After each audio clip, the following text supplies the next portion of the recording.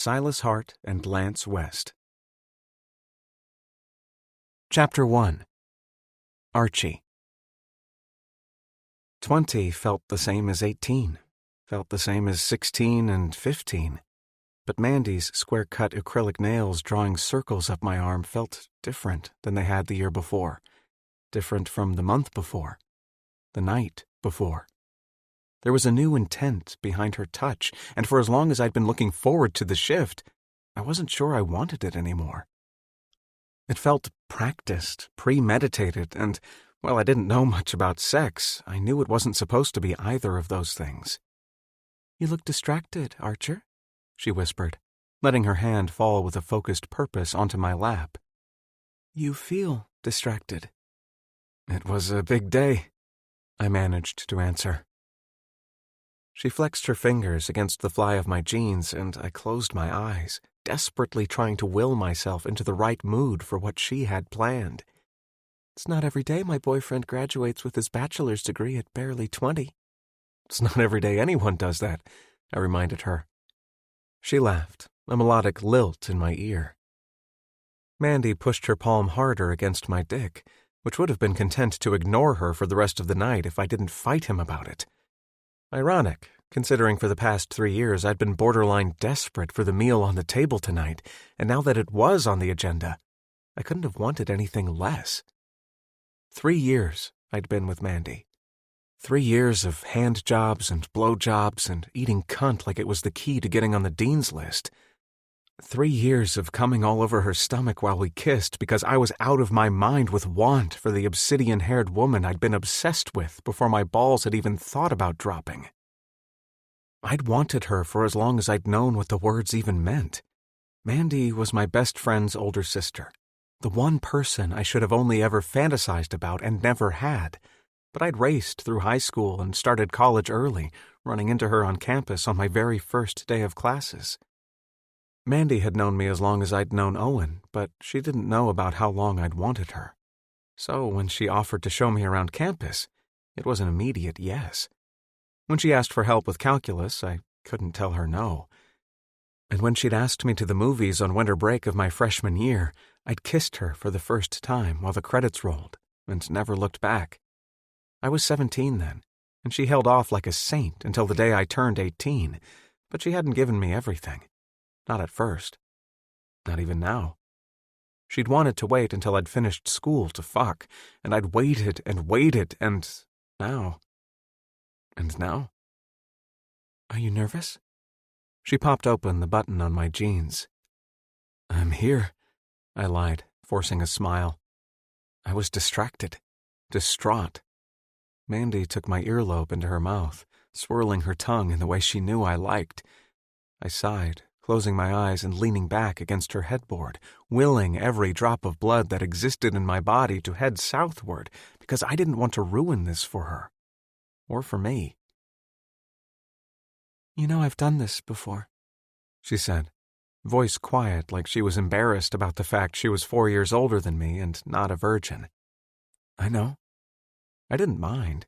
If anything, it made things easier between us, less fumbling and confusion. It was practical for at least one of us to have hands-on experience about the whole deal, but if I'd learned anything in college, if I'd learned anything as the youngest person in every single college class I'd taken over the last 3 years, it was that book learning rarely translated to real-life experience. Downstairs, a door slammed, and I startled. It was reflex. It was instinct. I managed to turn my head barely, just enough to get a look at Mandy from the corner of my eye. I loved her. I loved her. I loved her cheeks were flushed, pink as her fingernails. And if I looked down, which I did, pink as her tits, too. I loved her tits. She had on a spaghetti-strap tank top without a bra, the heaving mounds of her chest rising and falling with every breath, her nipples hard and pressing against the sheer white top, as ready for attention as my cock should have been. "Don't worry. Owen knows," Mandy whispered, which was the absolute worst thing she could have said in that moment. I wrapped my fingers around her wrist and pulled her hand away, leaving it on the cold sheets between our thighs. I knew that Owen knew. He was my best friend, and there wasn't a single thing about me that he didn't know. What did you say to him? I asked. Mandy leaned against my shoulder, putting her hand on the top of my thigh. She exhaled against my ear, still wet from her kisses. I told him that I wanted to marry you one day, she whispered. My heart should have bolted into another stratosphere, but instead it sank like a stone, to the bottom of my stomach, through the floor, and down to the basement. I knew Owen had just stormed in after his arrival home. What did he say to that? There had been a time that I wanted to marry Mandy. I'd wanted to marry her when I woke up yesterday. I wanted to marry her in the shower this morning, wanted to marry her until... Her smile faltered, lip gloss smeared down onto her chin from when we'd kissed earlier. But, bless her, she held steady. He says you're too young for me. I snorted, scratching at the back of my ear. Do you think I'm too young? I told him you were your own man. This morning I had been, but I didn't feel like it anymore.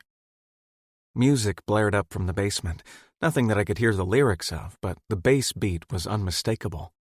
A framed photo of Mandy and me from her sorority formal the year before rattled against the wall. Do you think I'm too young? I asked again. She snorted. Do you think I'm too old? I think you're perfect. It was a half-truth, because Mandy had been perfect to me, for so very long. Wait for me. What? I climbed off the bed and shook my arms, letting my polo shirt settle back into place. I'll be right back, I told her. At the time, I didn't know it was a lie. I just need a second. Owen is fine, she protested, like she knew right where I was going. And I imagined she did because, for as much as I loved her brother too. It was just different. I know, I told her, taking her chin into my hand and tilting her head up for a kiss. She tasted like sweat and strawberries, and I let my tongue lick into her mouth until she moaned before pulling away and standing straight. But he's my best friend, and I just... Okay. I'll be right back, I lied again. Leaving Mandy's room was never easy, but I closed the door behind me all the way like that would force me to go through with it. The upstairs of the house was dark, save for the light that bled out from under her door, and the downstairs was only lit with the stove light from the kitchen. Owen and Mandy's parents were out of town. They had been for weeks on a Mediterranean cruise. It was just good timing that they'd be gone over my graduation, gone for the very special de-virginizing Mandy had been planning for me. The door to the basement was tucked behind the pantry, and it was closed. It was dark. I twisted the knob anyway, knowing the steps and the splintered handrail by heart. I knew the layout of the furniture, and I knew where Owen liked to sit, so even without a shred of light to guide my way, I knew where to go. I knew where to find him. Is it done? He asked. I sat down beside him on the cracked brown leather couch. No. Owen was wound tight, like rubber bands coiled around every muscle and bone beneath his skin, ready to crack or implode him without a moment's notice. He stared at the TV across the room, and I wondered if his eyes had adjusted to the dark. The music was still achingly loud, and it was hard to hear him, hard to think. Why not? He asked. Mandy wants you. I dragged my tongue across the front of my teeth and sighed. I know she does. And you want her. The way he said it, the jealousy, the vitriol, it was sharper than any barb or knife he could have physically injured me with. His words cut like a cleaver right through my chest, like he'd shattered my sternum to get a good look at my heart so he could better understand whose name was etched across the surface. Mandy's, or his. It's complicated now, I told him. Why, Archie? Why is it complicated now? He knew the answer. I didn't need to say it, but he was going to make me. Owen always made me. For as long as I'd known him, he'd been the one I'd chased after, the one whose attention I'd wanted. From the playground in elementary school to high school assemblies and summer vacations, there wasn't a single event in my life I hadn't wanted to desperately share with him. Until I fell in love with his sister. I read the letter you wrote me, I told him. The letter was in my pocket, folded up and crumpled for how many times I'd read it, the ink smeared from his tears and my sweaty hands. I wanted to take it out and show it to him, wanted to trace my fingertips over the words he'd said that flipped my whole world upside down. But those fingertips had been other places, too, and that felt inherently wrong. It would have been disrespectful to the honesty Owen had offered me, even if it had been meant as a parting gift. That's the point of a letter. Why didn't you say something before? He turned toward me in the dark. The basement had fallen into silence. The song ended even though I hadn't noticed. Owen's breathing was loud as the bass line, my heart more frenetic than the drum beat. Mandy's saliva on my ear, my neck, my mouth had long since dried, and my lips were chapped, drier as Owen's rough exhales landed against them. What would I have said, Archer? Don't call me that. Because that's what my sister calls you? He snapped. Because it's not what you call me. Everyone had called me Archie, until one day I'd woken up and decided that was a child's name, and I was no longer a child. It had taken a year of correcting everyone to Archer until they'd gotten it right, but Owen always had a pass. I was always Archie to him. I always would be. I've heard her, you know. Owen cleared his throat, still looking at me head-on. My eyes had finally adjusted to the dark enough to watch the way his stare darted across my face like he was inspecting me for use, for lies. What do you mean? I've heard her when you make her come. The confession sounded like it pained him, and I'd never felt more fucking lost than I did in that moment with him there. I grabbed Owen around the back of his neck, pulling our faces together until our foreheads touched. The side of his nose smashed against mine, his eyes still open, breath still hot. Owen, I've heard you when... His eyes closed, and I dug my fingers into the back of his neck. He mirrored the pose, sliding one of his hands around the back of my neck, using his nails to get a grip against the slickness of my nape. It hurt. It fucking hurt, and the throb between my legs was the first sign of life my cock had shown since I'd read the opening line of Owen's letter hours before commencement. When what? I asked. He shook his head, settling somehow closer to me, his exhale damp against my lips for how close we were. Owen was my best friend, my truest friend. He was my lifeline, and this was agony. Whatever was happening between us wasn't something I'd planned for, and it was nothing that I wanted, but I didn't know how to stop the trajectories of what had become glaringly separate lives. I've sat outside her room, Owen whispered, nails gouging harder into the back of my neck. What? When you're in there with her. He let out a pathetic laugh and tried to pull away, but I held him still, pulling him closer so he had nowhere to go but back to me. I've listened to the way you make her come, and the things you say. I was fully hard from his confession, but I didn't have time to piece together what that meant for either of us. What do I say? I knew what I said. He knew what I said. Why had I asked him that? Why did I want to hear my own words in his voice? Not yet, sweetheart. Owen's voice was thick with tears. Don't come yet. Not yet. Owen, you taste so good, Mandy. He sniffled, breath catching on his sister's name. I know you want it, but not yet. Last a little longer for me. Can you do that? Owen, stop. My cheeks were wet, and I didn't know when I'd started to cry, but Owen's breath lit up the tracks like a goddamn lava flow. That's not what you say. He licked his lips and tried to pull away, and I wanted him to go, but I could never let him leave me. Not like that. You never tell her to stop, so why are you telling me? This is wrong, Owen, I told him. I knew if I looked down, he'd be as hard as I was. The truth of the thing that we'd been ignoring for years, not utterly unavoidable. When I'd read his confession letter earlier in the day, I'd played out our entire life together back through my head. I'd gone back to lazy summer days when we'd spent the whole day swimming and then strip out of our trunks and dry naked together in the sun. Had there ever been a time he'd tried to hold my hand? Or maybe grazed a finger against mine to see how I'd react? And I thought about homecoming our freshman year of high school, when he'd only gone with Chrissy Martin because I'd wanted to go with Chrissy's best friend, and I'd had to beg him to go along with it. But he'd spent the whole night with me instead of her. Had our entire life been a series of near misses that I'd been blind to? It felt that way now. I always leave after, he carried on, unashamed of the admission or his tears.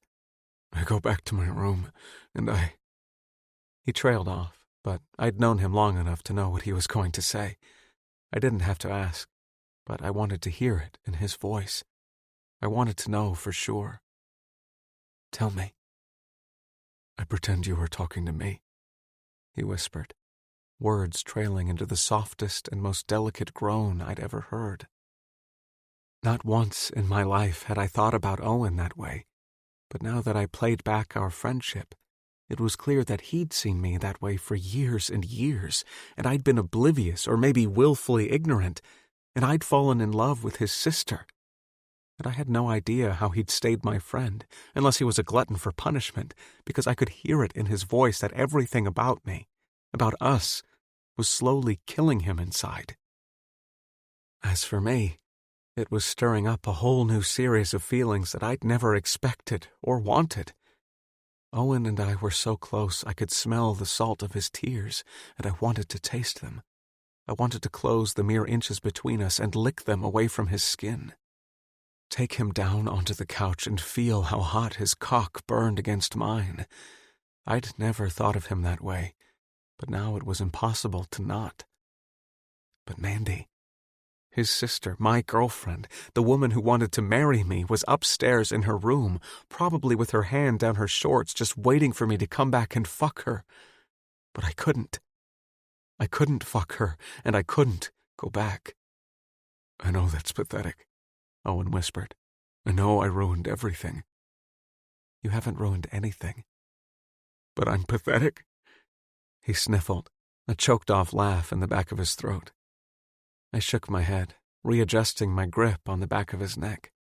The bottom of his hairline tickled against my fingers, and I shifted my hand up to hold him there. Owen gasped, sighed, and leaned into me like he was made of putty. You're not pathetic, I assured him. He closed his eyes, and I counted the tear tracks that slicked down his cheeks and neck. I should have been embarrassed that he'd overheard me and Mandy, that he'd eavesdropped on us, but my body reacted quite the opposite. I was turned on, wondering about what it would be like to have shared those moments with him instead of her, and even back then I knew how wrong that was. I knew it was selfish and unfair, but I knew I couldn't stop it either. Even thinking about it makes me hard, he muttered, trying to pull away from me again, but there was no way I was going to let that happen. I didn't know what else had to be said between us, but I knew we weren't done yet. This is embarrassing. Owen. I grabbed his free hand and shoved it between my legs, raising my hips off the couch to push my erection against his palm. You're not pathetic. He squeezed his eyes closed, keeping his hand on my cock even after I took mine away. I hate you for loving her, he admitted. I think I do too. I wish you... I paused, sucking in a breath to stop myself from saying something that would have hurt either of them. What was there to say, really? Why didn't you tell me before? Why didn't you say something when I could have done something about it? Why didn't you give me a chance to not break all of our damn hearts? I wish I had said something too. He finished the sentence for me, because he knew me as well as I knew him. He knew what I was feeling, what I was thinking. He always had. But I don't know if it would have made a difference. It would have made every difference. I'm hard, he said again, the syllables desperate and pained. Archie, this hurts. It hurts. Fresh tears slicked down the slope of his nose, and I brushed one away with my knuckle. His eyes were still closed, so when I licked his tears from my skin, he didn't see. That taste was mine. It would be my secret for the rest of my life. I'm sorry. Everything hurts right now, Archie. Owen fell into me, one hand still around the back of my neck and the other curled around my cock. He'd gone from touching to gripping, the half-circle of his fist better than anything I'd felt in my life, even through my jeans. How can I help you? How can I stop it? It was the least I could do, considering everything was my fault. I know you don't think of me the way you think of her, he said. I wanted to correct him. I needed him to know that just because I hadn't in the past didn't mean I wasn't now, didn't mean that my erection was for anyone besides him and the truth between us. But another knowing silence passed, the connection between us fundamentally ingrained in our marrow. How had I been so ignorant to Owen's feelings for me? Worse, how had I missed mine for him? He opened his mouth to finish the sentence, to add one more confession to the pile, but I couldn't let him do it. Not because I didn't want to hear it, but because I already knew it, so I did the only thing that felt right in the moment. I kissed my best friend. With my chapped lips and open mouth, I licked my tongue around the backs of his teeth, doing my best to quiet the moan he offered up in reply. Owen moaned into me. He sighed. He groaned. He went weak against me. And then he kissed me back, spilling the physicality of his love back onto my tongue for the first time in our lives. Owen kissed me like he would die if I didn't let him into my mouth, and what an incomparable and heady feeling that was for me to experience for the very first time. I knew it was wrong to compare him and Mandy, but she'd never kissed me the way he kissed me. And more than that, I'd never felt the way Owen's lips and tongue and hands made me feel in that moment. I found myself glad for the fact I'd come to him instead of staying with her, because there was no way I could have given her the thing that was so rightfully his. Please. I didn't know if that was Owen or if it was me, but our clothes were off and his cock was thicker and harder than the last time I'd seen it. He moved frantically, all flailing arms and limbs on the couch, the warm crackle of leather beneath us, as he made room for me between his legs. My dick poked at his entrance, and I cursed under my breath, feeling the resistance from that tight and unpenetrated ring of muscle. I didn't know anything about being with a man beyond the innate knowing that I needed to be with Owen. I don't want to hurt you, I said, when he reached down between our bodies and tried to push my dry cock into his hole. You already have. My breath caught in my throat, and Owen spit in his hand and returned his palm to my cock, jacking my length until I was on the edge and as wet as he could get it. Please. That time it was his voice, his grip, his hole spreading to accommodate the bare head of my dick breaching his body for the very first time. Owen, talk to me, he begged, spreading his legs wider. He spit in his hand again and again, adding as much saliva to the place where our bodies were joined. Even though my eyes had adjusted to the darkness, I couldn't really see where we came together, but I could feel it. The hot grip of his asshole as he relaxed and flexed and eased his way around me. With every grimace and grunt, another inch of my cock pushed into him until I was fully inserted and our bodies were sweaty and pressed together. I braced myself with one hand on the arm of the couch so I could leverage myself over him without suffocating him, even though the expression on his face looked like he wished I would. Me neither, I said, even though we both already knew the truth about it. How does it feel for you?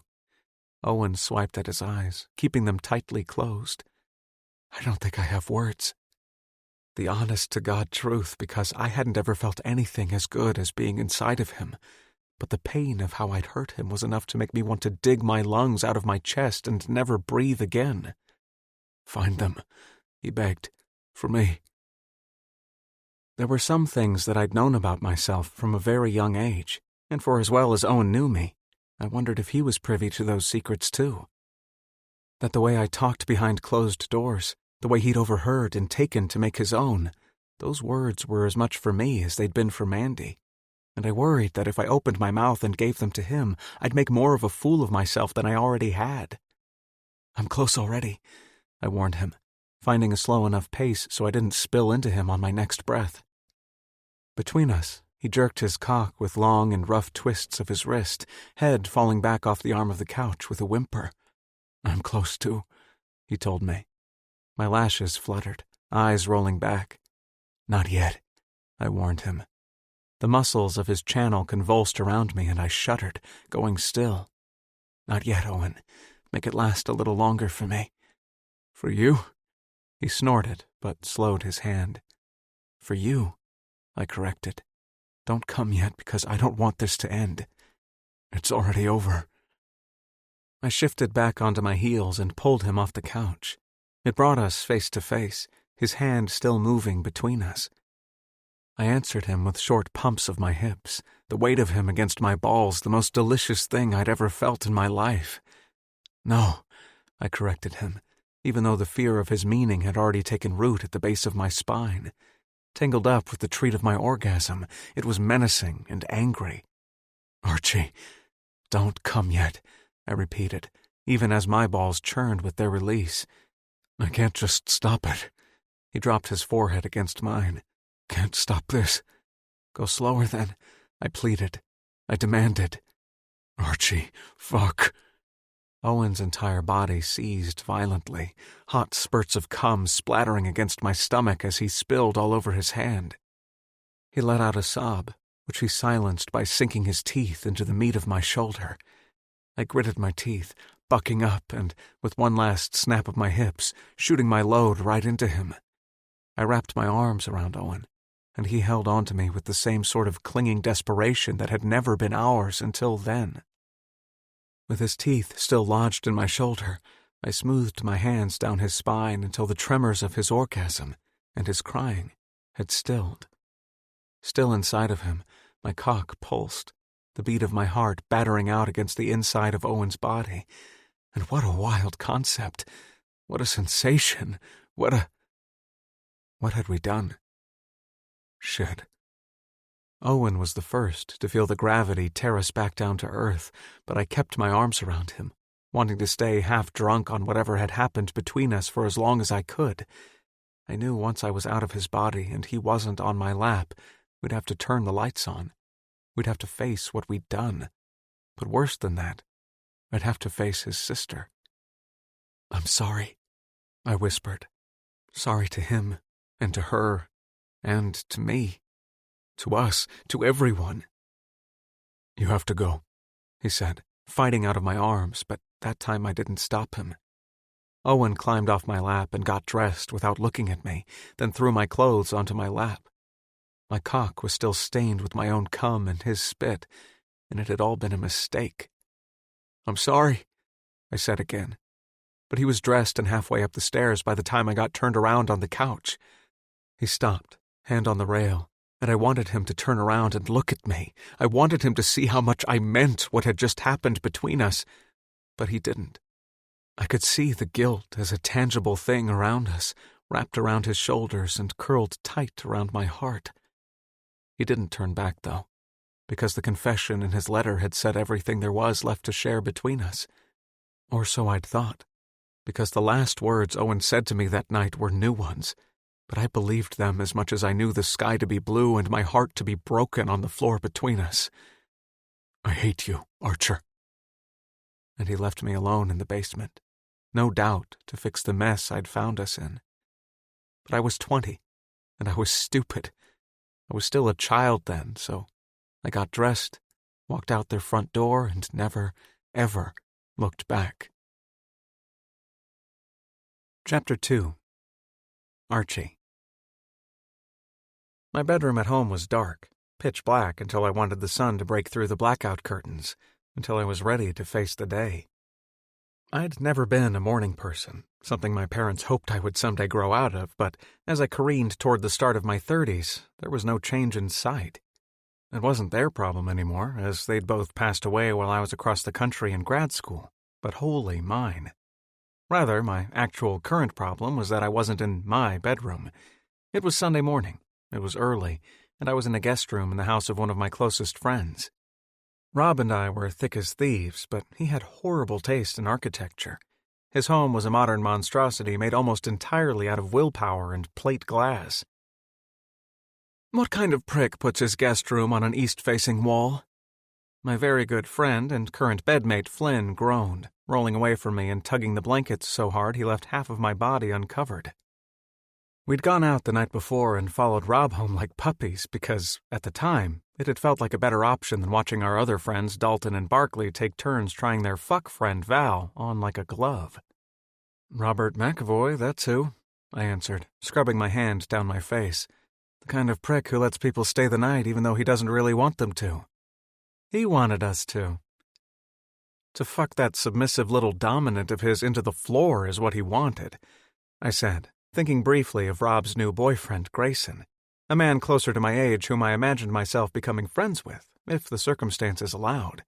Grayson was quick-witted and smart, rich enough in his own right, though nowhere near my own net worth, or Rob's for that matter, and he made Rob work hard for it, which I appreciated.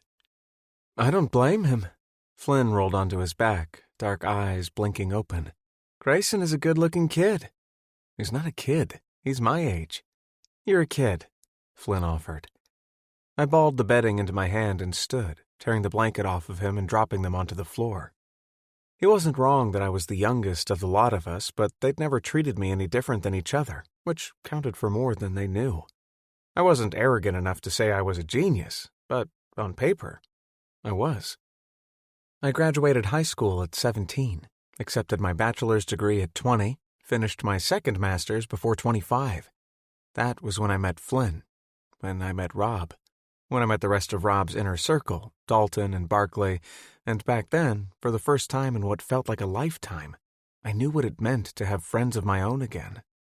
Before them, my self-imposed isolation after sabotaging the only relationship that had ever mattered in my world felt like a life sentence. And I would have been content to carry it out for all the hurt and harm my actions had caused. But it was impossible to not be swept away by Rob's charisma or Flynn's quiet confidence. Barkley was a clown, Dalton was a saint, and I wasn't sure who I was out of the five, but I felt at home between them. And that was enough. "You're a prick," Flynn groaned, rolling onto his stomach and burying his face in the pillow. "I bet you have an east-facing guest room in your house, too." "I also have walls in my house, but this prick is going to make us some coffee, so be nice." Flynn grunted something in response that I didn't bother to listen to, and I left him to his complaints. Rob's house was bright from the sunrise and the lack of drywall, but otherwise quiet. After the racket he and Grayson had created the night before, I didn't expect either of them to be up for a while. So the frightened gasp that fell out of my mouth when I rounded the corner into the kitchen and found Grayson standing in front of the sink was far less than dignified. He threw a quick glance at me before turning back toward the stove, where his weird little coffee pot lived on the back burner. In the glaring sun, it was impossible for me to not notice the thin, rope-shaped bruise angling over the sharp line of Grayson's shoulder blade, or the mouth-shaped love bite on the slope of his neck. "Good morning," he said, clearing his throat and keeping his back to me. He wore only a pair of boxer briefs, which led me to believe he hadn't been expecting kitchen company this early either. "Did you want a coffee?" "You don't have to make me coffee." "I wasn't going to." He stepped to the side, a mug in each hand and a shit-eating grin on his face. "I'm sure I'll be seeing you around, Archie." I huffed, my eyes closing as the noise turned into a laugh. Rob was going to have his hands full with Grayson, that was for sure. But if anyone, Rob was up for the challenge. Grayson had changed him, and only for the better. It was nice to see him stepping into a better version of himself. Not that Rob was a bad guy. He wasn't. He was one of my closest and longest-lasting friends. But Grayson had softened him in a way that I think he needed. The two of them were a good pair, and it was hard to not be jealous about that. So I didn't try. Instead, I let the dark green jealousy bubble and boil in my veins while I waited for the water in the coffee maker to get warm, and then I let it ooze and wrap around my joints while the coffee brewed.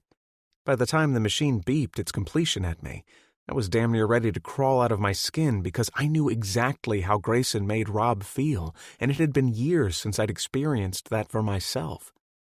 I was intimately familiar with the way tension and desire, when carefully cultivated or dangerously ignored, could turn into something earth-shattering, something life-changing, something catastrophic. That had happened to me once, or twice, depending on how you wanted to count the occurrences, and that was one or too many times for my liking, so I'd put up safeguards to ensure I didn't stumble into the same trap a second time. Owen and Mandy had been a lesson for me about what happened when you let people get close without knowing every possible outcome. The night of my graduation had turned into an escape room, except I'd been absolutely blind to any possible exit short of blowing the walls off the place. It was a mistake I wouldn't make again. If I didn't know every way that something could play out, I didn't want it.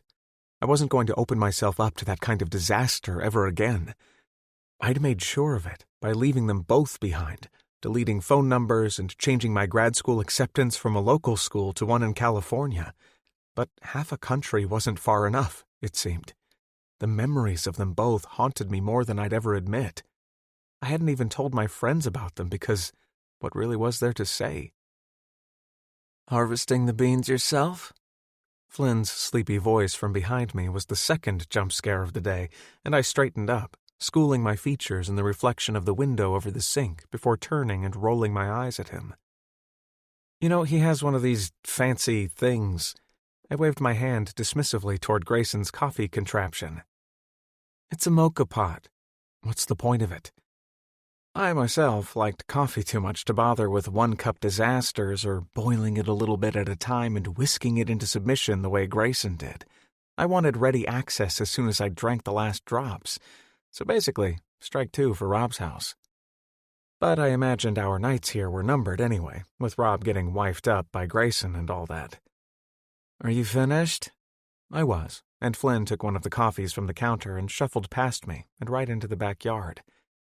If I didn't know him better, I'd worry he was going to take a half-asleep header into the jacuzzi, but he managed the steps with relative ease until the entire bottom half of his body disappeared beneath the bubbles.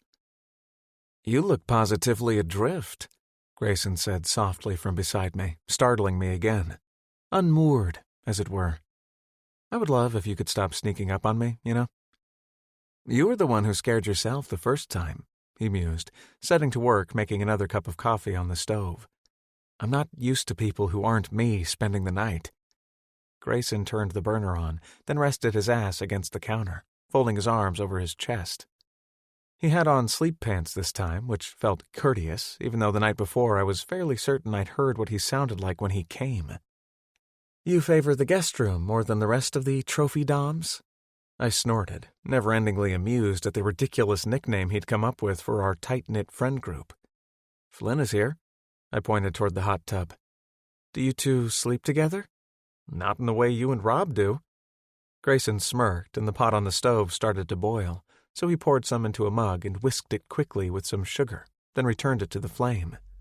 "That seems wasteful." "Are you looking for a little fun on the side, Grayson?" I turned toward him and arched a brow. We don't all have the same tastes as Rob if you're after something a little more adventurous. Rob is plenty for me. He leaned in close and shielded his mouth with the back of his hand like he was telling me a secret. "Did I pass your test?" "Not a test." The coffee cooker finally finished brewing Grayson's current dose, which he poured into the mug before setting to work on a second. "I didn't mean it was wasteful in that I assumed you all wanted to sleep with me, which I wouldn't blame you if you did, but I meant it was wasteful in that I'm sure the lot of you could get up to plenty of trouble if you set your minds to it. Taking names and breaking hearts? I only had 2 of those for myself. Dalton and Barkley seem to play well together." "Everyone plays well with Barkley," I murmured. "It's deliberate." Of all our friends, he was the one who played things the fastest and loosest, sharing and spreading himself around for anyone who wanted a taste. If it had been another time, he would have been a rake. Even more recently, he would have been a slut, but that wasn't a word we were supposed to use anymore. Not that I thought that about him, because I didn't.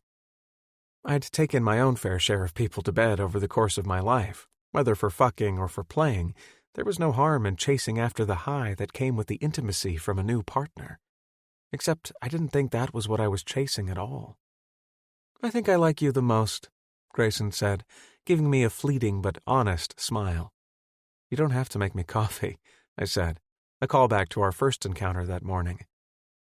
He had started a third cup, doing the sugar and the mixing and then waiting for the coffee to boil or cook or do whatever it did again. "I know I don't." Grayson collected the 2 full mugs and padded back toward the stairs, the pot making a questionable noise as the water boiled faster than the last time. "Pour that into the mug before it burns," he called over his shoulder. I flipped the burner off and did as he said, appreciating the rich and decadent smell of coffee made his way, compared to the dry smell from the single-cup pot Rob had. After a careful sip, I joined Flynn in the backyard. Sitting on the edge of the concrete beside him, I dunked my feet into the hot tub, enjoying the warmth with a groan. "Do you want to overstay our welcome or go and get drunk on Bloody Marys at the beach?" he asked, eyes closed, coffee already half gone. If the sun was out and we were awake, might as well face the day. "The latter," I said, kicking some water back into his face as I climbed up. He flung himself over the edge and stood, shaking droplets off like a dog and soaking my underwear to my skin. "You're an asshole," I told him, shoving him toward the door back into the house. "Soon to be a day-drunk asshole." I closed the door behind me and locked it, finishing my coffee and rinsing the mug in the sink. Flynn came back dressed, with my clothes bundled up into a wrinkled ball in his arms. "I hate you," I muttered, looking at the mess he'd made of my underwear and my slacks. "You'll hate me less after your first drink." Above us, something or someone slammed into a wall. We both looked up, and Flynn chuckled under his breath. "I sure hope so," I said, shoving my legs into my pants and heading toward the front door with my shirt flung over my forearm. "Now let's get out of here." I'd seen enough people in love for one day. Nothing that a little tomato juice and vodka couldn't erase. Chapter 3. Owen. The descent into LAX was smooth and easy, a welcome reprieve from the otherwise turbulent 5-hour flight. My knees and hips ached, my left foot was asleep, and I was fairly certain the businessman who'd fallen asleep beside me before our wheels had even left the ground had, at some point, drooled on my shoulder. My cell phone had less than 20% battery, but I flipped it off airplane mode to tap out a quick text to my sister to let her know I'd arrived in one piece. I was, after all, in Los Angeles on her bidding. Me. Landed safe. Phone is dying. Mandy, have I told you today how much I love you for this? Me. When you dropped me off at the airport this morning, you told me you hated me. Mandy. Owen, it was early. Mandy. I love you for this. Me. It's the least I can do. I flipped my phone over so the screen pressed against my thigh. The weight of my last message to her more truth than she would ever know. In fact, I'd spent the majority of my adult life doing things for my sister. Anything and everything she asked of me, I found a way to make happen for her, because, while she knew a lot about me, the one thing she didn't know was that the source of her biggest heartbreak had been me. Well, actually, it had been Archer Davidson, but the fastened seatbelt light went off, and everybody jumped out of their seats like there was somewhere for them to immediately go. Like we weren't all trapped in the flying death tube until they opened the door, and the 20-some-odd rows in front of us struggled with their baggage and made their way off the plane first. The drooling businessman beside me grumbled his displeasure about me staying seated, but I didn't budge, waiting until the row ahead of us was getting their bags from the overhead bin space before reaching for mine. The airport was like its own little city, and finding a taxi was near impossible, but well over an hour after my flight had landed, I found myself tucked away in the beachfront hotel room my sister's fiancé had been gracious enough to book for me. I'd initially protested about the whole trip and the accommodations because it felt so unnecessary and extravagant. We weren't poor, but we weren't wealthy, and Mandy had been adamant. Mark, on the other hand, was much closer to wealthy than we would ever be, and nothing Mandy wanted for the wedding was too much for him, including my little vacation to L.A. Mandy managed a daycare that was fully enrolled but had limited staffing, so if she wasn't planning her wedding, she was basically always at work. It was one of her good qualities, but would also be her downfall. Her dedication to the causes and people she loved. Like when Archer had left us both, she tabled her own grief when I was around, always concerned about how I was taking the loss of my best friend. But at night, after our parents had gone to bed, I could sometimes hear her cry through the walls, and the guilt over the whole thing had started to eat at me. That was when I started doing the favors for her. Small things at first, just picking up dinner for her on my way home or getting her flowers on her birthday.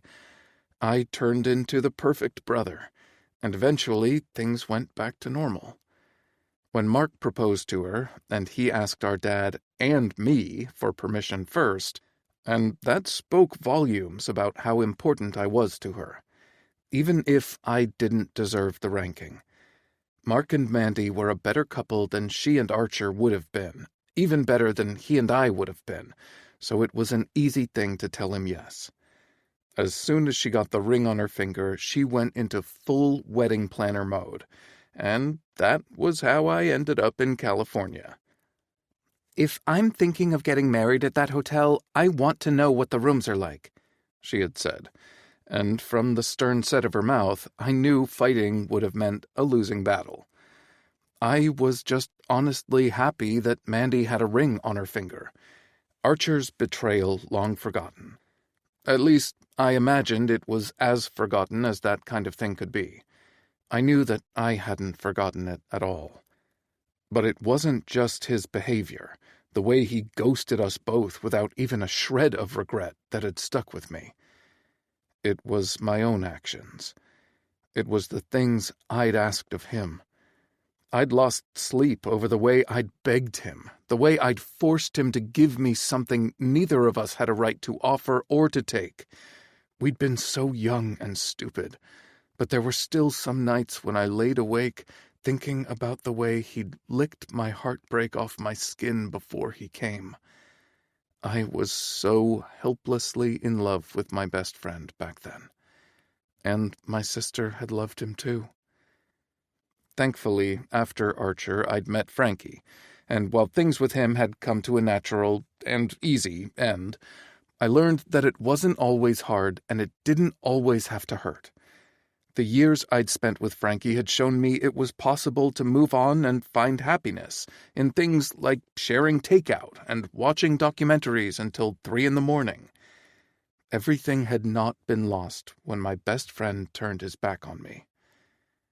Frankie had spent the first year with me living in Archer's shadow, and he'd done so with more grace than I deserved. He was patient, generous, and kind, and when I finally saw him in his own light, I fell for him. I loved him so much and so hard, for so long, but over time we grew apart. At first, it had felt like a terrible thing, and I clung to him with an unexplainable desperation, but we didn't eat takeout anymore, and we weren't even interested in the same shows, and much like I'd warmed up to him over time, I cooled over time too. Frankie was the best life lesson I could have asked for. To this day, my closest friend. Me. Jealous? I sent him a message with the picture of the beach, the ocean fading off into the sky, a single white cloud puffing off toward the corner of the shot. Frankie, I hate airplanes. Me. One thing we always had in common. Frankie, Mads is lucky you love her. My sister was many things, but her relationship with me and what I'd caused in our lives could never be classified as luck. Me. A free vacation doesn't sound like a real hardship for me, you know. Frankie. Yeah, don't rub it in. See you this weekend, Winnie. I dropped my phone onto the small wooden table beside me and sighed, happy to listen to the waves crashing against the sand for a little while. The growling of my stomach was quick to overtake the background noise, and with a reluctant groan, I grabbed my phone and headed back into the room. The hotel had a restaurant, which I would be taste testing the following day, so I decided to venture out onto the boardwalk and find something to eat. It was admittedly nice, but I liked the quiet bustle of home. After high school, I stayed local for college, finished a bachelor's degree in finance, which I hadn't used a day in my life. I'd gotten a part-time job at the college my sophomore year, and by the time I graduated, I was making better money part-time than I would have in something entry-level, so I never bothered looking for another job. I rented a duplex unit at the end of a cul-de-sac, and my sister and her fiancé lived 5 miles across town in the same house we'd grown up in. The only change from childhood being the kitchen renovation she'd done 5 years earlier. My life was steady and predictable, and I found immense levels of comfort in that. My thoughts of home distracted me, and I'd wandered farther down the boardwalk than I'd meant. But I found myself in front of a cute little cafe that made coffee and sandwiches, so I ordered an iced latte and a turkey club. Both items came out quickly, and I took them to one of the small wire tables on the boardwalk that faced the sand. It was busy and loud, and I immediately understood how people could get lost in a place like L.A., swept up into the allure of anonymity. But it wasn't for me. I knew who I was, and more than that, I liked who I was. I was accomplished. I was friendly. I was decent-looking. I was single. Popping a slice of extra-long bacon into my mouth, I fingered through the home screen on my phone until I got to my hookup app. Then I changed the location to Los Angeles. Almost immediately, my alerts started to go off. Someone at the table beside me looked, eyes full of knowing, and I switched it to silent with a curse under my breath. Apparently, I'd gotten used to the slim enough pickings back home because I hadn't really expected that many people to ping the radius alert. I was in Los Angeles for 3 days. Today was a me day, which I did try to pay my sister for, but she refused. Tomorrow was a her day, as evidenced by the list of locations and venue appointments she'd booked for me to scout on her behalf. The third day was a combination, with one straggling venue that she couldn't fit on the day before, and then I'd be left to my own devices with an early flight out Sunday morning. The weather was looking impeccable, and judging by the near-constant vibration of my phone, I'd be able to find myself some company for at least one of the nights. Frankie said I'd recently entered my slut era, but he'd meant it kindly, so I never took offense. He wasn't far from the truth. It had only been within the past handful of months that I'd started being okay with fucking for fun. Up to and after him, I'd really only pursued sex from people I was dating, which was fine and had worked, but I found that I didn't really want to date. I was happy to get off and get going. Being across the country would make that even easier. So with 1/4 of my sandwich left, I opened the app back up and started to scroll through the hits in the area. There were a lot of people who weren't my type, but plenty who were, and I shifted, now faced with the problem of how to narrow it down and choose. Finishing my sandwich, I carried the empty tray and glass back inside. A corkboard hung above the trash can, spattered with business cards and flyers for local businesses. A small black card in the bottom right corner caught my eye for how not flashy it was in comparison to the rest. Sleek and matte black, with a gold edge and an elegant script foiled on the front in a matching metallic, it read, "Rapture, a private club." I flipped it over, but the back was blank. No other information. Someone came up behind me, clearing their throat. I shoved the business card back into my pocket and stepped out of their way with a quick apology. Back on the boardwalk, the card was already forgotten, my brain washed clean with the smell of salt and sunscreen. I walked toward the shore and plopped down onto the sand. It was warm, and granules slipped up my shorts, abrading at the backs of my thighs. Nothing a shower couldn't fix later, though.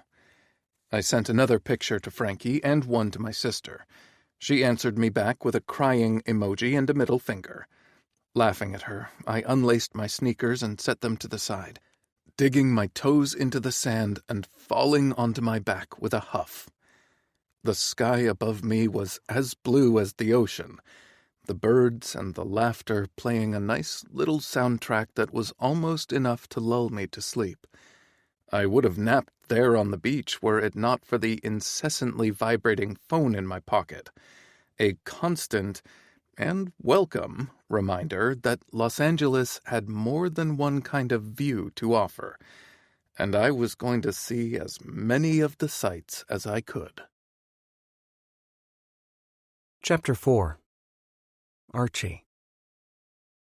Barkley was speaking to me, but I hadn't heard a word out of his mouth for at least the past 10 minutes. On he went, though, undeterred by my lack of engagement, chattering on about Val this and Val that. With my elbow propped up on the arm of my couch, I blinked slowly, listening to him talk while I tried to stay awake. A week of insomnia had caught up to me, and I was ready to call it a night. Percival, I swear. I rubbed the bridge of my nose, using his legal name to make sure he gave me the attention I'd been denying him. What? When are you going to admit you're in love with Val? I couldn't remember how long ago he'd met Val, but I'd heard Val's name as much as my own over the past few weeks, and it was beginning to slide right toward something far more serious than casual. I'm not in love with Val. He rolled his eyes at me, ever the petulant child. I'm in love with Val's asshole. There's a difference. A true romantic. It's nothing serious with him, or committed. You've repeated with him more than half a dozen times, and that's not your usual M.O., my friend. I didn't care one way or the other who Barkley fucked or how often, but I wasn't above calling out when he bucked the trends. Rob had done it with Grayson, and Barkley was treacherously close with Val, or Val's asshole, as he claimed. We've talked, Barkley assured me. He likes what I do to him, and I like doing it. There's no harm in carrying that through for a while. And besides, he's fine to share. Oh, is he? I arched a brow. How long will that last? It will last as long as it lasts, and then when it's done, his time is up. I snapped my fingers. Just like that? Just like that, he confirmed, looking down at his phone before tucking the device into the front pocket of his pants. Were you ready to go? Dalton wants a ride. Dalton can call a car. I told him we'd pick him up on the way. Barkley jangled his keys and kicked me in the shin. Get up. Let's get going. I didn't want to get up or get going, even though that had been the plan the whole time. What I'd hoped to make happen was canceling our plans altogether, but the talk of Val had apparently backfired. Instead of lulling Barkley into a quiet, homebound conversation, he was roaring and ready to go to rapture like we'd planned all along. I might just go home, I told him, standing up and stretching so far my shoulder popped. You can't go home. I can do anything I want, I reminded him, checking my pockets for all of my personal effects. You're coming out, he said. I don't want to play. You can watch. Exhibitionist, I accused. He waggled his eyebrows at me, and I sighed in defeat, knowing there was no way for me to get out of our trip to the club. I didn't want to play. I didn't want to watch. I didn't even really want to drink. I was tired down to the marrow of my bones, and I had been for the entire week. Work had been grueling, keeping me out longer during the day than I preferred, and even causing me to miss our standing Thursday whiskey night. There was no real explanation for the shift in my mood, though, other than late nights had pushed me past exhaustion and into a miserable state of consciousness that no one should have ever had to experience. Most nights, I'd be up until the sunrise, barely getting 2 hours of sleep before having to get going and start the day. Out of the lot of my friends, Rob and Dalton both seemed to pick up on the fact I wasn't my usual self, but neither of them pushed me to talk about it. I'd been going through the motions like a ghost, it felt like sometimes, signing contracts and holding meetings that I had absolutely no recollection of as soon as they passed. Time had blurred into one long and frankly miserable day. "If you want me to come out tonight, I need the shower first," I said, bartering and trying to buy myself some time. "You certainly do not. We're already going to be the last ones there. Go get Dalton, then come back for me. If I leave this house without you, you won't leave." He narrowed his eyes, seeing right through my game. "I know. Go wash your face and grab a snack to kickstart your blood sugar." He had the audacity to wave me off in my own home. "I'll wait for you in the car, and if I have to wait longer than 5 minutes, I'm going to come back and drag you out of here kicking and screaming." "Just save yourself the trip," I muttered, pushing up off the couch and heading toward my bathroom. I don't even need 5 minutes. The light in the bathroom was fairly harsh, I wagered, so I kept it off while splashing myself down with some cold water. As the youngest of all my friends, it generally did wonders for my ego, but even behind them by decades, I was still right on the brink of 30, and the wrinkles forming around my eyes confirmed it. Leaning over the sink, I smiled, using my fingers to spread the fine lines flat with a quiet curse. The lines were the least of my worries, though. The bags under my eyes a whole monstrosity on their own. "That's enough water," Barkley shouted from the couch. "It's just a couple hours," I promised myself, returning to the living room with a sour look on my face. "You're going to scare away the men," he groaned, gesturing toward the kitchen. "Go eat." Much like my sleep schedule, my appetite had gone off kilter too. It wasn't the worst news for my waistline, but I figured it had definitely contributed to the energy issues of the past week. I was on a timetable, though, so with the promise to myself of a salad the next day, I grabbed a can of Easy Cheese from the fridge. "Not that," Barkley protested as I popped the cap off and turned the can upside down. I locked eyes with him and pushed down on the nozzle, a slightly hard and definitely cold stream of processed cheese product swirling out onto my waiting tongue. "That's disgusting," he said, and I smiled at him, finishing off the pile before swallowing it down with a flourish. "It's a comfort food," I said. "I wish you were less comfortable." I recapped the cheese and put the can back into the fridge. "All right, let's go." "Finally," he grumbled, shaking his keys at me again. I followed him out of the house, locked up, and obediently climbed into the passenger seat of his Audi. He poked at my attitude the whole drive to Dalton's, but thankfully he'd gotten it out of his system by the time we pulled up to the curb. "Have you met someone?" he asked me out of nowhere, honking the horn for Dalton at the same time. I sputtered, the idea preposterous. "What?" "Have you met someone?" "What on earth?" "Rob did this when he was mooning over Grayson, and now you're—" He trailed off, frowning at me. "I'll do my best to frown toward the wall so I don't sour your boyfriend's mood," I assured him. "He's not my boyfriend, and you didn't answer my question." "What question?" Dalton opened the door and climbed into the back seat in a rush of leather and aftershave. "I asked Archie if he was seeing anyone." "He's not," Dalton answered on my behalf. "Are you?" "I'm not." I let my head fall back against the headrest and my eyes closed while the two of them bantered back and forth about whatever lewd sex acts they intended to perform on Val before the night was through.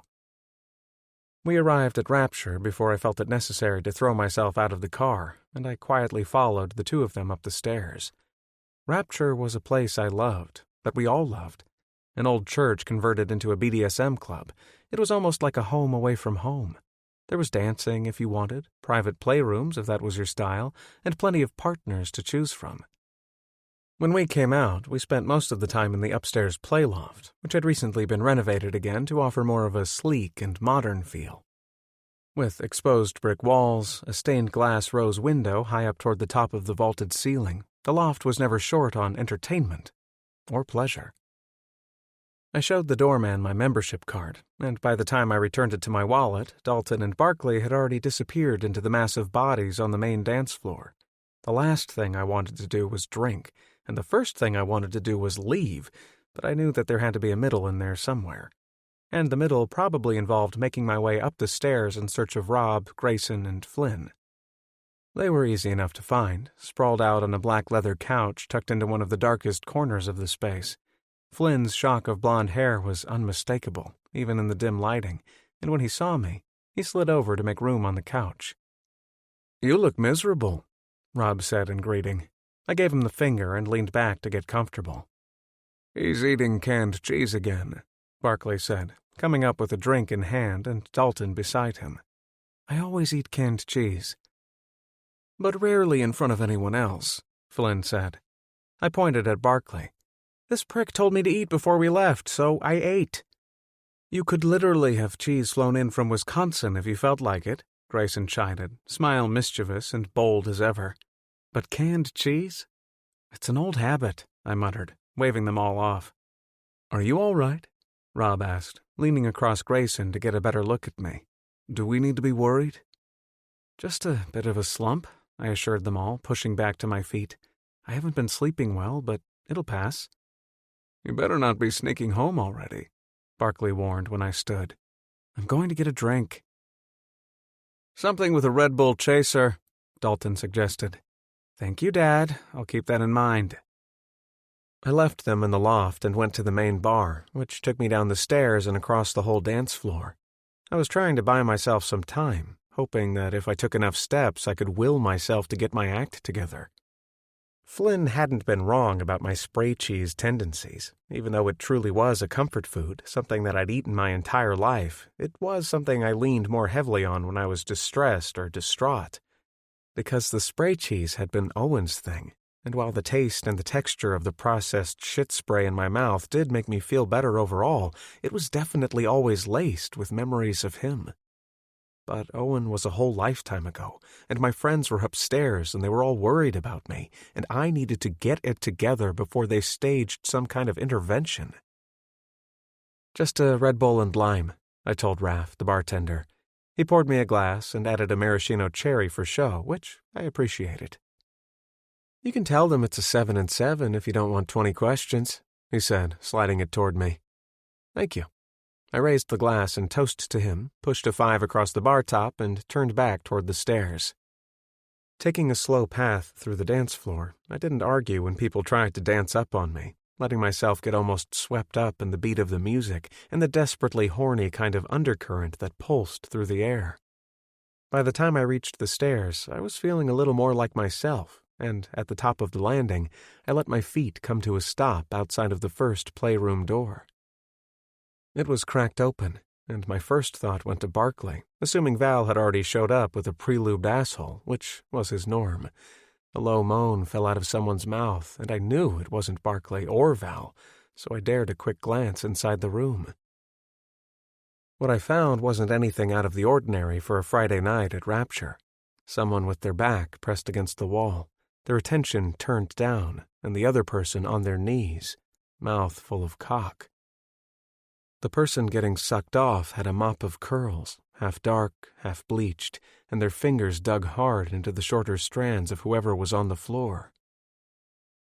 Listening to the familiar sounds, the excess saliva and lack of oxygen that came with a proper throat fucking, I spun my straw toward my mouth to take a small sip. If they'd wanted privacy, the door would have been closed. Those were the rules of the club, so my observation didn't require specific consent. The curly-haired man made another rough grunt and threw his head back in pleasure. I watched as his spine arched when his eyes opened, and I recognized him before he even saw my face. I almost dropped my glass, because the man currently getting ready to shoot his load down, yeah, that actually was Val's throat, was the one man I never expected to see again. The one man I never wanted to see again. He hadn't changed at all from when we'd been teenagers together in the basement of his parents' house, but he'd also changed in every way at the same time. He was taller, maybe, but not much broader. He had tattoos on his hands and one on his chest, a pearl necklace, ironically, around his neck, and a silk shirt half-buttoned and spread open. "Owen?" His eyes flew open, back bowing as he curled forward over the top of Val's head. I watched light flash in the depths of his irises when he saw me, the unavoidable arousal of his orgasm mixed with the shock and anger at the sight of my face. But it was a house of cards by that point, and there was no stopping anything that happened next. He was already right on the brink of it, and the way his mouth went slack as he came was just like it had been the first time I made him come. He locked his eyes onto mine, and his mouth made the shape of my name while he came into the back of Val's throat. Archer. I took a step backward, blinking like I could vanish him with willpower alone, but to no avail. With his cock still resting on Val's ever-waiting tongue, Owen held my stare, stroking his fingers through Val's hair before pulling out. Val stood and turned, a dazed and happy smile on his face. He saw me almost immediately, wiping a smear of Owen's cum from his mouth. "Archie," he grinned. "Is Barkley here yet?" I nodded and pointed toward the couch. Owen hadn't stopped looking at me. I could feel it, feel him, and I was more awake than I had been in what felt like years. Val slinked out of the room, squeezing past me and heading right for the couch, right for my friends who didn't even know the name of the man who just crashed back into my life with no warning and no reason. "What are you doing here?" I asked. Owen's lips pulled into a tight line and he tucked his cock, now pierced, I noticed, back into his jeans. He buttoned and zipped, adjusted himself and brushed past me toward the stairs like he hadn't seen me at all. Maybe I was a ghost after all. Chapter 5. Owen. I'd barely gotten my cock back into my pants before I made it out the front doors of Rapture. The night air was warm, and I sucked in a breath as my cock spasmed through the last pulses of orgasm. Cum smeared against my hand, my underwear. My hands were shaking, the back of my neck dotted with sweat, and not from exertion during the blowjob either. "Owen!" Archer's voice saying my name filled my ears again, quickly followed by the slapping of his shoes against the stone steps that led down to the parking lot. I shook my head, feet landing in the gravel as I made a sharp turn right toward the alley. There was one light attached to the middle of the building, casting an umbrella-shaped glow around the space. I went past it, deeper into the dark. Pressing my back against the cool bricks at the end of the alley, I closed my eyes, shoulders sagging when Archer's footsteps continued to approach. "Owen?" My name again, but this time a question. I scrubbed a hand down my face and huffed. My knees were unsteady, but I didn't know if it was from the orgasm or from seeing Archer again after so many years. "What do you want, Archer?" He chuckled, like the selfish asshole he always had been. "To start with, I want to know why you said my name when you came down Val's throat, but I'll start with asking why you're here." Val. I hadn't even bothered to ask his name. I hadn't needed to ask either. Names were a currency I rarely traded in, and even though it was my first time at Rapture, I didn't think it was entirely necessary. He'd offered, I'd accepted, we'd agreed. "I didn't know you were the king of Los Angeles." I leaned against the bricks so I didn't fall over. "Approving entry to everyone who's passing through? Should I have come to pay my respects?" Archer muttered something under his breath that I didn't catch, then took a couple steps closer. He stopped under the wash of the security light, giving me my first real look at him in 10 years. Like the bastard he was, he looked better than I remembered. He'd grown into his shoulders, his height, his face. The t-shirt he wore spread across his chest like it was ready to split down the center, and he had on tight pants that might have been leather but looked soft as silk. With black boots, unlaced and loose around his ankles to complete his look, Archer appeared every inch the threat I knew him to be. "Did you want to answer the other question?" he asked. "I don't owe you anything," I spat. "Do you always think about me when you come?" He took another step closer, stride strong and confident. I was thankful for the wall behind me, because if it hadn't been there, I would have taken a step back, and I didn't want him to see the nervousness his appearance had caused. "Do you always watch other men get their dicks sucked?" "At Rapture?" He glanced up toward the towering facade beside us. "More often than not. But I never expected it would be your dick getting sucked, Owen." "Stop saying my name." "Owen." I pushed off the wall as he closed the space between us, moving quicker than me and walking my shoulders right back against the bricks. Glaring up at him, I balled my hands into fists, working to stop my jaw from grinding my teeth. "You used to like when I said your name," he whispered. "I used to like a lot of things." "Do you still?" Archer dipped his chin down, bringing his nose closer to my neck. The heat of his breath burned like a fire, and I squeezed my eyes closed, no longer sure if I could hold my own against him. I'd never really been able to hold myself against him, at least not in the ways I'd wanted. When Archer had gotten involved with Mandy, I'd been on board with the idea, but as their relationship developed, so had my jealousy. It wouldn't have taken a rocket scientist to determine that at some point I'd fallen in love with my best friend, and it was that love which drove us past the point of no return. With 10 years between us and that night, I couldn't help but wonder if Archer's abandonment had been a blessing. If he'd stayed, what would we have done? It was hard enough for me to face Mandy while I carried the guilt of Archer's and my secret. Would I have been able to survive it with him still in our lives? Would he have stayed with her? Would he have been with me?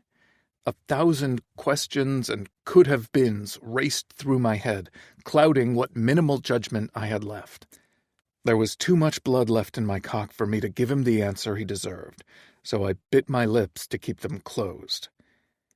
"Your silence sounds like a yes," Archer murmured. "Silence is rarely a yes."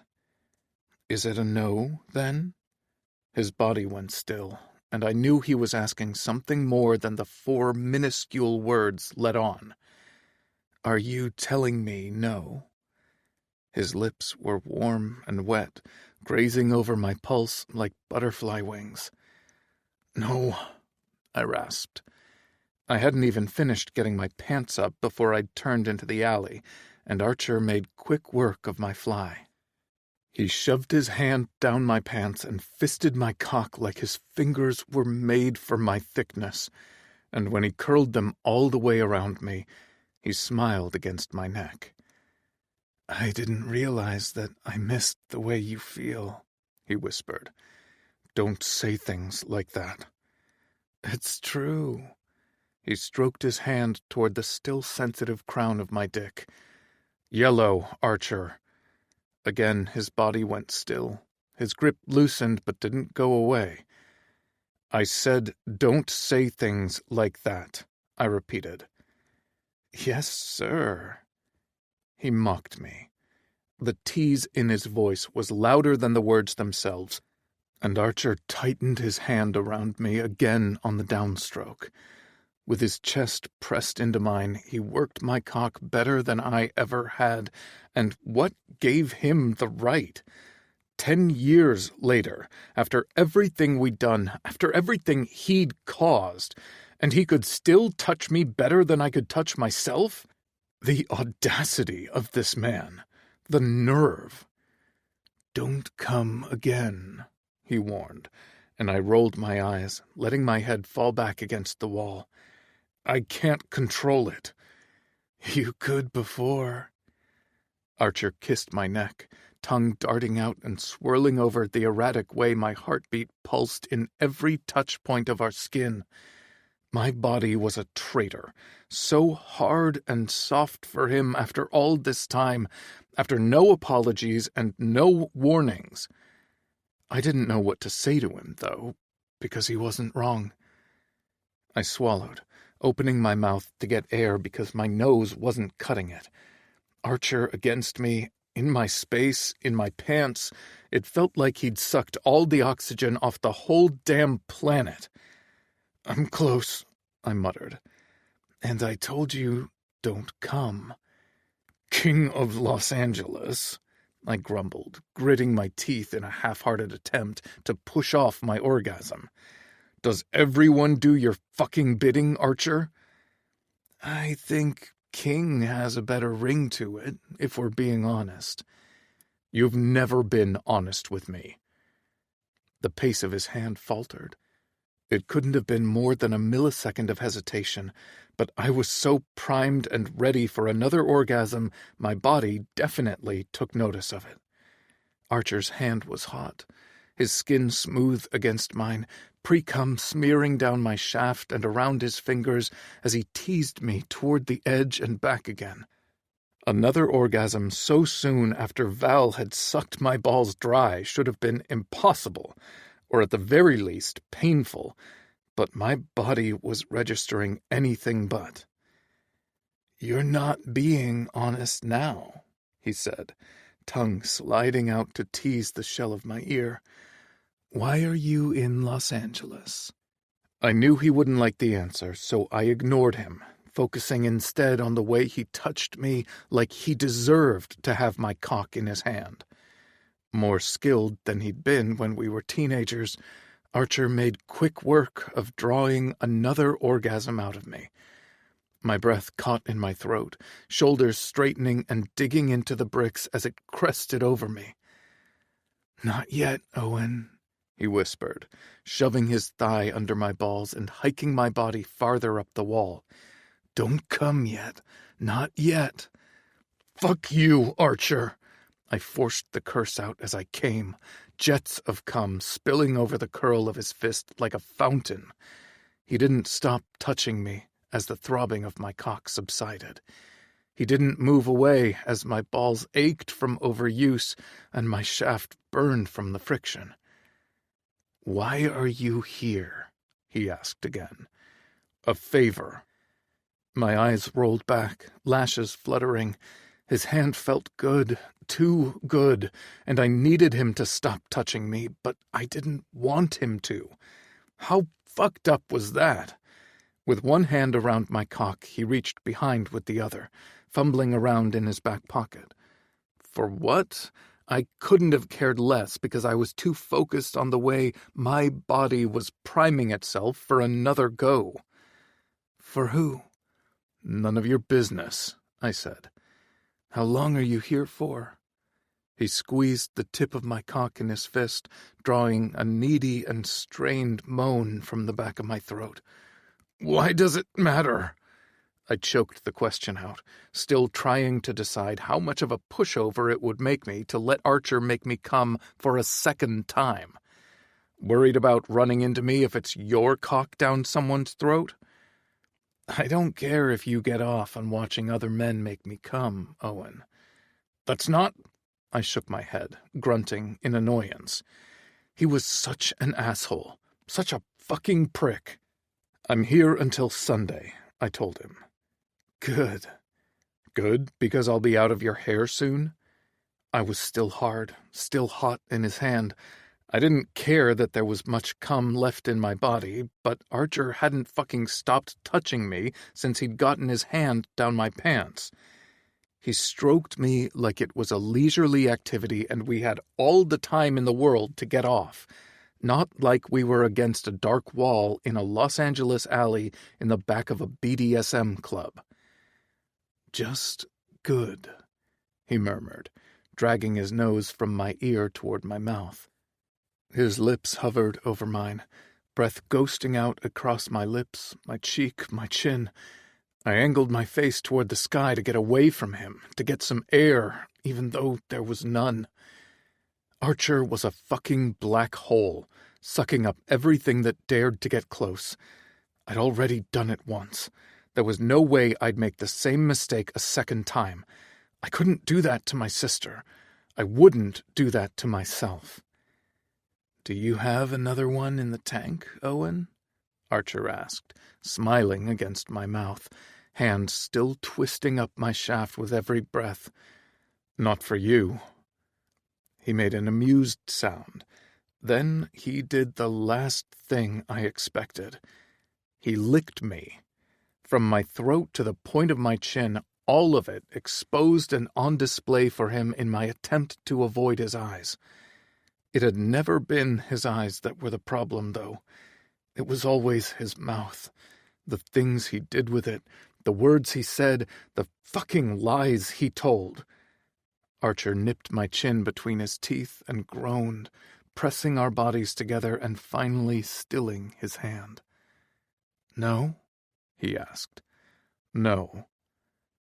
Another noise from him, this one sounding more like reluctant concession.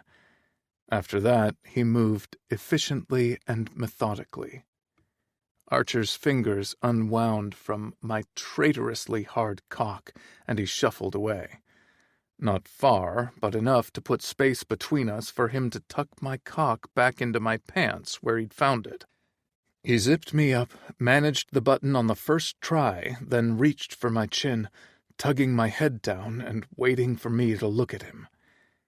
I knew he wouldn't leave until I did, and my legs hadn't stopped shaking since I'd gotten to the club in the first place. I didn't know how much strength, or willpower, I had left in me, so I squared my shoulders as best I could manage, the attempt at posturing so performative it almost made me laugh at myself, and I let my stare fall toward his face. Archer looked wild. His eyes were hooded and dark, his lips parted and wet with spit. His stare dragged over my face like fingertips, desperately searching for more consent than I'd verbally offered up. The heavy want in his face barely faltering when recognition dawned he wouldn't get what he was after. The way Archer studied me was familiar, in good ways and bad, in ways that I didn't want to walk away from, even though I wanted to walk away from him. I closed my eyes, dropping the back of my head against the wall. "Understood, Owen. But one more thing before I go." It was hardly a question, and in reply I forced myself to focus on him one more time. He reached for my mouth with his cum-sticky fingers and tapped the tip of his first finger against my lips, pressing in just enough to curl around my bottom teeth and pull my mouth open. I was ready to bite his finger off when, with his other hand, he placed something between my teeth, and I instead closed down around that. The snap of my teeth drew a growl out of him, and he stepped back a few paces until he was once again under the bright wash of the security light. He smeared my cum across his mouth, holding my stare while he licked himself clean, and then backed up again, until he reached the parking lot and disappeared into the dark. I didn't know when I'd stopped breathing, but once he was out of sight, I fell forward, knees digging into the gravel and dirt of the alley before my lungs even had a chance to fill again. Whatever he'd put into my mouth fell out, and I recognized the shape as a business card, which I picked up with shaky hands. Upon closer inspection, I realized the card was a clean white, with his name and phone number entered on the card in crisp black lettering, raised off the page. Archie Davidson. Archie. He used to hate being called Archie. I was the only one he'd allowed to get away with it, and now everyone got the courtesy that used to belong only to me? Jealousy rippled up my spine, and I glared at the teeth marks I'd left in the corner of the card. I crumbled the cardstock in my hand and shoved it into my pocket, pushing up to my feet and getting the hell away from there before I did something I'd regret more than I already had. Chapter 6. Archie. I scrubbed madly at my hand with soap and scalding water, trying to wash away every drop of Owen's cum that my greedy tongue had missed. What the hell had I been thinking? Stalking him out into the alley and backing him against a wall, shoving my hand down his pants and talking to him like I was 19 again? I had no idea what came over me, and when Flynn appeared behind me and turned off the water, I wasn't any closer to an answer. "What's going on?" he asked. I shook my head, tearing a paper towel off the roll and drying my hand. My fingers were red as a cherry, no doubt burned to some minor degree from the water and the scrubbing. Nothing. "You're a liar," he said. "It's honestly nothing." I used my hair to dry the rest of my hand, raking my way back and trying to push the strands into place. "Are we just going to ignore the facts, then?" "What are the facts, asshole?" My hand was trembling, so I folded my arms in front of my chest and tucked it as far away from Flynn's line of sight as I could manage. "Val said you looked panicked." He held up one finger and began to count my offenses off. "You disappeared without telling anyone where you were going, which is very unlike you. You have a raging erection that you're ignoring, and I think if you had a hacksaw, you would have already amputated your right hand. Are you done?" He gave me a tired eye roll. "For one, I'm an adult. I'm allowed to go outside without permission. This surely isn't the first or the last time I'm going to get hard here, and 3, I sucked my tongue across the front of my teeth, my mouth getting too far ahead of my brain because I couldn't speak to the state of my hand. "It's a good thing you don't carry a pocket knife," he said. "I'm fine," I assured him, uncrossing my arms and shaking them out at my sides, offering an attempt to appear casual and unaffected when I was anything but. The smell of Owen's soap was still fresh in my nose, the taste of him salty and amazing on my tongue. Flynn eyed me up and down, clearly not believing a single thing I said. "I'm fine," I said again, giving him a shove toward the door. The bathroom was too small for my lies, and I needed to get him distracted so he would quit the interrogation. Back on the outskirts of the dance floor, the music was loud enough to drown out whatever he said next, and I gestured at my ear to let him know I couldn't hear. I could hear him, though. I just didn't want to talk. I hadn't told any of my friends about Owen yet, and I surely wasn't going to start now. It wasn't that I'd intended to keep that part of my life a secret, but the more removed I found myself from what I'd done, the harder it became to face. Admitting that I'd walked out on my best friend after losing my virginity to him, that I'd been close enough to his older sister to entertain the idea of marriage, it was all marks of the boy I'd been, not the man I'd become. Going to college in California was the best choice I'd ever made, even if Owen and Mandy were casualties of the decision. Because it was there I'd met Flynn, and there I'd met Rob, and then the rest of them. The trophy doms, as Rob's boyfriend Grayson called us. And it was a joke, and it meant to be biting in the delivery, but it wasn't far from the truth. Outwardly, at least, I was as eligible as the rest of my friends. But as much as I was a different man from the boy I'd been, there were still parts of him tucked inside of me. All of those memories laced with longing and regret, but not a desire to go back and change course. The decisions I'd made were the right ones.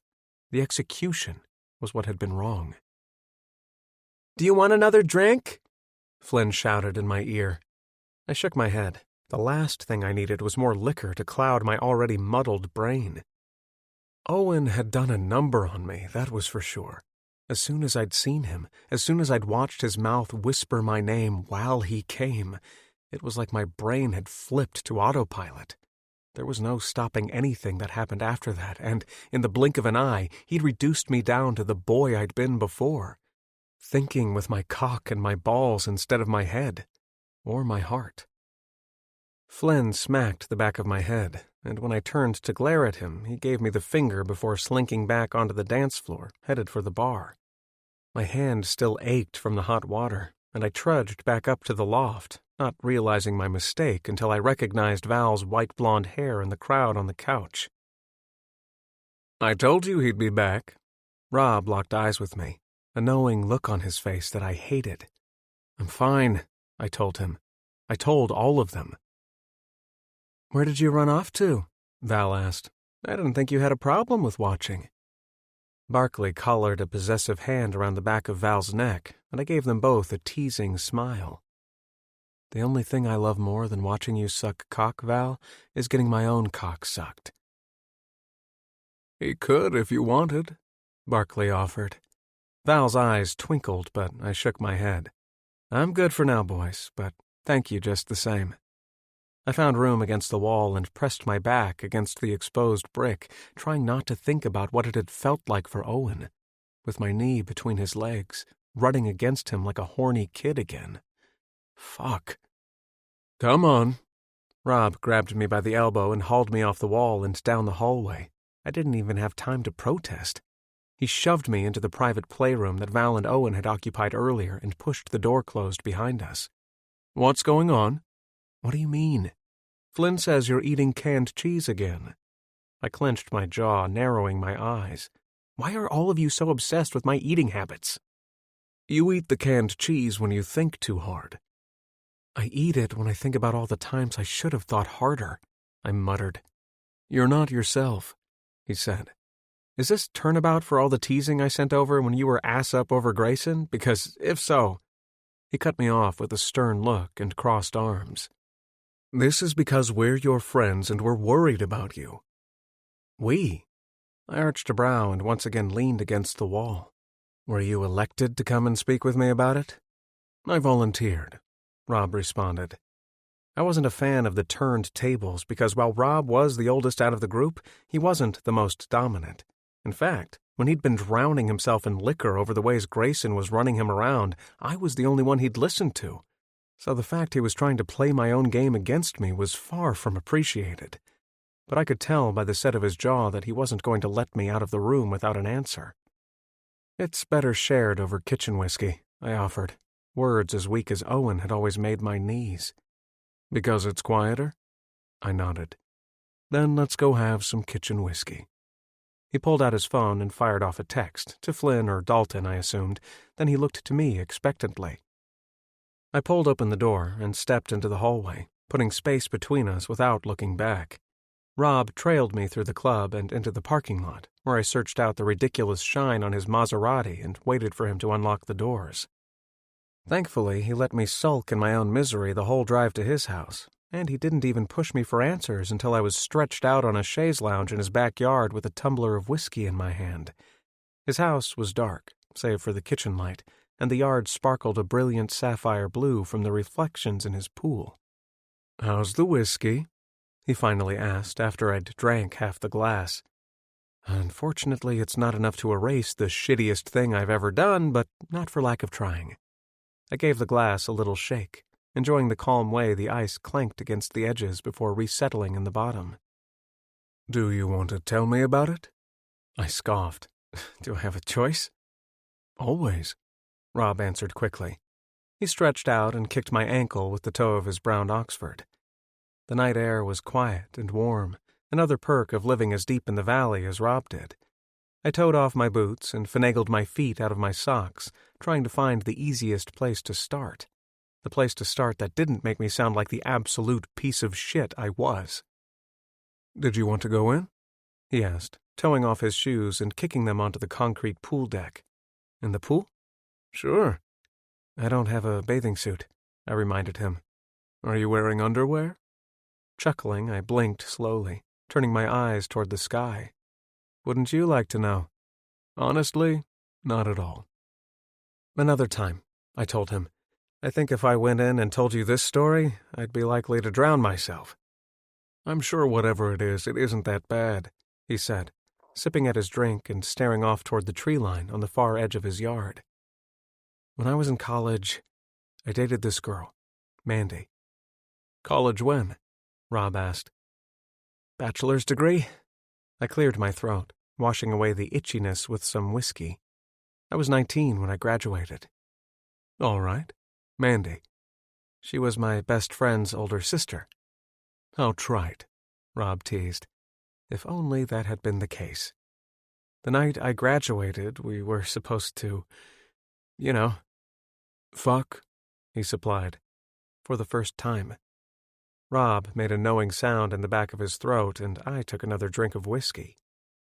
We were close to it, but she told me Owen was upset about things with me and her, and I think, in hindsight, I'd known that all along. Maybe not at first, but after things had started to get more serious with her, things got weirder between me and him. I paused, the memories somehow more painful when I gave them voice. So I went to check on him because I didn't want him to be mad. He was important, Rob said softly.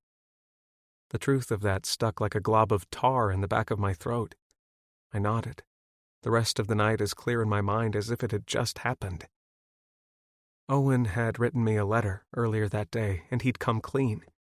Told me how he was jealous of his sister, how he had feelings for me, and I loved him. Even back then, I loved him, but I hadn't thought I loved him like that. But I found him in their basement, and he was wrecked, like out of his mind with it. You don't have to tell me all of this if you don't want to. I have to now, I said, and I didn't know why, but it felt true in the moment. Let me top you off. Rob took the glass out of my hand and went back inside, filling both of our glasses with more amber liquor. He sat back down in the chair beside me, and I took a smaller-than-fair sip of my drink before continuing.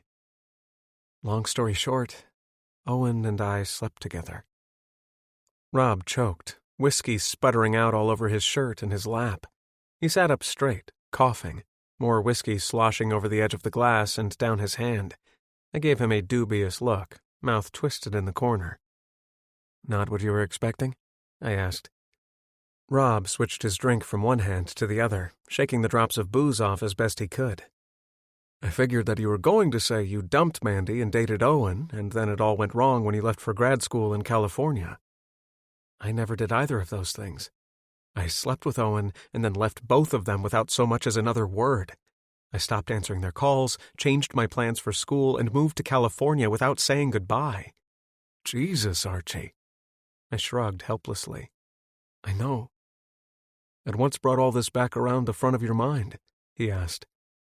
Honestly, Rob, there's not a day that goes by that I don't think about Owen in some capacity, but I don't think you could imagine my surprise when I walked upstairs at Rapture tonight and found him with Val's mouth wrapped around his cock.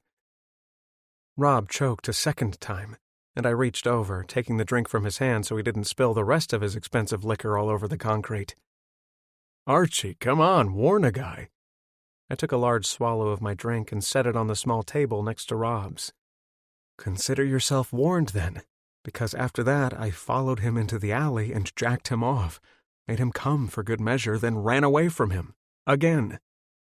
Even in the dark of the backyard, I could see the shock on Rob's face. I didn't know if he thought less of me for the story itself or the actions within the story, but I didn't want to think about it, and there was a small and relieved part of me that didn't care. The truth was at least somewhat out in the open now, and there had to be some relief in that for me somewhere. You know what? I think I'll take you up on the offer, Rob. Thanks. I stood up and stripped out of my clothes, the pre-cum stain on my underwear long dry. Then I dove head first into the pool. Chapter 7. Owen. There were 4 things in front of me. A leftover plate of hors d'oeuvres from the last venue I visited for Mandy, a bottle of beer, my cell phone, and a crumpled-up business card that I'd unfolded and recrumpled no less than 6 times since Archer had slid it between my teeth. "What do you think?" Mandy's voice echoed out from my phone, and I glanced at the business card before reaching for the beer. "They're all good," I told her. "I sent you pics and videos." "Which has the best food?" "The hotel I'm staying at has the best food and the best view." I picked up the beer, the phone, and the business card, and carried all of it to the patio. Beyond the balcony rail, waves crashed against the sand, a beautiful and loud beat that faded into the background the longer I listened to it. "Would you want to get married there?" I scoffed. I wouldn't want to get married anywhere. "You say that now," Mandy teased quietly, "but that feeling doesn't last forever. Once you meet the right person." I didn't want to burst her bubble, but she was wrong. There was no right person for me. There had been once, but not now.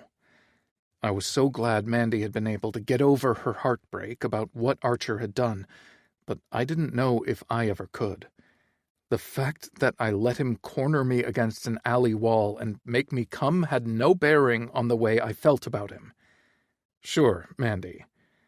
We'd had the same conversation for years, and I was tired of it. How my sister hadn't given up on the idea of me finding love and getting married would never cease to amaze me. Then again, It was probably her determination and stubbornness that had gotten her through Archer's abandonment in the first place. "Will you get me a contract, then, for the place you like the most?" she asked. "Are you sure you don't want to come out and see it for yourself? It makes me a little nervous being the deciding factor for you." "I know you wouldn't let me down, Owen." I could hear the smile in her voice, and the fresh memories of Archer only served to remind me of just how wrong Mandy was with her assumption. "Right." I cleared my throat. "So, what are your plans for the rest of the night? It's early there, isn't it?" The sun hadn't even set below the horizon, and my stomach grumbled for dinner. The business card propped on my knee spoke to a different kind of hunger entirely, though. "It's early," I confirmed. "I don't know what I'm going to do. There's some leftovers from earlier today I might pick at." "And you're home tomorrow?" "Yep," I nodded, even though she couldn't see me. "My flight is pretty early." "I know. Early for you, not us. I'll pick you up like we planned." "All right." "Don't forget to have them send me a contract," she said. "Yeah, I won't." "Love you for this." Mandy blew me a kiss, the sound loud and jarring in my ear. "Love you too." I ended the call and dropped the phone into my lap. The business card slid down my knee and landed on top of the screen just as it went dark. My sister's face disappeared from view, leaving Archer's name in glaringly sharp black letters in its place. Archie. What a prick. What had I been thinking? No, what had he been thinking? Shoving his hands down my pants and saying those things? He might have been the first to tease rolling orgasms out of me, but up until the night before, he definitely hadn't been the last. I didn't know anything about sex the first time I had it with him, but the way he handled me and the words he used had sparked interests that I'd never even dreamed of before that night. I wasn't a glutton for punishment, but I was a fan of delayed, and then extended, gratification. Whether it came from someone else's hand or my own, there was a specific kind of pleasure I found in the self-control those kinds of games required. A quick internet search after learning about Rapture the day before had proven the club to be the kind of place where I could probably find what I was after. The man who'd sucked me off before Archer found me didn't drag it out, which I appreciated, even though I'd planned to find someone else for later in the night. He'd taken the edge off, so to speak, so I could climb back on it again later. After Archer had gotten me off, I left. I took a car straight back to the hotel, where I locked myself in the bathroom and took a scalding hot bath, like I could wash the feel of him off of my body, which I couldn't. Then I drank a bottle of wine and watched the goriest movie I could find on pay-per-view, literally doing anything and everything I could to erase the thought of him again from my mind. Predictably, I'd failed. Then I'd spent the whole day at wedding venues for my sister with the very tight grip of Archer's hand burned around my cock. A reminder of what a horrible person and brother I was. Mandy asking my plans for the rest of the night posed a problem because while part of me wanted to go back to Rapture and finish what I'd started the night before, another part of me didn't want to risk it. And there was a third part, smaller, that screamed at me to call Archer. To what end, I wasn't sure. Would I let him get me off again? Would we fuck? Would he try to apologize? Would I let him? More than all of that, the real question was, could I do those things? The answer was yes, whether I liked it or not. I didn't know if I could live with myself after any of it, but I'd already done it once. His card had his phone number and his email listed neatly beneath his name, and before I could talk myself out of it, I texted him the name of the hotel and my room number. Then I turned off my phone. I left it on the table outside, finished my beer, and went in and ordered myself room service. The meal came, and I ate it. Still no sign of Archer. I didn't want to check my phone because whatever was going to happen between us wasn't a negotiation, and it wasn't up for debate. He could show up or not. We could fuck or not. It wasn't any sweat off my back either way, but as the clock inched on, I found myself growing tense and angry at his absence. A childish reaction, because I didn't know anything about him. He could have had plans. He could have had another girlfriend, for all I knew. It wouldn't have been the first time he got tangled up with me while his heart belonged to someone else. I should have asked, I realized. I didn't want to be the other man again. I didn't want to be the cause for someone else's heart getting broken the way Mandy's had, the way mine had. And then there was a knock at the door. Fucking idiot. I cursed myself under my breath. I was still in my clothes from earlier in the day, tight jeans with a hole in the knee and a black Mayday Parade shirt. I was dressed like a teenager with high hopes and bare feet, a callback to the best and worst night of my life. Another knock. It was him. I knew it was him. Even through the closed door, I could feel him hovering, waiting, anticipating. I flipped the deadbolt latch on the door and then pulled it open, breath catching in my throat after seeing him in the light for the first time. I hadn't realized how dark Rapture had been until the smooth curves of Archer's nose and cheeks came into focus. Dark scruff lined his jaw like he hadn't shaved in a couple of days, and his hair sat perfectly gelled and styled on the top of his head, like he was half put together and half torn apart. He had on the same boots from the night before, with black jeans and a white V-neck t-shirt that looked as thick as the duvet on my bed. "You texted," he said, like his greeting was an explanation for his presence. Stupid of me. I stepped aside and pulled the door wider. "Do you want me to go?" he asked. No. I let go of the door and headed back toward the patio. If the door closed and locked him out, then so be it. I didn't know if it was luck or not that he caught it, but as I settled into one of the chairs on the balcony, I could feel the heat of him at my back.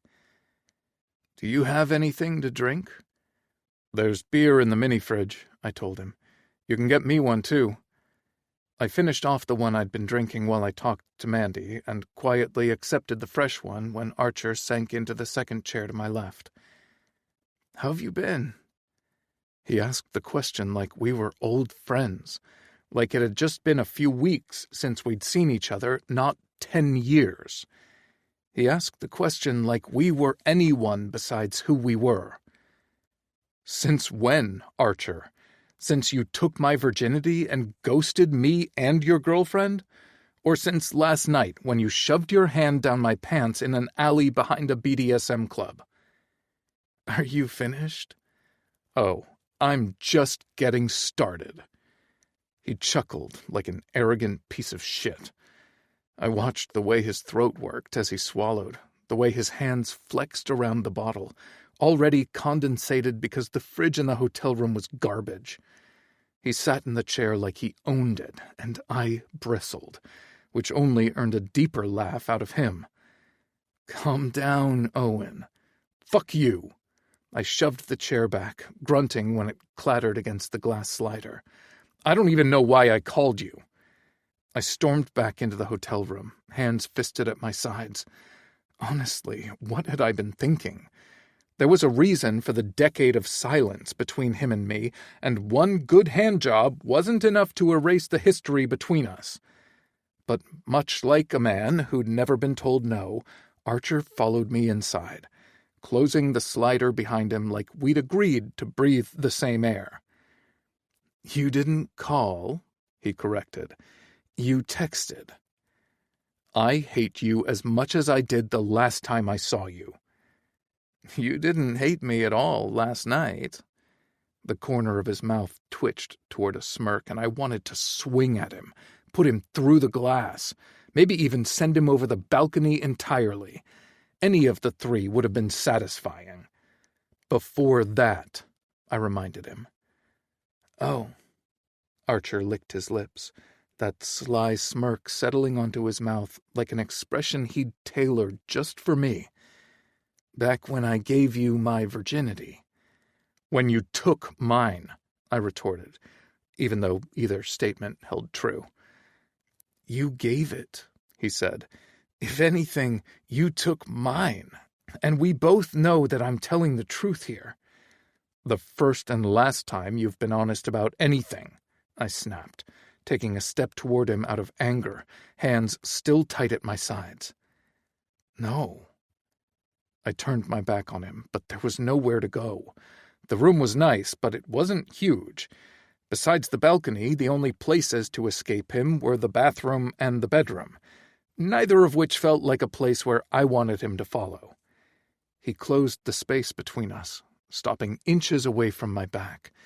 His body radiated all of the things I simultaneously enjoyed and hated about him. The confidence, the charisma, the attitude, it was all the things that made me fall in love with him when we were in high school, and all the things that made me hate him as an adult. I told you then I was sorry, he whispered. What exactly were you sorry for? I was less than a foot away from a framed painting of the Hollywood sign, and I could see myself and him in the reflection of the glass. But where my eyes watched him, his were focused on me, the juxtaposition notable and severe. Were you sorry for what we did? I asked, sucking in a breath and watching his reflection, the way his eyes studied the lines of my neck, the way his mouth parted before he spoke. I was sorry for hurting your sister, for hurting you. He licked his lips. I was sorry that I didn't see it all sooner. See what? When I looked back into the glass, his gaze caught mine and held it. That I was in love with you. I turned quickly, and Archer moved just as fast. He stepped forward, and I stepped back, my shoulders hitting the painting and his chest hitting mine. He wedged one leg between my thighs to pin me against the wall, but kept his hands at his sides, his eyes on me. Don't lie to me, I rasped. You don't have to lie. He shook his head, lips wet from his spit and parted just enough so I could see the edges of his teeth. I still am. He said it like he was telling me the weather or what time a movie started. Archer said those 3 words with such confidence and ease it had me second-guessing why anything in life was hard when being in love could sound so simple. Well, my voice was scratchy, the words thick in my throat. I don't love you. I still fucking hate you. That's fine. Archer reached for the button on my jeans, fingers hesitating around the metal. You don't need to love me to let me fuck you. Is that what's happening here? He popped the button and dropped his fingers to the zipper, going still. I don't know, Owen. You tell me. Chapter 8. Archie. Owen smelled like hops and barley, and a little bit like anger. When he said he hated me, he meant it, and for some reason that only turned me on more. I had realized, after all, I was a little bit of a masochist, and apparently that fetish wasn't limited to physical pain, but emotional as well. I'm leaving tomorrow, he said, head dropped against the cheap framed print on the wall behind him. His neck was long and slender, his muscles tight. His hair smelled like rosemary, like hotel shampoo, and his skin like the salt of the ocean mixed with a little sweat. The edges of a tattoo snaked out above his collar, inching toward his neck, and if my hand wasn't glued to his zipper, I would have reached for his shirt to tug it down so I could get a better view. Is that supposed to change my mind? I dragged my nose against the shell of his ear, waiting as patiently for his consent as I could muster. But around Owen, it was always hard to think. If I'd been thinking the night of my graduation, I wouldn't have fucked him and fucked up all of our lives. If I'd been thinking last night, I wouldn't have followed him into the alley. And if I was thinking at all in that moment, I'd have never shown up at his hotel like a dog taking command from its trainer. That wasn't me. I didn't want that to be me, for Owen or for anyone else. I don't think anyone can change your mind about anything. He cleared his throat quietly, rolling his head to bump my face away from his ear. But what do you want, Archer? Just somewhere to stick your dick? Don't diminish your contributions to my pleasure, Owen. You got me off better than anyone else ever has. I shouldn't have given him that truth. After last night, I knew Owen was as much of a sure thing as I was, and there was no reason for us to talk about anything besides consent. No need to drudge up the past to muddy the present. You just can't stop, can you? Owen angled his head toward me, a bleached clump of curls hanging over his forehead. Can't stop what? My hand was still on his zipper, and I thought I'd done a pretty remarkable job of stopping, considering how hard my cock was and how much I wanted to get it inside of him. Lying. I knew there was no trying to convince him that I was anyone besides the man he'd built me up to be in his head. I'll stop, I promised. Use a condom, he said. I pulled down his zipper the rest of the way. Always. Don't you dare tell me again that you love me. I pushed his pants down to his knees. All right, I agreed, licking my lower lip with the tip of my tongue. Owen's stare flickered down toward my mouth, and I grinned, waiting for the rest of his rules so I could get him on his back. I didn't even know why it felt as urgent as it did, but getting Owen naked and beneath me felt as necessary as air. I'd gone 10 years thinking about him as a specter of my past, like a ghost always out of reach for the rest of my life. The man on the pedestal that no one else would ever compare to. And then here he was, in the present, in the flesh, in the rock-hard, burning hot, and ready to come for me flesh. What else? I reached down with one hand to open my belt and pop the fly on my jeans. Fingers on my zipper, I waited for Owen's approval to move forward. I watched the way his jaw worked back and forth while he thought about what to say next, and I couldn't help but wonder how loaded the words on the tip of his tongue had to be. For as much deliberation as he gave before speaking, I worried there was a very real possibility of us both coming in the middle of the room from the tension of the whole encounter. The way it was before, then and last night, he whispered. You want me to make you work for it, Owen? God, I was going to come in my pants. Less than a dozen words, and Owen had reduced me back to the teenager I used to be. Yes. Say red if you want me to stop, I told him, hooking my fingers around the waistband of his underwear and pulling him away from the wall. With a quick flip, I gave him a shove toward the bed. He landed on his back, and I grabbed the cuffs of his jeans and pulled them off while he scooted toward the headboard, eyes heavy with want. Do you have condoms? I asked. He shook his head like it was a test. Lucky for him, I was a star student. Reaching into my back pocket, I pulled out my wallet and produced a condom, which earned me half of a smile. Lube? I asked. He gestured toward the nightstand, a tube right there between the phone and the remote for the TV. What a Boy Scout, I murmured. Now take off your shirt. You. Owen straightened up and reached behind him, rucking up the material before pulling it over his head and tossing it onto the floor. I matched him, tossing my shirt onto the foot of the bed.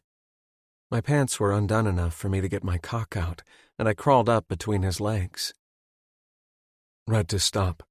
He repeated my statement from earlier, and I confirmed the agreement with a nod. And no kissing. At all? On the mouth. Owen's lips looked like a fucking dessert, but I'd have to entertain myself elsewhere, it seemed. Anything else? I asked.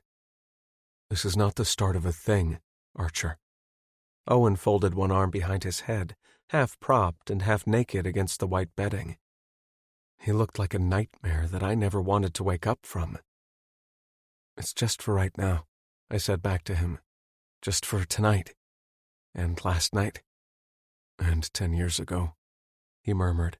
reaching for my face and stopping himself before his fingers touched my skin. He pulled back quickly, as if the proximity to me had burned him, like he'd forgotten who he was and what we'd been. "You can touch me if you want to." "I don't," he said quickly, taking the offending hand and tucking it behind his head alongside the other one. I chuckled and pulled down Owen's tight black briefs, exposing the substantial thickness and length of his cock. "Do you ever top?" I asked softly, tapping my fingertip against his pre-cum slick slit. "No." "That's a shame." I tightened my grip and gave him a slow stroke, the heat of our skin making enough friction for him to wince and throw the bottle of lube at me. "I don't like it when it hurts," he snapped. I'm not sure I believe that. I dipped my chin toward my chest and opened the lube, drizzling a small amount into my palm. "I remember the tone of your voice that night." "Don't start." "No?" I held up my hand, slippery and cool, then waggled my fingers at him before pressing my fingers down behind his balls. Owen's asshole was hot, and I eased a finger into him, groaning for how tight the hold of his body felt around my knuckle. "Has anyone ever tried to gag you?" he asked. Not successfully. Twisting my wrist, I pushed another finger into his hole, using my body for leverage to get in deep enough to tag his prostate. His stare locked onto me, arousal and anger at war in the depths of his eyes. He was a human hurricane, ready to destroy everything in his wake. I deserved that. I grabbed his erection with my other hand and stroked him off, teasing the soft spot inside of him until he looked like he wanted to burn me alive. I was about to remind him this was what he'd wanted, what he'd asked for, when his arm flew out. Owen slapped me against the side of my face, throwing me back. "What the fuck, asshole?" I wiped my fingers off the inside of his thigh. "I was going to come." "That's the point." I reached up and yanked one of the pillows out from behind his head. I tore the case off and whipped it around on a diagonal and made quick work of using it to tie his wrists together. He didn't fight, and he didn't protest. He just leveled another glare at me like he wanted me dead. He didn't say red. He didn't even tell me to stop. "You must hate it," I said softly, tearing open the condom wrapper with my teeth. "What do I hate, Archer?" If he thought the use of my legal name annoyed me, he was right, but I'd never give him the satisfaction of knowing it. "That the man you hate the most is the one who makes you come the hardest?" Owen cursed me under his breath, and I lubed my cock and forced my way inside of him. He wasn't ready yet, but he wasn't unprepared, and the look he gave me when the thickest part of my shaft stretched him open was enough to almost make me come on the spot. "Touch yourself." I situated myself between his legs, spreading his thighs open to make room for my body. And I liked the control that it gave me, to push his knees out toward the edge of the bed so I could get my cock deeper inside of him. Grabbing his hands, I spit into his palm and then brought it down, curling his fingers one by one around his dick and showing him how I wanted him to bring himself to the edge. It was hard for him with his wrists tied together, and the eye contact he gave me was top tier. The frustration and hate rolled off him in waves, and that made every little grunt and groan that fell out of his mouth sound even more like heaven. Owen's body reacted the same way it had before. Little beads of sweat at his temple, the tick in his jaw, and the quickening of his breath. "Not yet, Owen," I warned, still fucking into him with the same languid swirl of my hips I'd started with. The mechanics of being with Owen were the same, but I didn't fuck now the way I fucked then, and he definitely didn't take cock the way he used to. Before, he was all begging and trembling, and while teasing the outskirts of his orgasm was fun, I wanted more. I wanted all of it, all of him, even though I had no right to any of it. His lip curled up, and his hand slowed down, jaw clenched. I grabbed his thighs and hauled him further down my cock, the heat of him scalding around my length. Even through the condom, his ass was hot and tight, gripping and sucking at me. For as much as his face said, "I hate you," his body told a different story altogether. "Fuck, your ass is amazing," I rasped, falling forward and sliding even deeper. The slap of our skin was enough of an aphrodisiac on its own, but the smell of him, the sounds, the feel. I'd fucked plenty of men in the 10 years since I'd given Owen my virginity, but none of them were him. None of them made me feel this. It was almost a shame he would have hit me with his car given the opportunity, and a good thing for us both that he lived clear across the country. "Get close again," I said.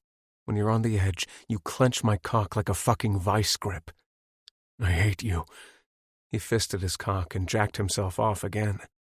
The crown of his dick was swollen and red, the skin pulled tight around the flared tip, and as angry as he was.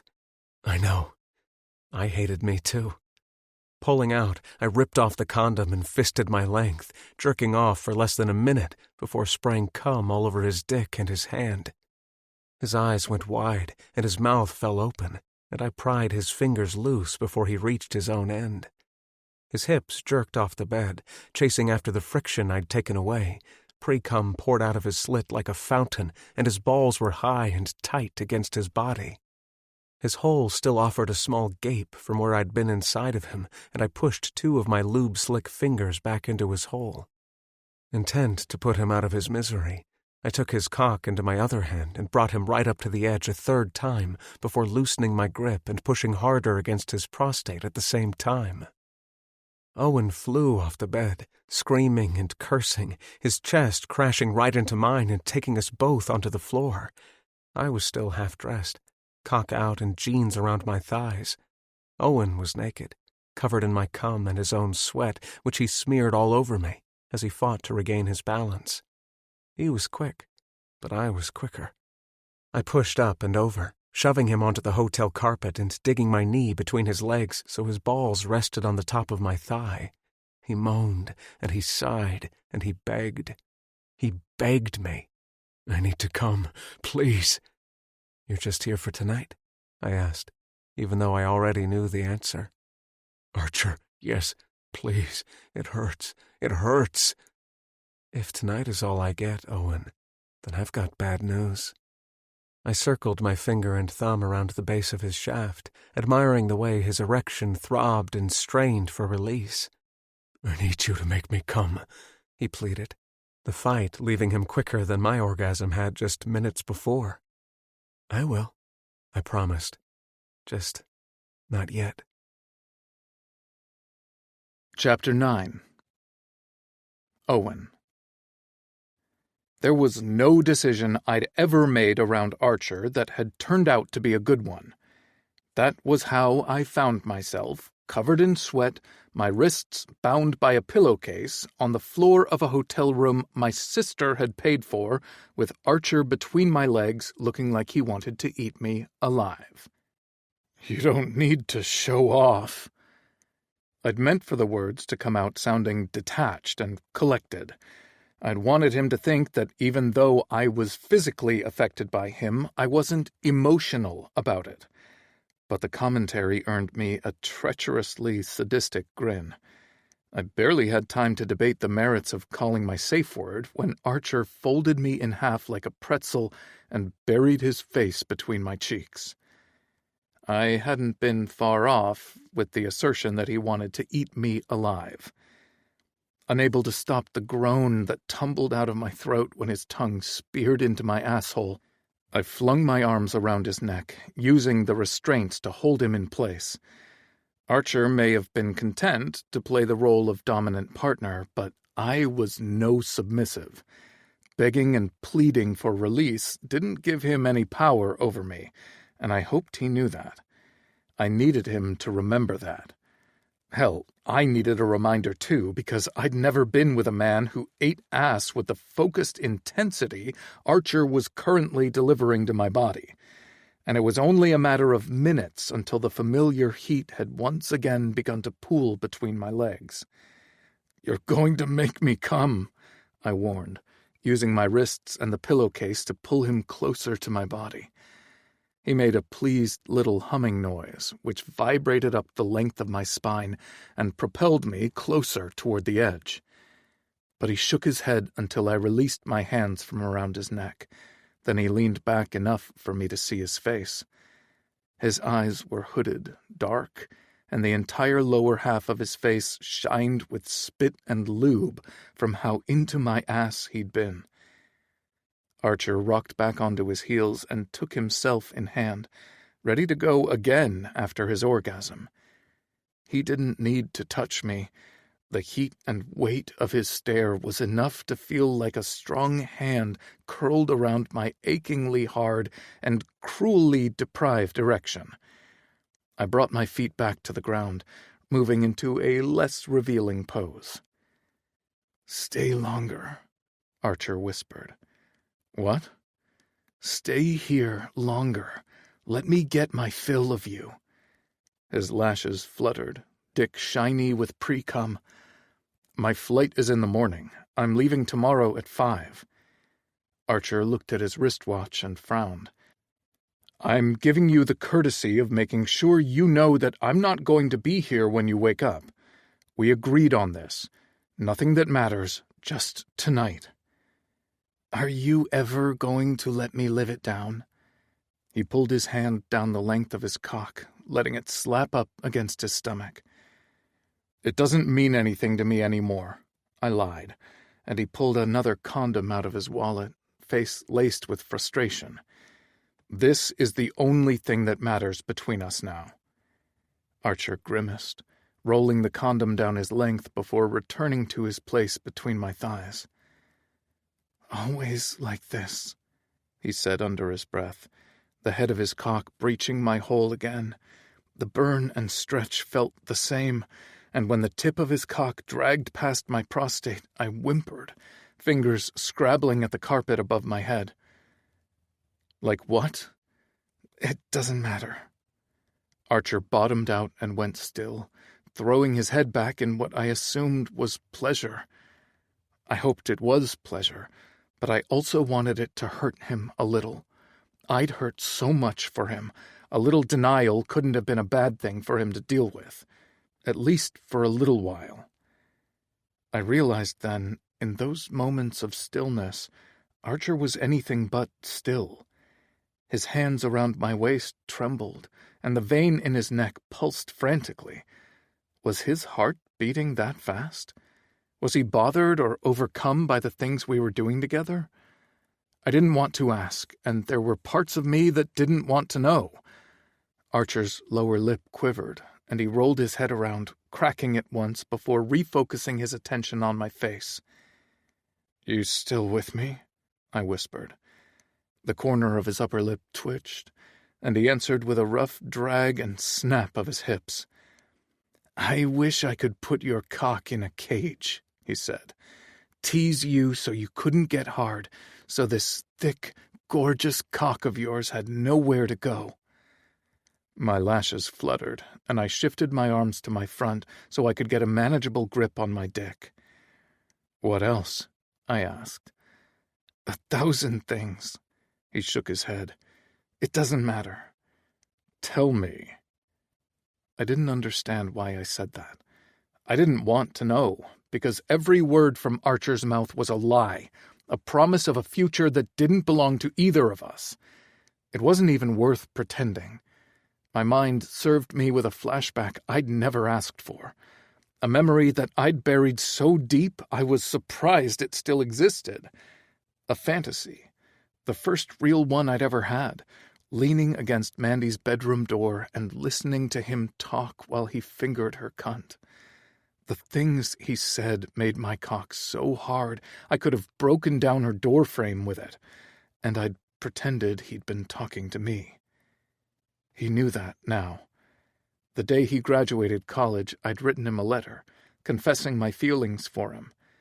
It had been cowardly of me to do it in writing instead of face-to-face, but it had all come to a head for us that night anyway, when I'd confessed to him my darkest secrets and my truest fantasies. "You don't want me to tell you," he said, finally setting a pace with his hips that had me thinking I'd be able to get off whether he wanted me to or not. "It doesn't matter. What matters is I'm not done with you yet, with your body." It sounded like a correction, but "Then stop pushing your cock against my prostate," I snapped, frustrated and horny, and very fucking confused about the other feelings circling in my head and in my chest. "Fine." He pulled out again, shooting a smug glare down at me, and then his fingers were inside me. Easily 2 fingers, possibly 3, and he searched out my prostate like his fingers were polarized to find it, and within seconds I knew I'd made a mistake. Archer's fingers inside of me were far more dangerous than his cock, and with one hand inside of me and his other hand loosely circled around my cock, Archer manipulated me toward what felt like the physicality of an orgasm. "Look at me," he said. It sounded like a warning, so I searched out his stare. Earlier, when he'd looked lost with arousal, was a sharp contrast to the man above me now. I'd never seen a man look like he didn't care about coming, but Archer looked like he'd be content to torture me for the rest of the night and then drop me off at the airport with an unsatisfied cock and throbbing balls. He said something again under his breath that I couldn't catch, and then cum spurted out of my cock. My body tingled with the tease of an orgasm, and as soon as it had started, it was gone. Archer pulled his hands away from me and grinned down, one eyebrow angled upward as my dick emptied itself like a fountain. All of the work with none of the reward. My entire spine arched off the floor, and I cried out, thrashing around beneath him like if I could find the right way to move, my body would reward me with the feeling I'd been chasing after, but to no avail. When my dick finally settled down, Archer dipped his head low and sucked me into his mouth. I cried out again, a pathetic and cracking noise that echoed off the walls of the hotel room. Archer wasn't sucking my cock for either of our pleasure, though. He used his tongue and his mouth to clean me up, make me hard again, and then he let my cock land against my stomach with a wet plop. "One for you and one for me," he said. "I'd hardly call those comparable." "Really?" Archer took me back into his hand, and I knew I was going to be quick to regret the statement. He plucked at the knot on the pillowcase until it unfurled. Then he slowly and gingerly took my wrists into his hands. He studied the marks left from the twisted fabric, using his fingertips to knead away at any tension that existed beneath the skin before setting my hands at my sides. "Get yourself off, then," he said, righting himself onto his knees before standing up. There were 2 chairs in the corner, and he moved like a jaguar toward one, slick and lithe, before turning and settling in the rich velvet upholstery. He looked like a debauched prince, half-dressed and stained with cum, cock on display and hair all mussed. I had no right to look at him the way I was, but it was impossible to look away. Spitting into my palm, I took my cock into my fist and started to jerk myself toward what I hoped would be a more fulfilling orgasm. "Touch your balls," Archer said, voice rasping. "Tug on them when you get close. I don't want you to come yet." "I want to come," I reminded him, cradling my sack in my palm. "And I want you to last longer." He licked his lips, giving a slow tug up his own length. "You can do that, can't you, Owen? You can wait a little bit longer before you come, can't you?" Fuck, what was it about this man and that mouth? I shook my head because I was ready to burst. "I don't believe you," he murmured, leaning forward and releasing his cock. "I know you can wait a little longer, Owen. I've seen you hold out." Clenching my jaw, I loosened my grip, hoping it would help me stave off the inevitable for a little longer. I didn't know why I cared or why I bothered. Archer wasn't the boss of me, and I didn't need his permission to come. But I wanted it just the same. Arch, I couldn't even manage his name, and he hummed, sounding pleased. My dick pulsed like it had done something good, when in fact all it had ever done was get me into trouble. Not yet. Archer got up from the chair and came back to the floor where I was still sprawled. He laid his body on top of mine, the heat welcome and heavy. I tipped my head back, unable to look him in the eye. Please. It was going to happen, one way or the other, and still I asked for approval of the man who'd broken my heart worse than anyone I'd ever known. Almost, Owen. His mouth brushed against my neck, my jaw, my ear. Not yet, Owen. Can you give me another minute? I don't. 1, he whispered, kissing my earlobe. 2, 3, 4. Every second he counted off was timed with a stroke up my cock, and it was agony, fucking agony. Like pins and needles and velvet and sandpaper all at once, all over me. My spine, my shaft, my fucking heart. You're doing so good, Archer whispered. He praised me like his approval mattered. Fucking hell, Owen. You should see yourself. Keep counting, I grit out, the pressure between my legs becoming unbearable. 52, 53, 54. Archer bit my neck, behind my ear, and mumbled out the remaining seconds between us. 60. I came. With the unspoken permission and the silent command, my body seized and convulsed, and Archer wrapped his arms around me as I flew off the ground. Into the fetal position and into his lap, I shouted, every spasm and sound coming from my body absolutely out of my control. Perfect, he murmured, stroking my hair back from my face and kissing sweat from my forehead. You're such a good listener, Owen. Such a good listener. Compliment after compliment washed over me, some of them making sense and others feeling undeserved. I was dizzy and mindless, and Archer was careful to bring me to my feet. He stood against me until I had some balance, then he walked me to the bathroom, where he set me down on the toilet. Silently, mind half blank, I watched him turn on the shower and test the water temperature with his fingertips. Then he helped me under the spray and took a step back toward the door. "Are you good?" he asked, folding his arms over his chest. His hard cock was still out, glistening under the fluorescent lights. "Yeah." I was fine, but I was embarrassed. Absolutely taken out by 1.5 orgasms, felt childish and immature. "I meant everything I said. That was really good, Owen." I noticed that he didn't clarify that he'd wanted me to stay, which was good, because I wasn't going to, no matter how much he asked or begged, which had been nowhere near enough for me to even entertain the idea in the first place. I cleared my throat and slicked my wet hair off my face, turning to face him.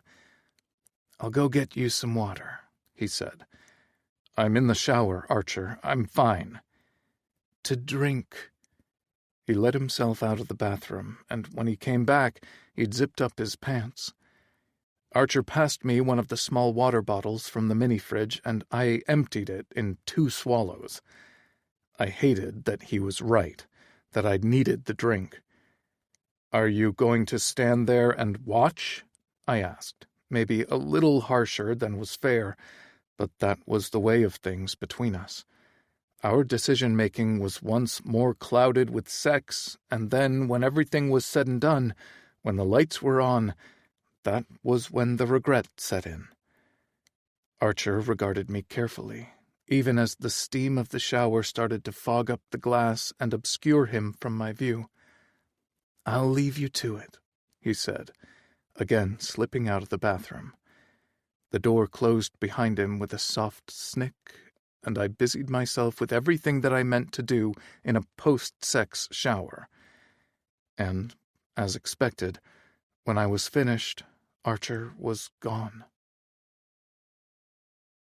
Chapter 10. Archie. Sitting in my car in front of Flynn's house was not how I'd intended to watch the sunrise Sunday morning, but going home seemed like an even worse idea than staying out. After making Owen shaky with want and then depositing him into the shower, I'd let myself out of the hotel and then driven in a circle of the city, all the while cursing myself and my unbearably impulsive life choices.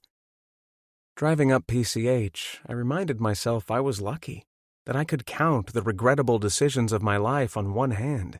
I didn't think many people could say that, but I read them off to myself, out loud, for good measure just the same.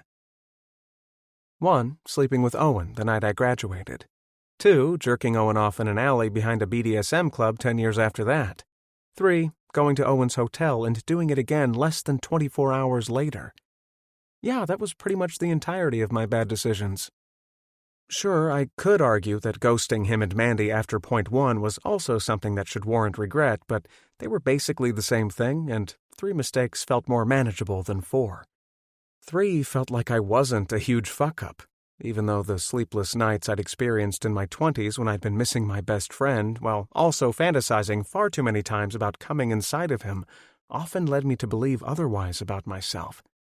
The moral of the story was that when it came to Owen Murray, I had no self-control, something I normally prided myself on maintaining. I'd learned my lesson after him, though. I'd come up with rules and expectations, not just for myself, but for the people I took to bed. And with the exception of the past weekend, I'd never had an issue sticking to them. Maybe it was better for both of us that Owen was going back home the next day. Or today, as it seemed. Because if I couldn't trust myself to act in accordance with my own moral and sexual compass, I'd just get us into more trouble. Again. A knock on my passenger window startled me, and I jumped, the seatbelt locking around my chest and bolting me to the warm leather seat of my Audi. After I caught my breath, I looked up and found Flynn bent down, 2 cups of coffee in his hand and reading glasses perched thoughtfully on his nose. I reached over the center console and pulled the handle to open the door. Flynn climbed into the passenger seat with a groan, then passed me one of the steaming mugs. "What are you doing here?" he asked, yawning and stretching his legs out as far as the footwell allowed. "What are you doing here?" I countered. The whole car smelled like coffee already, hopefully enough to mask the smell of salt and sex that no doubt oozed out of my pores. "I live here." Flynn thumped his head against the headrest and, without looking, sipped at his coffee. "I meant, why did you come out and bring me coffee?" I asked. "You're welcome, by the way." I took a careful sip, the hot and bitter brew a welcome taste in my mouth. "Thank you for the coffee," I said. "Does this have to do with the canned cheese?" I sighed, grinding my molars together. "Can you just ask Rob about it? I've already told him the gist of it." "Absolutely not. I've known you longer than him, and we're far too old for games of telephone." Flynn had a fair point, but the thought of having to tell the story about me and Owen 3 more times sounded about as appealing as nails on a chalkboard. Believe it or not, the canned cheese doesn't have anything to do with my visit. I scrubbed a hand down my face, frowning when my stare landed on a dried cum spot on the front of my pants. I ran into an ex of mine this weekend. "I didn't think you even had an ex." Flynn made a perplexed sound in the back of his throat that almost sounded like amusement. "I've never seen you date anyone more than twice." "He's from back home," I said, "before I came out here for grad school." "High school sweethearts." Flynn gave me a teasing smile, like he'd found out some great secret that no one else knew. "We were friends," I corrected. "I used to date his sister." Flynn narrowed his eyes, and his jaw worked from side to side while he tried to piece together the information I'd just given him. "You dated siblings?" I shook my head. "I dated Mandy. I slept with Owen." Flynn let loose a low whistle. "You didn't strike me as the type." "Exactly." I took another swallow of coffee. "I'm not." "So what happened then?" I ran into him at Rapture, of all places. I gave him my number, which was stupid, but he's always just... I gestured weakly toward the side of my head. Redirected your blood flow elsewhere? Flynn offered. Something like that. I scratched the corner of my eye until I accidentally stabbed myself with the sharp edge of my fingernail. Anyway, I let my cock get the better of me again, but Owen's about to be on a plane back home, so it's over and done. Again. I grunted in agreement, ignoring the implication that we'd already had an again. I just wonder sometimes. I stopped myself from finishing the thought because no good ever came from daydreaming over could-have-beens. Instead, I finished my coffee and then poked Flynn in the bicep with the empty mug. If you'll let me come inside for a second cup. He rolled his eyes at me and grabbed the empty mug. You could have come in to begin with. I didn't want to wake you up. Flynn shouldered open the passenger door and I climbed out of the driver's side, following him up the smooth concrete walk to his front door. He had a nice place on the outskirts of Westwood, all smooth and shiny, with giant paned windows that stretched from floor to ceiling in most of the rooms. The house was dark, save for a small chandelier that hung in the foyer, barely illuminating the entry area. I knew Flynn's house like the back of my hand, though, and I followed him through to the monstrosity of a kitchen at the far end of the house. Admittedly, it was one of my favorite rooms, sleek and pristine like the rest of the place, with a breakfast nook designed for relaxing with a massive window that overlooked a surprisingly lush and decadent backyard. The greenery just beyond the glass offered a much-needed pop of color to the rest of the design, and I was happy to collapse into one of the chairs while Flynn busied himself pouring us fresh coffees. Flynn made his way toward the table and set both mugs down before dropping his ass onto the cushion with a sigh. He had a hummingbird feeder hanging from the gutter outside, and I watched how rapid-fire a hummingbird flapped its wings while coming to take a drink of the bright red sugar water. The bird was like me with Owen, I realized, always coming back for a taste. Tell me about this guy, Flynn finally said, after it must have become clear I wasn't going to break the silence. What about him? He shrugged. I don't know, Archie. What's important to know? What do you want to tell me? I don't want to tell you anything, I said quietly. The hummingbird was gone. I don't want to talk about him at all. If you hadn't parked your car in front of my house for over an hour, I'd believe that. I laughed, arching a brow at him. How do you know how long I was out there for? Cameras. He patted the pocket of his navy blue sleep pants. Phone alerts. You know. I didn't mean to wake you up, I said. That's why I sat outside instead of knocking. Well, you're here now and we're both awake, so say what you need to say. I used to love him. I forced the truth out before I could swallow it down.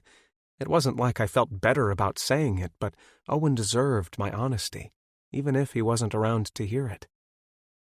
I didn't realize it at the time, but I did. And after we, fucked. I'd hardly call it fucking, I murmured, chasing that confession down with a mouthful of coffee.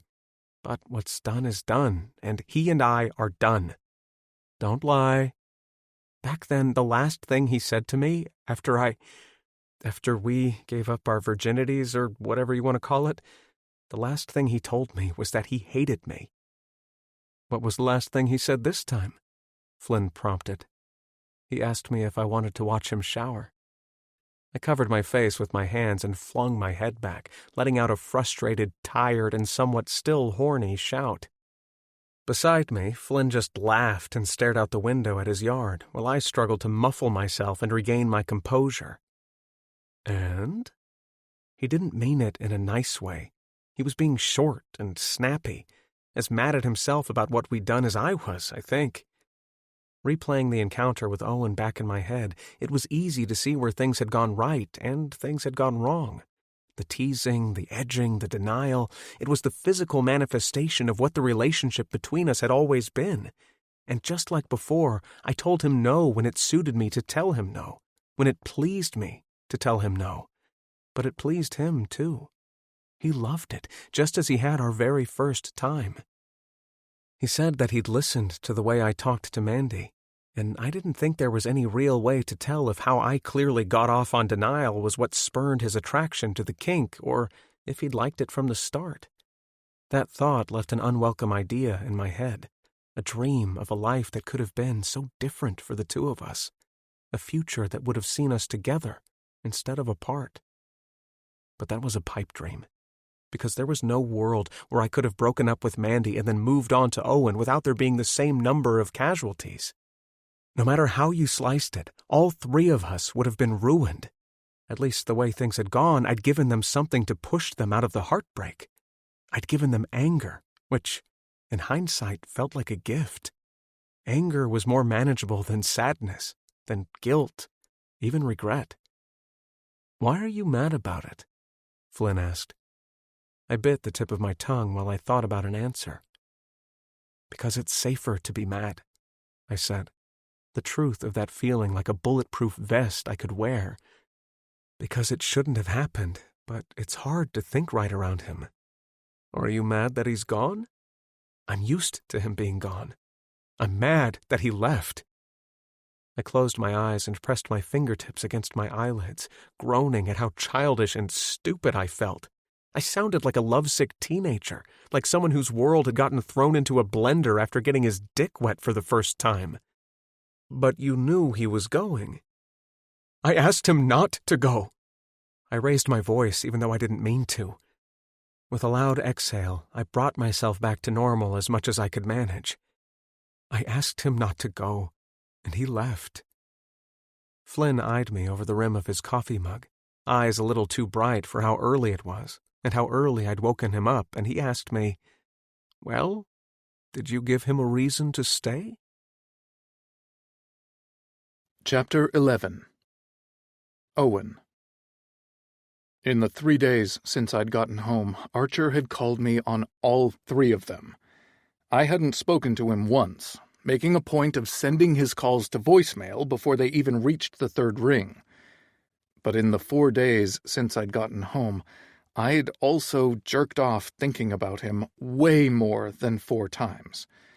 The number was beyond anything I'd ever imagined possible at 28 years old, but every time I took my dick into my fist, I swore it was going to be the last.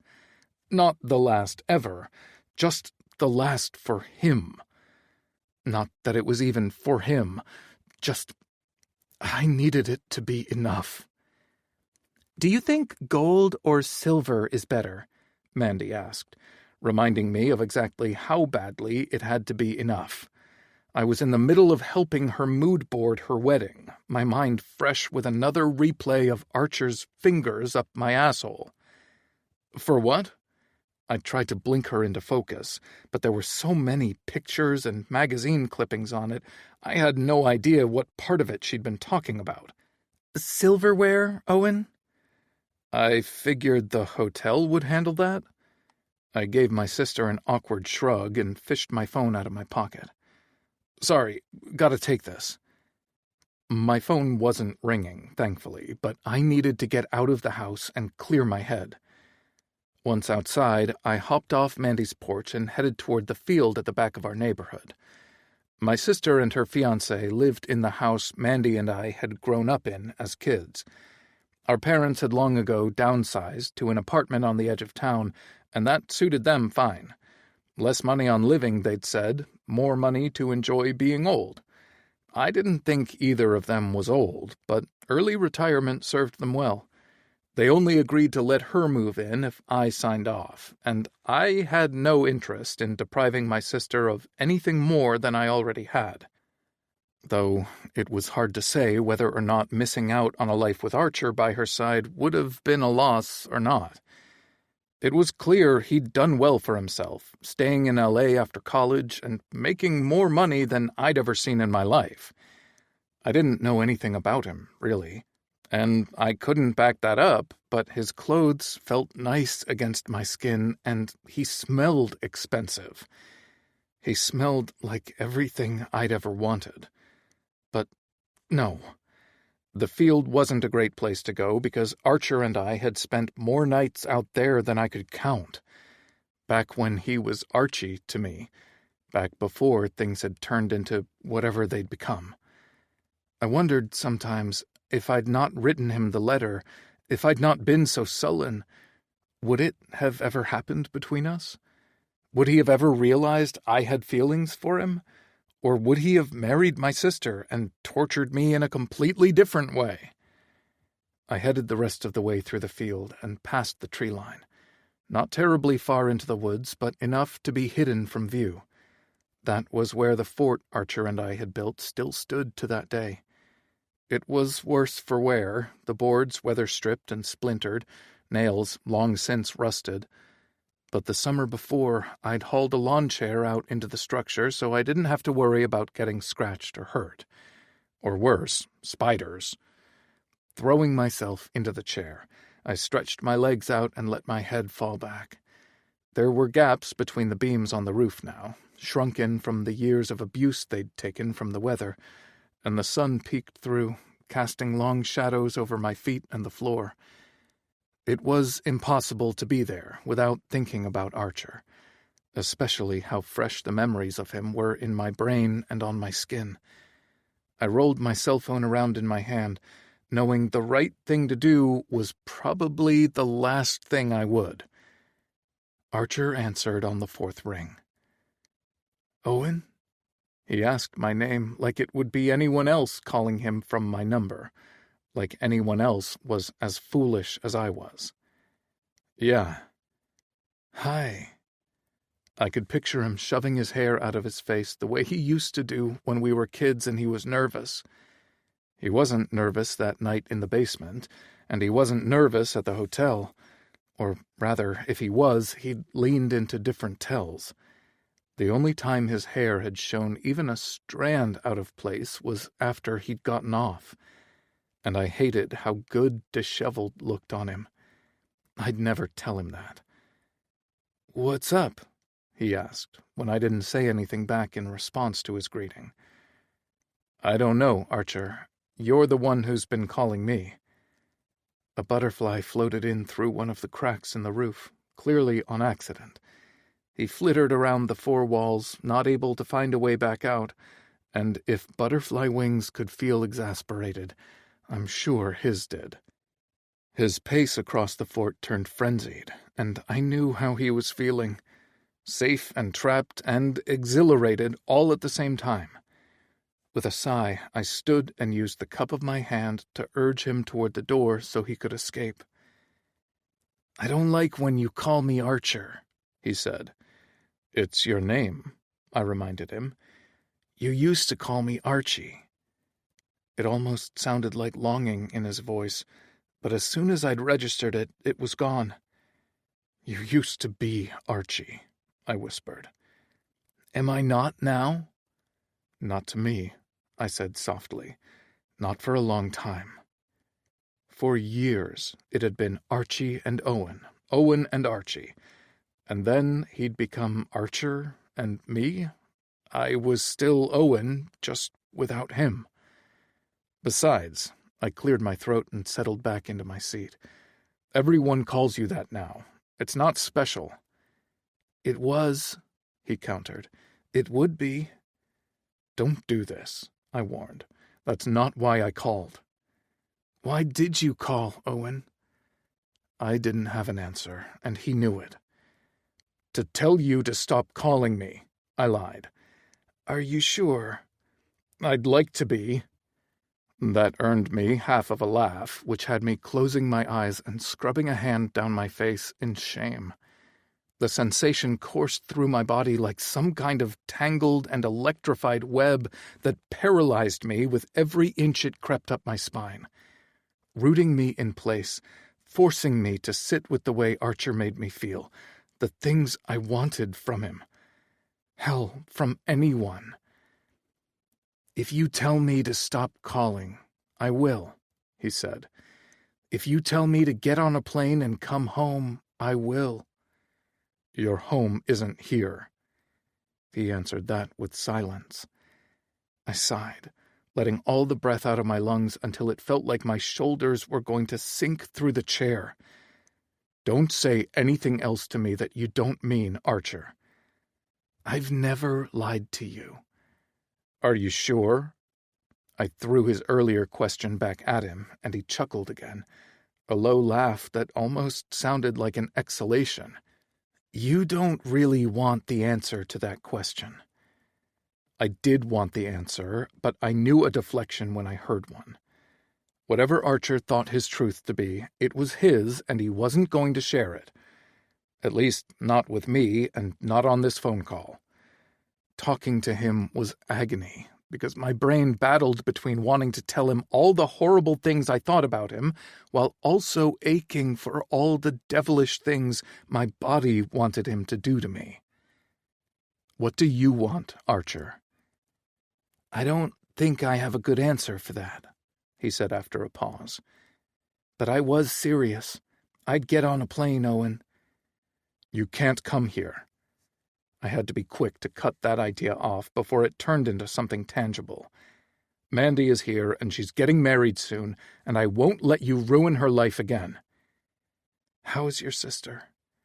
"Clearly she's fine," I snapped. "She's getting married." "I know." "She's fine, Archer." I let my tone soften, because while he deserved my vitriol, he didn't deserve it from me about her. Their past was between them, and ours was between us, and even though parts of those lines intersected, they weren't the same. I had to remind myself of that sometimes, because if I focused too much on my sister's heartbreak, it would eclipse my own. My feelings for Archer and what we shared, what he'd done, what he'd caused, were plenty enough for me without hers on top of it. "I'm glad," he said. "The guy, he's good to her." "Do I know him?" he asked. "Does it matter?" My neck ached for how tense I was, and I had to will myself to relax against the support of the chair. "No," Archer said quietly. "You don't know him," I said, but I didn't want to talk about my sister with him anymore. "What do you do for work now?" "Do you really care?" "I fucking asked you, didn't I?" Archer huffed a breath into the phone. "I'm in corporate real estate." "I wouldn't have pictured you doing that." Archer was smart. He always had been. Ahead of his class for so many years that he'd ended up fresh out of college before I'd barely even started. Leaps and bounds ahead of the rest of us. His intellect could run circles around every teacher at our school, and they all knew it. He'd never been a problem child, but he was easily bored, attention span fickle. Except when it came to me. "Well, my degrees are in marketing and finance. Real estate was a fluke that's paid the bills and then some," he explained. "Are you rich?"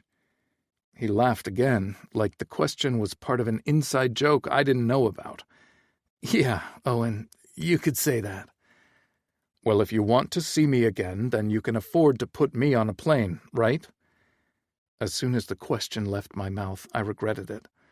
Even as my dick pulsed at the promise of Archer's mouth or hand, I knew I shouldn't have let the words out. "That was a dumb question. Never—" Archer cut me off. "I could put you on a goddamn private jet if you said the words." "That's ridiculous." "With the exception of last weekend, Owen, it's been a very long time since you and I have seen each other. You don't know anything about me besides what you remember, and the man I am now scarcely resembles the boy I was back then." Archer's tone dipped down a register, the tease and threat of promise ripe with every word. "I have more money than I'll ever know what to do with, and if you won't let me get on a plane and come meet you face to face, then don't for 1 second think that I won't do the opposite and bring you here to me." "You won't bring me anywhere, Archer. I'm not a thing for you to shuttle across the country when you want to get off." "What's ridiculous is you thinking that I need to bring you here in order to get either of us off," he countered. "I can get you off over the phone if I wanted." "You're such an arrogant piece of shit." I flipped the phone onto speaker and set it on the floor between my feet. My hands were sweaty and shaking, the adrenaline from the conversation nearly unbearable. Between my legs, my cock pushed a little too forcefully at the fly of my jeans, and I had half a mind to rip it off myself for being such a traitor.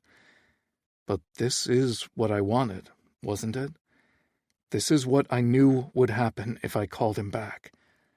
Archer didn't want to stay in touch, to talk about paychecks and the weather, and if life had proved anything, it was that he sure as shit didn't care about Mandy. There was no love lost between us. The days of our friendship were far in the past. The only thing between Archer and me was chemistry. Scorching and all-consuming chemistry. You're right. Archer's voice was softer then, like he'd realized we were both getting too riled up at the direction of the conversation. I am arrogant, but I would send a plane for you, Owen, and I could get you off over the phone. I barked out a laugh that reverberated off the ancient wooden beams that he and I had spent that one summer constructing. My laugh turned into our laugh, a daydream of what life with him used to be like before we crashed together in my basement and ruined it all.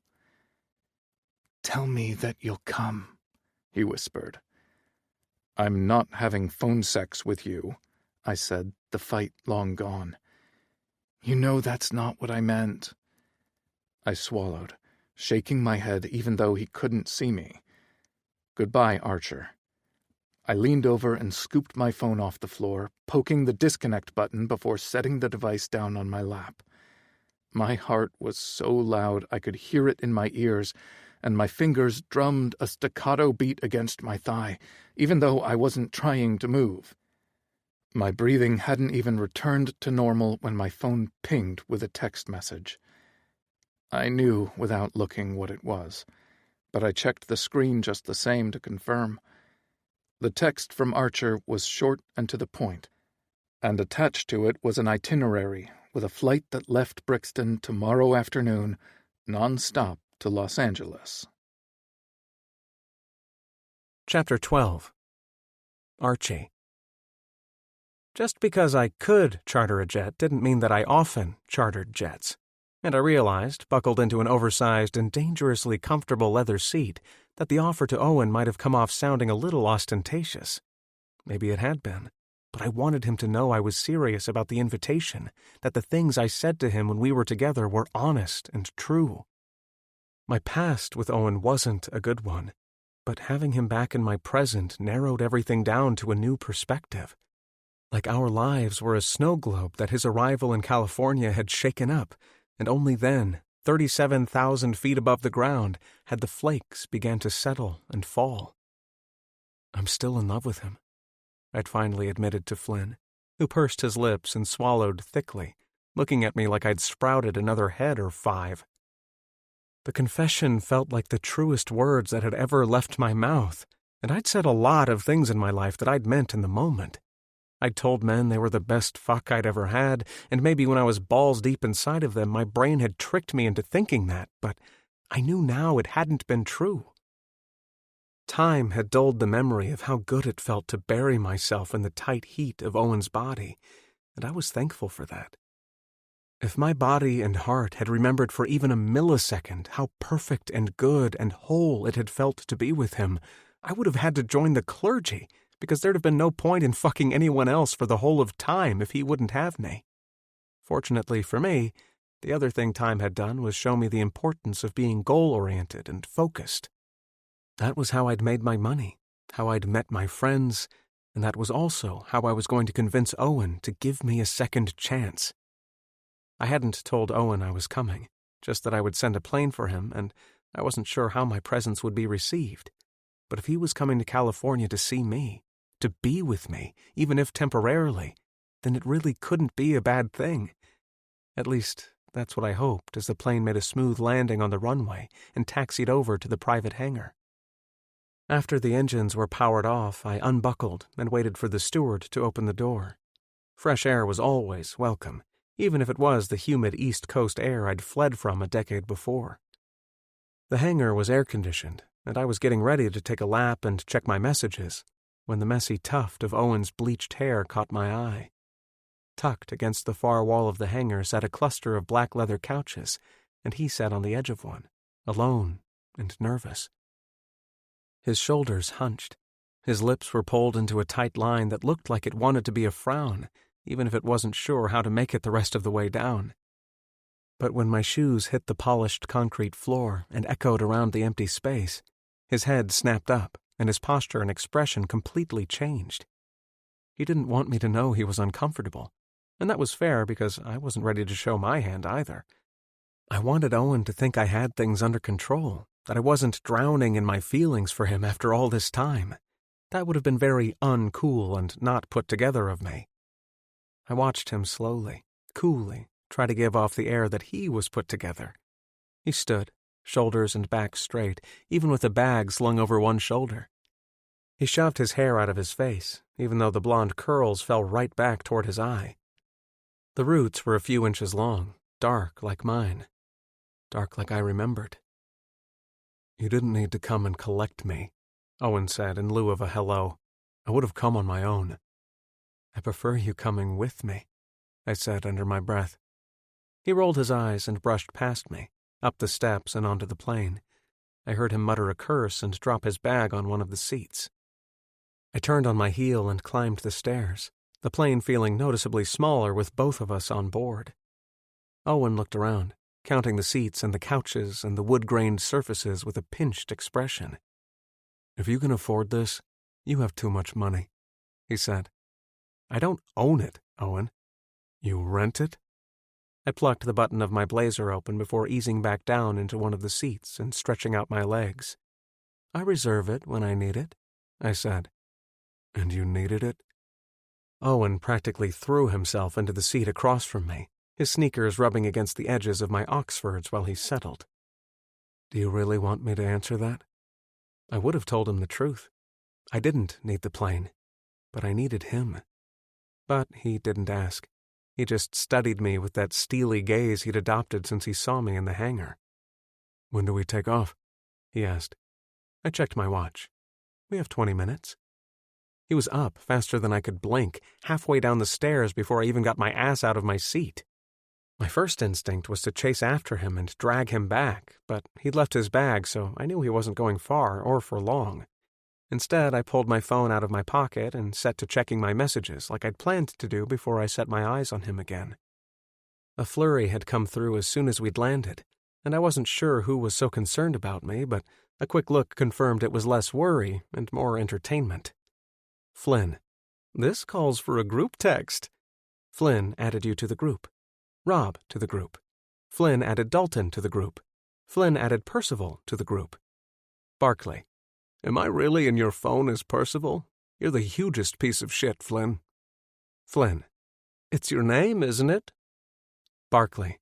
"What's the point of this conversation?" Rob renamed the group Trophy Dom's Social Club. Rob. "Archie is on a plane right now, flying after his man." Barclay. "His what?" Dalton. "You know, if you took your cock out of Val's mouth for 2 seconds, you'd know what was going on." Flynn. "Archie's high school lover heart is back on the scene." Rob. "And Archie went back home to collect him." I licked my lips and squinted, pinching the bridge of my nose until some of the pressure abated. Me. "I landed, for anyone who cared about the flight." Rob. "It's a Challenger 300. Your flight was fine." Me. "Last time I used your secretary to book anything." Rob. "Good." Flynn. "How's your man?" Me. "He's not my man." Flynn. "Yet." Barclay. "Can I leave this chat?" Dalton. "No." Rob. "No." Flynn. "Absolutely not." Me. "If I'm stuck here, you're stuck here." Rob. "Was he happy to see you?" Me. "That wasn't the word I would use, but he didn't hit me in the mouth." Dalton. "A win is a win." Me. "We're wheels up in 20. Rob. "I want to meet him." Me. "Absolutely not." Flynn. "You'll be home in time for Thursday drinks." Me. "No." The plane shook as Owen returned, climbing the stairs like each of his legs weighed 1,000 pounds. The phone kept vibrating in my hand, so I flipped it to airplane mode so it would be easier to ignore. "Do you feel better about things?" I asked. He looked defeated as he shrugged. "I don't want to force you into this," I said. Owen stood beside me, smelling a bit like lemons and leather, looking every inch the man who wanted to crawl out of his skin and evaporate into thin air. "I want you to come back to LA because I want to spend time with you. And I want to spend time with you naked and in bed." "Just in bed?" He cut me off with a weak laugh. "Anywhere you'll let me have you," I admitted, the confession schooling his features. Owen shifted his weight from one foot to the other, hands fisted at his sides. "But make no mistake, I don't want any of that if you don't want it too. I don't even like you. You don't even know me," I corrected, standing up to meet him face to face. I was taller than him, I always had been, and while my intent wasn't to overshadow him or make him feel small, I needed him to know there were still things in my life that I controlled, and I would be happy for him to be one of them. "Basically, you're saying you're flying me out to California to sleep with you," he muttered, "like a prostitute." I rolled my eyes at the comparison. "And maybe between that," I corrected, "we can get to know each other again." That's the plot of Pretty Woman.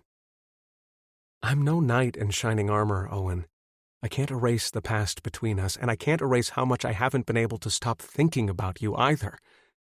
I briefly gnawed on the inside of my cheek to filter myself from pouring out the whole truth. I'm just trying to be honest about who I am and what I want. You want to fuck. You. He chuffed out a laugh as the steward popped his head out from the back of the plane. If you gentlemen want to buckle in, we have clearance to taxi out. Right. I nodded at the steward, giving him a professional and cordial smile. Thank you. I turned to Owen and dipped my chin toward my chest. He leaned in closer to listen, and it took every ounce of strength in my body to not lick him from his jaw to his temple. So, you either want that or you don't, I whispered. I'm not promising you anything more. Even though I wanted to. Even though it was all on the tip of my tongue. Owen scoffed and straightened up. You never have. He studied me with such a focused intensity that it very nearly took my breath away. The attention from his stare had me wanting to look away because I knew he didn't see me for who I was, but only who he remembered. A 19-year-old who didn't know up from down and wouldn't have known love if it punched him in the face, which Owen very well should have done. His first new impressions had been of a prick who backed him against a wall in an alley and made him come, then showed up at his hotel room and did it all over again, that time with a side of rug burn. Now I'd chartered a plane to go get him and bring him back to me like he was a thing to be bartered or sold. Let's sit down, I said, forcing my knees to bend and lowering myself back into the seat. This is ridiculous, he mumbled, doing the same. I hope you can survive it. The steward made an appearance, closing the door and locking us in, then bringing us each a crystal tumbler of whiskey for takeoff. Owen gave me an annoyed look, but I could tell it was all bark and no bite. He could pretend to be as put off as he wanted by the whole thing, but there was no one who didn't like flying on a private plane. There was no one who didn't enjoy, at least sometimes, being treated maybe a little better than they thought they deserved. He could bluster and bristle and try to convince me he disapproved of me and my show of wealth, but I knew better because I watched the way his hands spread across and stroked the leather seat as he got ready to go, the way his tanned skin and tattoos clashed with the supple white color of the leather, the way his jeans were a little dirty around the knees, and the way his belt looked like it was the same one he'd worn for our entire lives, all worn down and soft, and loved, like him. Even if he didn't know it. Chapter 13. Owen. Archer looked at me like he was in love with me, and I knew the look because it wasn't a new one. He'd worn it that night in my basement when we were together for the first time. He tried to hide it, just like he had back then, but I could see the softness in the lines around his eyes when he didn't think I was looking.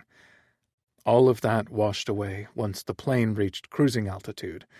He unclasped his seatbelt and stood, bringing his belt to my eye level. There was a noticeable bulge behind his zipper, the material of his slacks looking soft as silk. "How long can you stay in L.A. for?" he asked, striding towards the couches tucked closer to the rear of the plane. I unlatched my seatbelt and stretched my legs into the aisle, watching him go. Not long. The travel itinerary he'd sent didn't have a return date, but it hadn't worried me. I knew Archer wouldn't kidnap me or keep me against my will. If I said the word, he would send me back home, even if he did so reluctantly. The real problem with the trip wasn't how long I had off work, though. It was how long I could be gone without Mandy and Frankie getting suspicious about my absence. I'd told a little bit of a lie, that I hadn't been feeling well and I must have caught a cold on the plane. They'd both offered to come and take care of me, but I'd pushed them off under the guise of not wanting them to get sick. I figured I had at least 2 days, maybe 3, before one of them came knocking with chicken soup and nose spray. "What's your definition of not long?" Archer sat down on one of the couches, right in the middle, legs spread like he owned the place, even though he swore he didn't. "Monday." Archer worked his jaw, the tension clearly telegraphing that Monday wasn't enough time for him, but also understanding he couldn't ask for more. At 37,000 feet in the air, barreling back toward Los Angeles, I had no idea what I'd been thinking by saying yes to his ridiculous proposal to come in the first place. There were enough people back home for me to fuck if that's what I needed. There was absolutely no reason for me to come at Archer's beck and call. It shouldn't have mattered that I hadn't found another man who fucked me the way he did, or who made me feel the way he did. Sex was sex, and orgasms were orgasms, and my fist was as good as his. On or before? I sucked my tongue across the front of my teeth before taking a swallow of whiskey. On. 4 days, then? I nodded. Archer's mouth split in a wide grin, halving his age and offering me a stark reminder of the history and the years between us. He finished the whiskey in his glass, set it aside, and then crooked a finger, beckoning me closer. I wanted to fight him, wanted to resist, but what was the point? We both knew. We'd both agreed about the whole reason I was on this plane with him. He said he wanted me to get to know him again, but I didn't care if his favorite color was still green or if he still hated canned cheese. The only thing I needed to care about was the way he grabbed my cock and dangled me over the edge of sanity with it, pushing us both to the very boundaries of pleasure. Exhaling loudly, because if I could express my feigned unhappiness, at least he would know he didn't have a chance with me beyond something physical, I stood. With every step I took down the aisle toward him, his expression darkened. Not from danger, but from arousal, from gratification. "Do you like it when people do the things you tell them to?" I asked, coming to stand in front of him. "I find most people like doing what I tell them to." That wasn't what I asked. "I like it very much, Owen." Archer licked his lips from left to right, slow and sinful, before pulling his lower lip between his teeth and biting down hard enough to discolor the soft skin. "Now, take off your shirt." I threw a glance toward the rear of the plane where the steward had disappeared to after getting us drinks after takeoff. "He won't come out unless I call for him," he said, stare raking over my body and sending shivers up my spine. "Seems like bad service," I murmured. "Seems like he's doing what he's told." My breath hitched in my throat, and I reached behind me to grab my shirt and ruck up the material. I pulled my shirt over and off my head, tossing it onto Archer's lap. "Are we allowed to do this?" I asked. I knew that I should be ashamed. The steward knew what was about to happen between Archer and me, but I couldn't find that emotion anywhere inside of me. I was too focused on him, on the heat building at the base of my spine and in my pulsing cock. Something about the idea of maybe being seen, probably being heard, sent an entirely unexpected and new flare of excitement over me. Archer noticed it, of course, letting out a quiet laugh before crooking his finger for me again. "It's not a big plane, Owen," he said softly. I shuffled toward him, and he hooked his finger around the leather of my belt, pulling it and letting the ends fall open. "He's definitely going to hear you." "I'll be quiet," I countered. He grinned, taking my statement as a challenge. Then he popped open the button and slid down my zipper. My cock was hard, almost full mast, pressing eagerly against the cotton of my boxers and leaving a noticeable wet spot on the front of the fabric. "No, you won't," he said. "But I get the feeling that you aren't worried about being heard." "Of course I am." "You got your cock sucked in a playroom with the door cracked open." Archer raised a brow at me, holding up one finger, then another and another.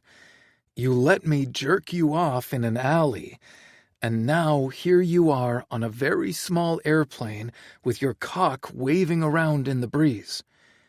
Owen, we both know that I'm the liar here, and you're just the exhibitionist." Embarrassment flooded my throat, my cheeks, and reflexively I took a step back. My first thought was always to defend myself, protect myself, and I hated the way Archer saw right through me. Even after all these years and all this time, he still knew me, and I fucking hated him for that. "I hate you," I whispered. He bit the tip of his tongue and nodded, pulling his belt open with one hand in a practiced move that had me shifting my weight to better balance myself on my feet. "I know." Archer pulled his cock out and fisted it around the base, his impressive length hard and pink, pointing toward the roof. "Why don't you get on your knees now and show me just how much?"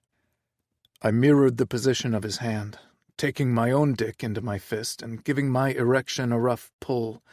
Covering my crown with my palm, I slid my hand back, giving long and leisurely overhanded strokes as I went to my knees. His cock was inches from my face, smelling like soap and sweat, and I closed my eyes so he wouldn't see them roll back. He pushed his cock against my lips, smearing pre-cum across my mouth and my chin, up my cheek, until I finally opened and stuck out the flat of my tongue. Archer groaned, sliding his tip toward the back of my throat, pulling back before even getting close to making me gag. "Put your hands on my thighs, Owen," he instructed, and I gave another pull down the length of my cock. Groaning, I opened my eyes and blinked up at him, finding his face flushed and his eyes hooded. He pressed his tip back in again, never going far enough for me to really feel it. "Owen," he said again, voice strained, "do as you're told." I wanted to protest, but I could taste the trail of him on my tongue, and my jaw ached for how long I'd been holding it open. But there was no suction, no spit, just the agonizing tease of a blowjob. It had to be hell for us both, and I had no idea how he did it because I was near ready to clamp my lips down around the base of his dick and suck his goddamn soul right out of his body. I'd brought myself close to my own end, and he must have known it, hence the command. With as much reluctance as I could muster, I placed my palms on his thighs. There was pre-cum slicked across my palm, and I took great pleasure at rubbing it into the no doubt expensive wool blend of his pants. Let him pay to get them dry cleaned, for all I cared. Good, Archer whispered, letting his head fall back. Good boy. I grunted in protest, and he withdrew his cock from my mouth entirely, smacking it against my cheek and raising his face to once again stare down at me. Does it hurt yet? He asked, shifting below me to nudge the swollen head of my cock with the tip of his shoe. Yes. It always hurts with you. He made a pleased sound and settled his cock back onto the flat of my tongue. Don't come, Owen, he warned, easing himself toward the back of my throat, further than the other times. He moved his weight forward, straightening his spine and scooting toward the edge of the couch so he could get all the way into my throat. I gagged, and he went still, one hand coming to rest on the top of my head. He wasn't holding me down or forcing me. He was steadying me. Archer's touch was soft and reassuring as I adjusted to the stretch in my jaw, and when the convulsions in my throat settled, he pushed another inch deeper into my mouth. Tears freely fell down my face, sliding down my cheeks and off my face, onto my throbbing erection and undoubtedly onto Archer's shoes as well. I flexed my hands, digging my fingers into the meat of his thighs, and he pressed another inch of his cock into my mouth, making his way toward my throat. I gagged again, finding it impossible to not. Breathing was hard, thinking was hard, not touching myself was agony. You can dig in, he said, as if sensing my battle. I can take it. I gouged his legs with the sharp half-moons of my nails, the bite of pain only making Archer's cock pulse and leak into the back of my throat. He groaned, snapping his hips and burying the rest of his length in my mouth. I sputtered, and his hand in my hair finally tightened, holding me in place while I struggled to find room for him. There you go, he whispered, lashes fluttering. The top of his shaft burned against the roof of my mouth, and I moved my hands tighter up his legs until I reached his waist. I tore his shirt out from behind his waistband until my fingers found his skin, and I grabbed him again. I relished the way my blood sang when his skin touched mine, and I once again dug my nails into him, wanting him to really feel it. The pain only served to spur him on, though, another hot burst of wetness landing against the back of my tongue. I was fairly certain snot was bubbling out of my nose. I knew I was drooling and crying, and between my legs, against the side of his shoe, my cock leaked a copious puddle of pre-cum. Fucking hell, Owen, your mouth. Archer made a pleased sound and kicked his foot inward, teasing my balls with his foot.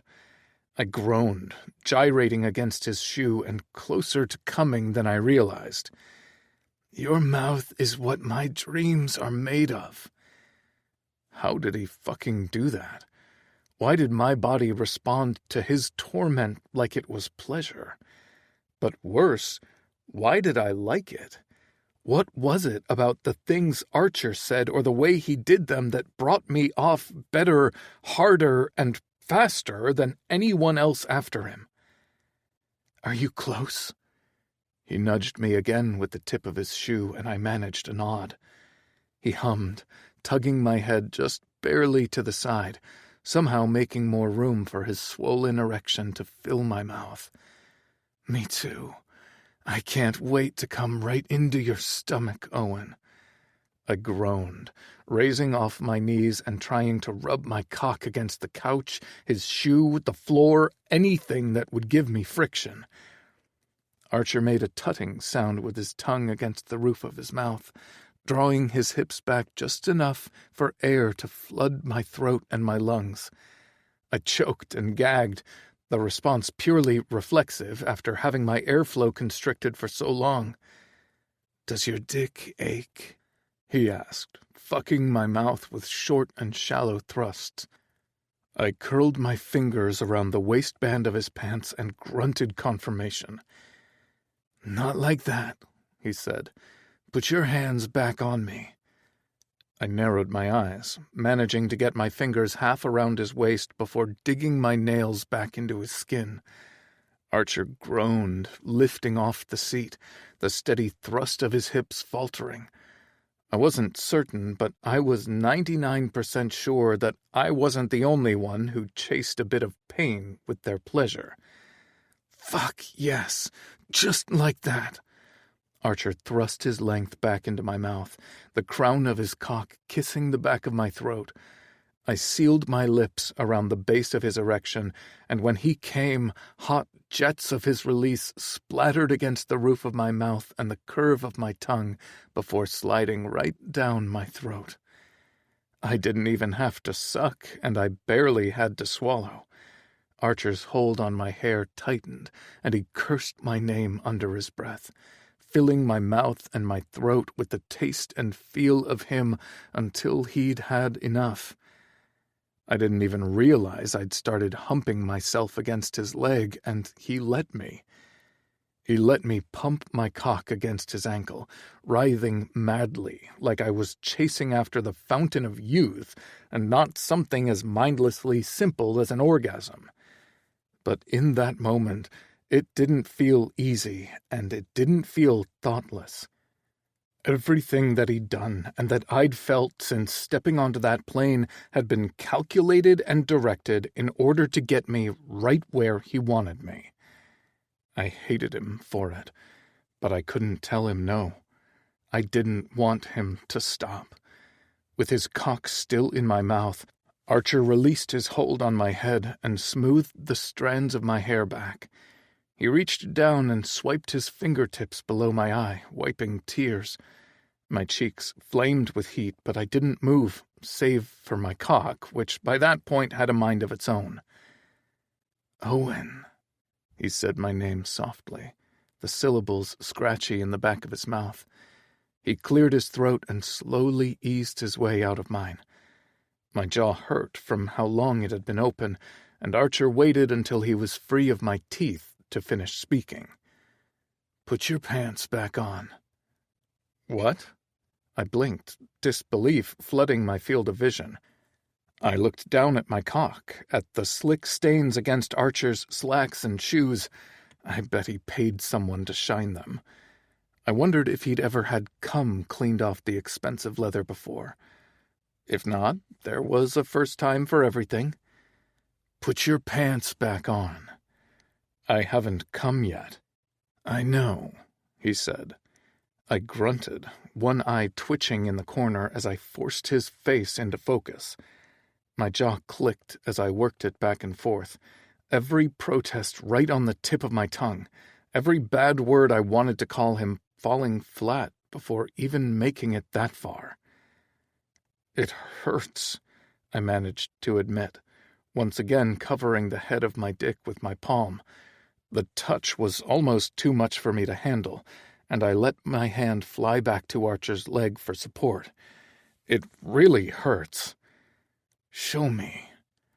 I swallowed, leaning back and prying my fingers off his leg so he could see. "Stand up so I can see better," Archer said. I raised myself on shaking knees until my cock was inches from his face. My erection was nearly purple for how much blood was between my legs, my balls tight and hot against my skin. Archer leaned in, bracketing his hands around my waist to steady me, and then he stuck out his tongue. He moved slow, making it clear what he was going to do, and there was no way I could watch. But my body was moving slow, with all of my attention and need centered between my legs, so his tongue connected with my shaft before I could look away, and he licked one hot and long stripe up to the tip of my dick. He swirled his tongue through my slit, and then he put my cock back into my boxers and zipped me up. The pressure of my waistband was torture, and when he tightened my belt, the sound of the leather and metal on top of the physical pressure of the constriction had me whimpering and falling back onto my knees at his feet. "Archer, please," I begged him, grabbing his knees and trying to climb onto his lap. "Please, please, I have to. It hurts. It fucking hurts." I was dizzy, mindless, panting, and desperate. And Archer ignored it all.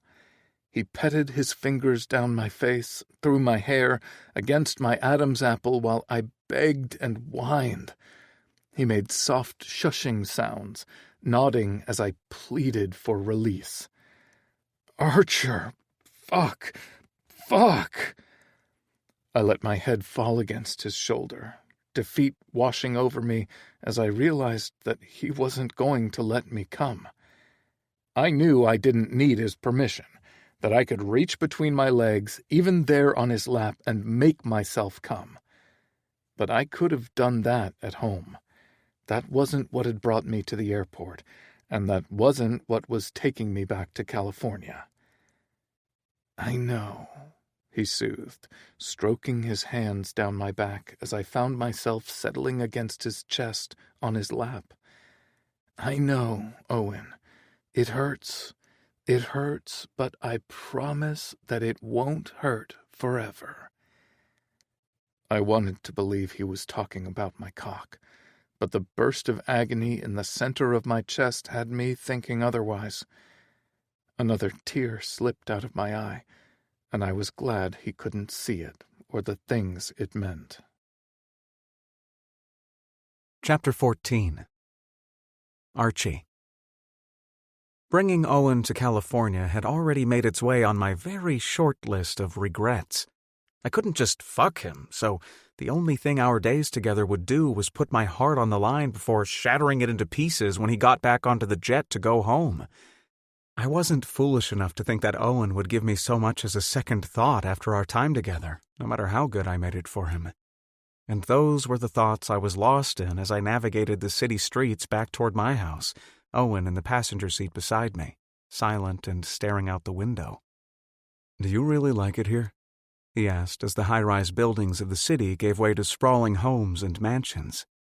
"In L.A.? I glanced across the car in time to watch him answer with a jerky nod. "I don't not like it," I said. "I have a good job and good friends." "Good men?" "They are," I confirmed. Owen scoffed. "That's not how I meant it." "Are you asking after my sex life?" Flipping on my turn signal, I came to a stop at the intersection, waiting for clearance to make a right on red. Owen's face was almost the same glaring shade as the light, and I bit the inside of my cheek to stop myself from laughing. Was he jealous?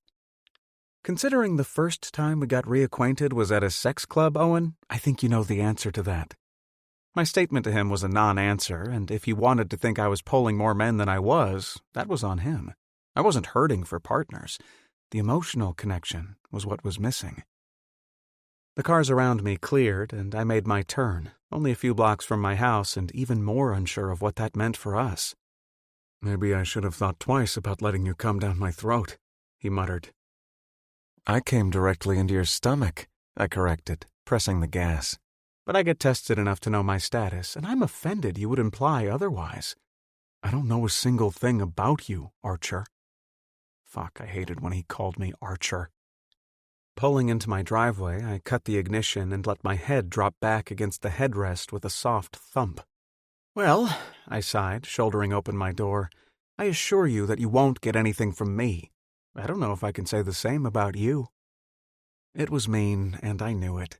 It was unnecessary, but the insinuation stung.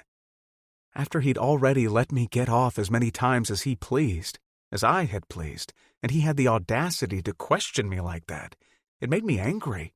And while I wanted to take that out on him, I knew he didn't deserve it. The feelings that twisted up in my head were my own problem, not his. Slamming the door closed behind me, I sucked in a breath of fresh air, knowing that having Owen at my house was a dangerous plan, especially with the text message thread that I knew would pop up on my phone as soon as I took the device off airplane mode. Flynn was a ringleader, and I wouldn't have put it past him to show up at my house demanding that I produce Owen in all his tragic glory. Fishing my keys out of my pocket, I heard the passenger side door close and the rapid sound of Owen's footfalls as he chased after me. "Hey!" I ignored him, letting us into the house without a word. "Hey!" His voice was closer and slightly softer the second time. He grabbed my shoulder and spun me around, his face making it clear the tone had been a ruse. Fury weaved across his features, strung tight between the sharp press of his lips. He kicked my door closed and shoved me into the house in one swift movement. If I hadn't expected his anger, I would have stumbled.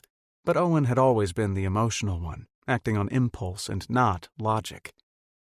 "Don't lay your hands on me," I warned, jerking my shoulders so my shirt would settle back on my arm. "But it's okay for you?" "I thought we were both clear on who I am and who you are." "Yeah, Archer." He spat my name like it was poison. "I know exactly who you are." I surged toward him, collaring his throat with my hand and pushing him against the closed front door. I heard his breath leave him as his back landed against the wood.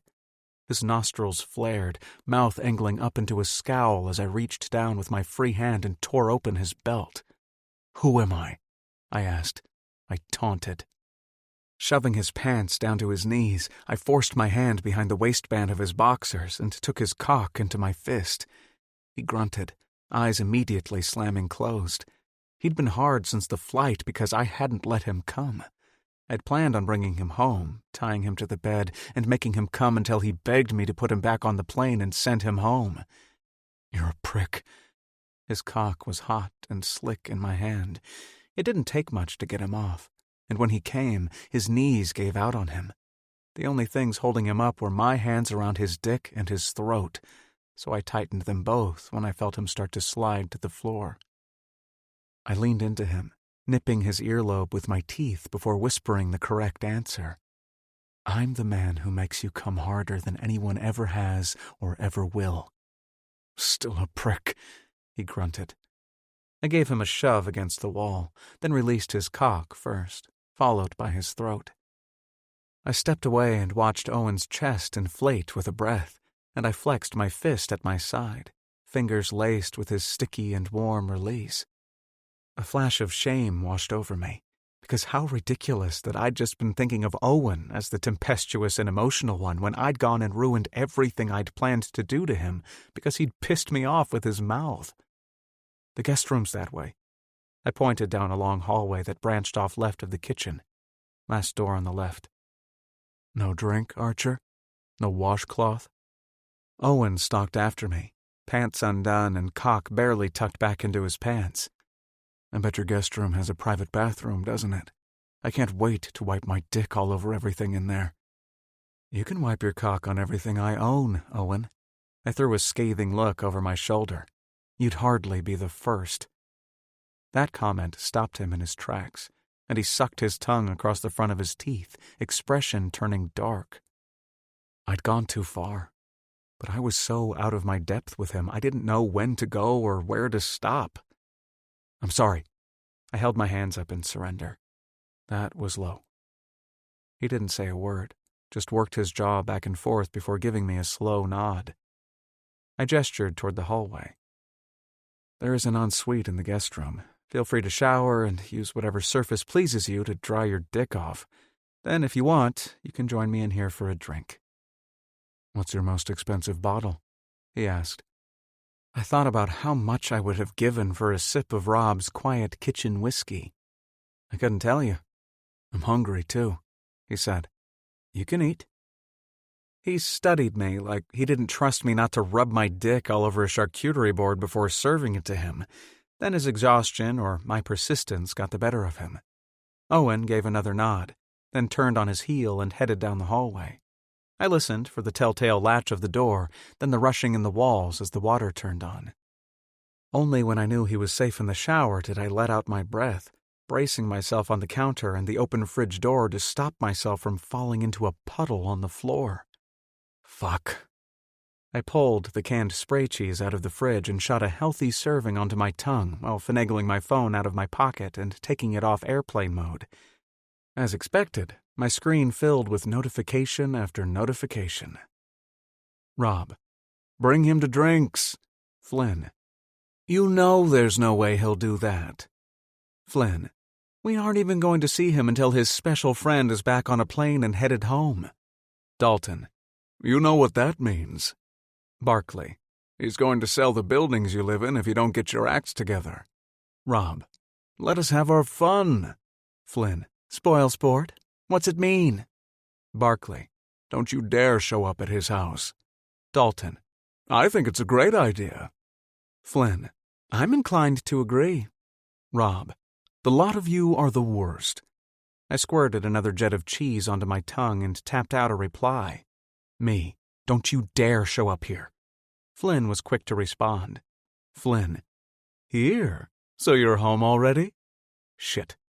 Me. No. Rob. The plane's been back for over an hour. Me. I swear I'm never using any of your services ever again if you're going to keep me under surveillance. Rob. Good. Flynn. Drinks at Archie's? Me. Please no. Dalton. What will you give us if we let you say no? The water in the guest room turned off, throwing the house into absolute unbearable silence. I swiped over to the music app on my phone and set something playing through the Bluetooth before taking one more dose of cheese and returning the can to the fridge. Me. I'll bring him out this weekend, but right now is not the time. My camera system pinged an alert that flashed across the top of my phone, letting me know there was movement outside. I tapped it open, finding Flynn's grinning ass in my driveway, ass resting against the hood of my car. He waved up at my camera, and I mentally gave him the finger. Me. Tomorrow. Dalton. I think that's fair. I watched the camera feed, Flynn's stupid grin as he went between eyeballing my camera and looking down at his phone. Flynn. Fine. Tomorrow. I didn't care about anything else they had to say. I turned off the screen, threw my phone onto the counter, and busied myself with drinks and snacks for Owen. He'd asked about my most expensive whiskey, and if that was what he wanted, he could have it. I wanted none of it. I poured myself a glass of red wine and drank half of it, hoping to wash the taste of canned cheese out of my mouth in case I got a chance to kiss Owen again. The combination was less than ideal, but I struggled through. By the time Owen came out of the guest room, I'd done the best I could, but all sense of self and perseverance died when he stepped barefoot into my kitchen. With wet hair slicked away from his face and a white shirt that clung to him because he hadn't quite finished drying himself off, he looked every inch the debauched dream he'd always been to me.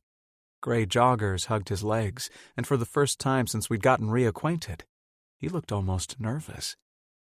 I pushed the snack board in his direction. We can go get dinner later if you want. You don't have to try to impress me, he mumbled. Everyone has to eat, Owen. Producing a bottle of old Rip Van Winkle from the cabinet beside my fridge, I set the $1,000 whiskey next to his hand. And drink. He looked at the bottle and pursed his lips. Whether he knew the exact price or not, I wagered he knew it wasn't a grocery store purchase. With a resigned breath, he twisted off the cap and poured 2 fingers into a glass and swallowed it back like it was a shot of well liquor. I bristled, but bit the inside of my cheek to stop from throwing a biting remark in his direction. After he swallowed and licked his lips, he looked down at his hands, and I studied the arrow tattoo that spanned the length of his middle finger, wondering what it meant, wanting to know if he'd ever tell me. Well, Owen cleared his throat and turned his attention on me, an unmistakable fire in his eyes. If you insist on taking me on a date, Archer, you at least better make it interesting. Chapter 15. Owen. An hour into our meal, I regretted my earlier taunt. Archer looked utterly unaffected, and I was ready to crawl out of my skin and hump his leg until I came all over his shoe. Are you quite all right, Owen? He smirked at me over the rim of his drink, which was water, so basically a promise that my day was barely getting started. The cock ring he'd fastened around my shaft and sack was tight, keeping my erection hard and my balls painfully full. But it was what I'd asked for, what we both wanted. That dangerous kind of tease and torment that got us harder than anything else ever would. I didn't know why I was built the way I was. Didn't understand why teasing myself around the fringes of an orgasm made them that much sweeter when they finally came. I wondered if sometimes it was rooted in my youth, if I'd just spent too much time listening to Archer talk Mandy through it than the first time he and I were together. Like it was some kind of complicated programming I was stuck with. As far as I could tell, it was a problem for Archer as well. Archer, with his drawer full of butt plugs and cock rings and chastity cages. I'd only ever seen those in porn before, not in real life. The hard metal looked heavy and cold, entirely too small to ever contain the throbbing shaft trying to beat a hole through my zipper. When I'd scanned the contents of his sex drawer from over his shoulder, Archer had assured me the cage had an entirely different purpose from the cock rings. One was to make sure I didn't get hard, the other was to make sure I stayed that way. Two completely different kinds of torture, I imagined. After he'd fitted the cock ring around my still sticky cock, he'd produced a plug no bigger than a finger, which he made quick work of shoving right up into my ass. That's not going to do shit, I'd warned him. But when we sat down at the restaurant and it gave a sharp series of vibrations right against my prostate, I found myself once again proven wrong. Just distracted, I answered, not ready to give him the satisfaction of knowing how close I was to crawling out of my skin.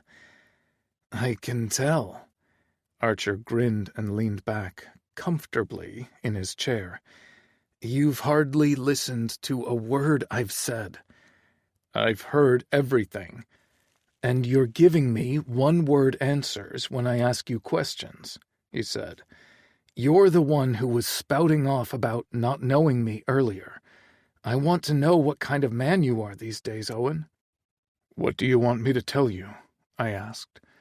Two quick vibrations against my prostate, and I grimaced, lifting my hips off the seat.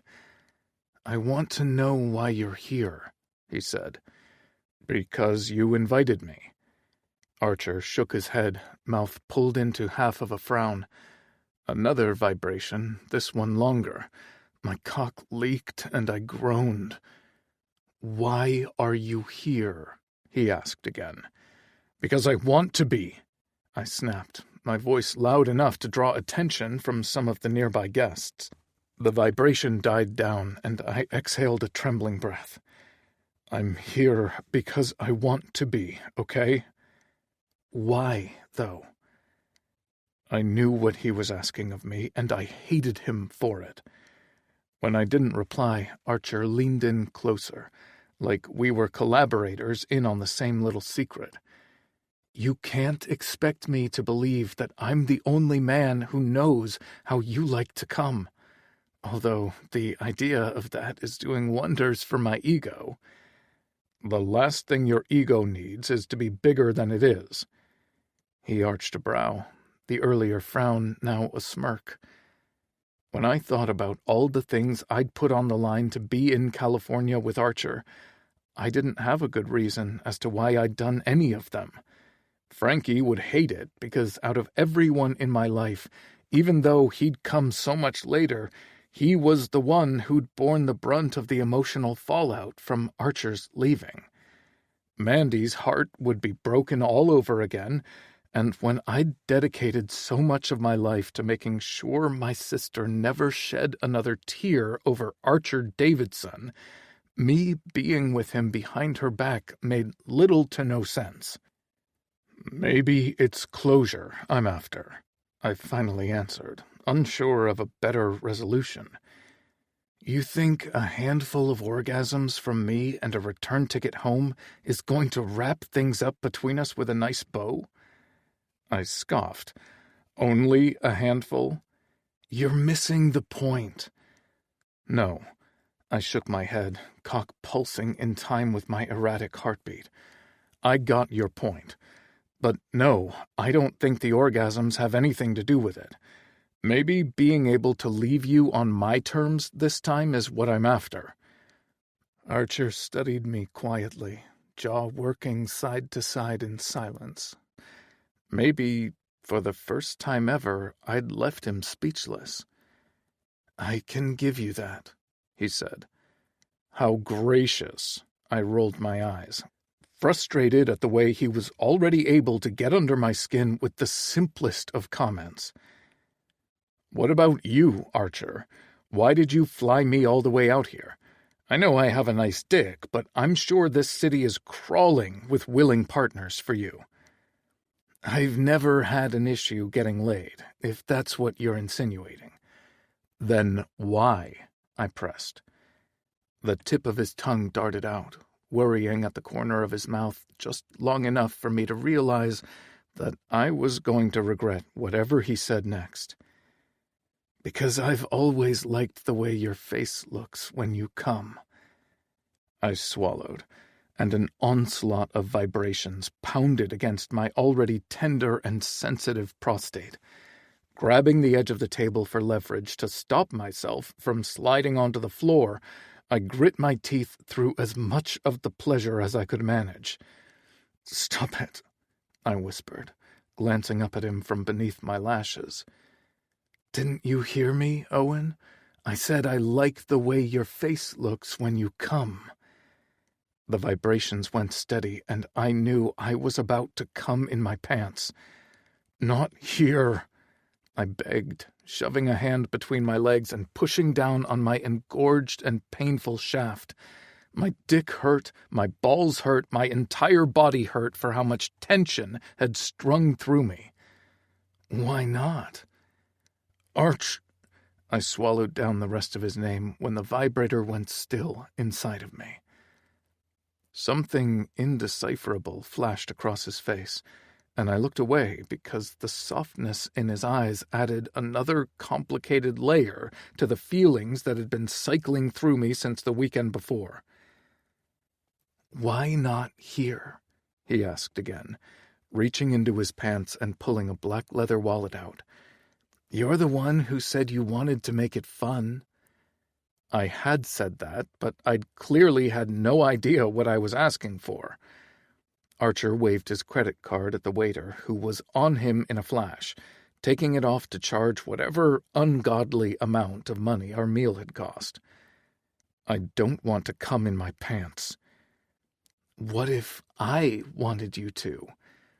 "Do you?" I rasped. The waiter returned with his credit card and a slip of paper, which Archer signed and handed back. He ignored me while he put his card back into his wallet, and he continued to ignore me when he finished off the water in his drinking glass. "Are you ready to go?" he asked. "After you answer my question." I had no idea how I was going to get out of the restaurant anyway, not with the thickest and hardest erection I'd ever sported in my whole life. Archer stood and sighed. "It does seem a waste for you to do it all over your jeans." He leaned down and whispered, "I'd rather you do it at home in my mouth. Let's get out of here, Owen." Archer grabbed my arm and pulled me up from the table, not giving me any time to hide my cock or get my balance. I stumbled after him to the valet stand, and then happily collapsed into the passenger seat of his car. We'd just pulled out of the restaurant when my phone rang. It was Frankie. I declined the call and turned the phone over so the screen faced the top of my thigh. It rang again. "Someone important?" Archer asked. "A friend." "Do you need to take it?" The ringing ended, then promptly started again. Something about the thought of talking to Frankie, of lying to him, with my cock hard enough to hammer nails through a 2x4, felt beyond the limits of our friendship. "Not ideal," I murmured as I accepted the call. "Hello?" "There you are!" Frankie's relief in my ear was palpable, and I wanted to throw myself out of the car and directly into oncoming traffic. "I'm here." I did my best to mimic sickness, or at least exhaustion, which was a little less of a stretch. The flight had been long, and Archer was as much as he'd ever been.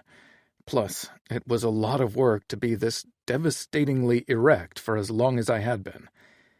"Your sister was worried." "Just her?" I managed a hoarse laugh. From the driver's side of the car, Archer watched with one brow raised. "Of course I was worried too," Frankie said. "You know how I love you." The volume must have been loud enough for Archer to hear Frankie, because at the last comment, Archer's eyes went wide and his entire head swiveled to face me. I kept my stare focused out the windshield. Let Archer think whatever he wanted about who I was or the things I did. His opinion didn't matter to me. "I love you." I feigned a cough. "I'm just trying to get some rest. But I'm fine, I swear." "Don't ghost me, Owen. That's such an Archer thing to do." I closed my eyes, ignoring the grumbled noise from the driver's seat. "I'd never," I promised. "I'll talk to you in a couple of days." "Do you think you'll be up for trivia on Tuesday?" Frankie asked. I'd told Archer I had to be home on Monday, and then my life could go back to normal. "I imagine so," I murmured. "Okay, call if you need me." "I will. Bye." Frankie said bye and ended the call. The beeps from the disconnect were loud, and I let the phone fall into my lap, bouncing off my cock, which was still hard, even with less enthusiasm than before. "Don't say anything," I said to Archer. "About which part?" "Any of it." I rolled my head away from him to look out the window, ensuring that I couldn't so much as even see his profile. Frankie's offhand comment was a stark reminder of just how stupid I was being. I knew what kind of person Archer was, the same kind he always had been, and after one really good hand job, I'd hopped onto a plane and flown halfway across the country for another. I was as foolish as I'd been at 18. Maybe even worse. "Answer one question for me," he said softly. I nodded my approval for him to continue. "Do you have a boyfriend?" I wanted to hit him in his mouth for even daring to ask me that. I was many things, but I'd never been a cheater. Though I had coerced him to sleep with me once, knowing he was in a relationship with my sister. Maybe I was worse than I thought, but I didn't want to share any of that revelation with him. That was for me to unpack and sit with when he finished with me and sent me on my way back home. The fact you even had to ask me that is proof you have no idea what kind of man I am, Archer. I kept my stare focused on the cars whipping past us on the freeway, and he didn't say another word until we got back to his house, when he locked the front door behind me, went right onto his knees, and made me come so hard I saw stars, and almost confessed that I was most likely, probably, definitely still very much in love with him. Chapter 16. Archie. When Owen and I were kids, like actual kids, not awkward and horny teenagers, we used to sleep in the same bed when we stayed over at each other's houses. Owen had always liked to sleep against the wall, and I liked the edge so I could keep my foot stuck out of the blanket so I didn't overheat. After sucking him off and taking him to bed where I'd fucked him so hard the only thing he was able to say was half of my name and something that sounded like please, he'd promptly rolled himself toward the wall and fallen asleep. Or rather, he'd rolled himself toward the edge of the bed that had faced the wall when we were kids. As an adult with more square footage than I'd ever need, my bed sat centered on the wall, a matching nightstand on either side. But it had always been on the left side of the bed tucked under the window when I'd lived at home, and that's where Owen ended his night. I lay awake after that for hours, The memory of his tight muscles like a hand around my cock, the taste of his cum and sweat on my tongue better than any whiskey Rob would ever be able to afford. And I lay there, counting through the quickly growing list of regrets, knowing two things to be certain. Owen still hated me, and I didn't want him to leave. I deserved it, but I didn't want it. I wasn't bold enough to think that I could heal 10 years of mistakes in 4 days, but I still thought I wanted to try. I owed it to myself, and it was the least I could do for Owen. "Maybe we should stay at a hotel this weekend so we can get room service," I murmured, stretching my hand toward where I'd expected his leg to be, only to find it empty. The pillow was cold, and the sheets were kicked down to the foot of the bed. First, I was hit with a shock of panic that had me bolting upright. He'd left me. I should have known. But then I remembered Owen was in California because I'd brought him here, and while I wouldn't put it past him to book himself a commercial flight home to get away from me, I don't think that was what had happened. The smell of coffee coming from the kitchen confirmed he was still in the house, and I headed that way, shoving my hair back from my sleep-crusted eyes. I found Owen in the kitchen, wearing nothing more than all of his tattoos and an indecently tight pair of underwear that hugged his ass the way I wanted to. Owen was slim and tanned, hardly muscular, but far from soft. He had the body of someone who kept themselves busy, but not at the gym. I wondered how he spent his free time, what his friends were like, what he did on the weekends when he wasn't indulging my whims and wants. He hadn't heard me, so I studied his back, the flaring planes of his shoulder blades and how they jutted out from his spine like wings, the way when he breathed in deep I could see the outline of his ribs, and how when he exhaled, it looked like the weight of the world on his back. I wondered if he regretted me again. Still. "Good morning," I finally said. He didn't startle, leading me to believe he'd been aware of my presence after all. Instead, he glanced at me over his shoulder, curled and dyed hair falling into his eyes. "I used the last of your oat milk for creamer," he said. "That's fine." I took a step toward him. "I drink mine black anyway. That's for Flynn." "Who's Flynn?" Owen looked back toward the window in front of him. Another deep breath, another count of his ribs while he held the air in his lungs. "Ask me what you want to ask me." "Is he a boyfriend? An ex?" "He's my best friend," I said. "Well, one of them." Owen turned to face me, resting his ass against the counter. He had a cup of coffee in his hands, and on the counter behind him sat the empty oat milk container and my can of spray cheese. My eyes flickered across both objects and quickly back to his face. "How many best friends do you have?" he asked. 4. "Do they know about me?" It was too early for the conversation he was trying to have. "Can I have some coffee before we talk about this?" I murmured, taking a couple more steps toward Owen. He sidestepped and reached behind him, grabbing a mug of coffee that he'd already poured and passing it off to me. "I was going to bring them back to bed," he said softly, cheeks flushing. "Do you want to go sit on the couch?" I asked. He nodded, shuffling toward the living room, but not before grabbing the canned cheese in his free hand. "Don't think we aren't going to talk about this," he said, tucking it under his arm. I followed him to the couch and watched the careful way he folded himself down onto the cushion, tucking one leg under his ass and letting the other stretch out in front of him. He set the cheese on the coffee table, then angled his body toward me. His face was expectant, all wide and dark eyes with that soft and sleepy mouth, lips barely parted. I bet he tasted like cum and coffee, and me. "They know you're here," I said. "Sounds like there's a but coming." "Before last week, they didn't know a thing about you." I took a sip of coffee to ready myself for the questioning. "Should I be offended?" Owen eyed me over the rim of the mug before taking a long drink. "I didn't keep it to myself because I was ashamed of you, if that's what you're thinking." "Why then?" he asked.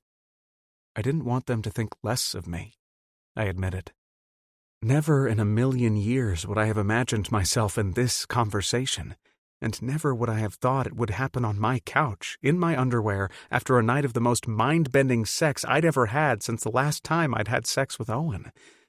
There'd been 1,000 dreams where I'd been able to use words to repair the damage I'd caused, 100 more when I'd milked his forgiveness right out of his prostate with the tips of my fingers. But it had never been like this. Raw and honest, and exactly what he deserved from me while being the absolute last thing I wanted to offer. "Why would they think less of you?" he rasped. "Are you being serious right now?"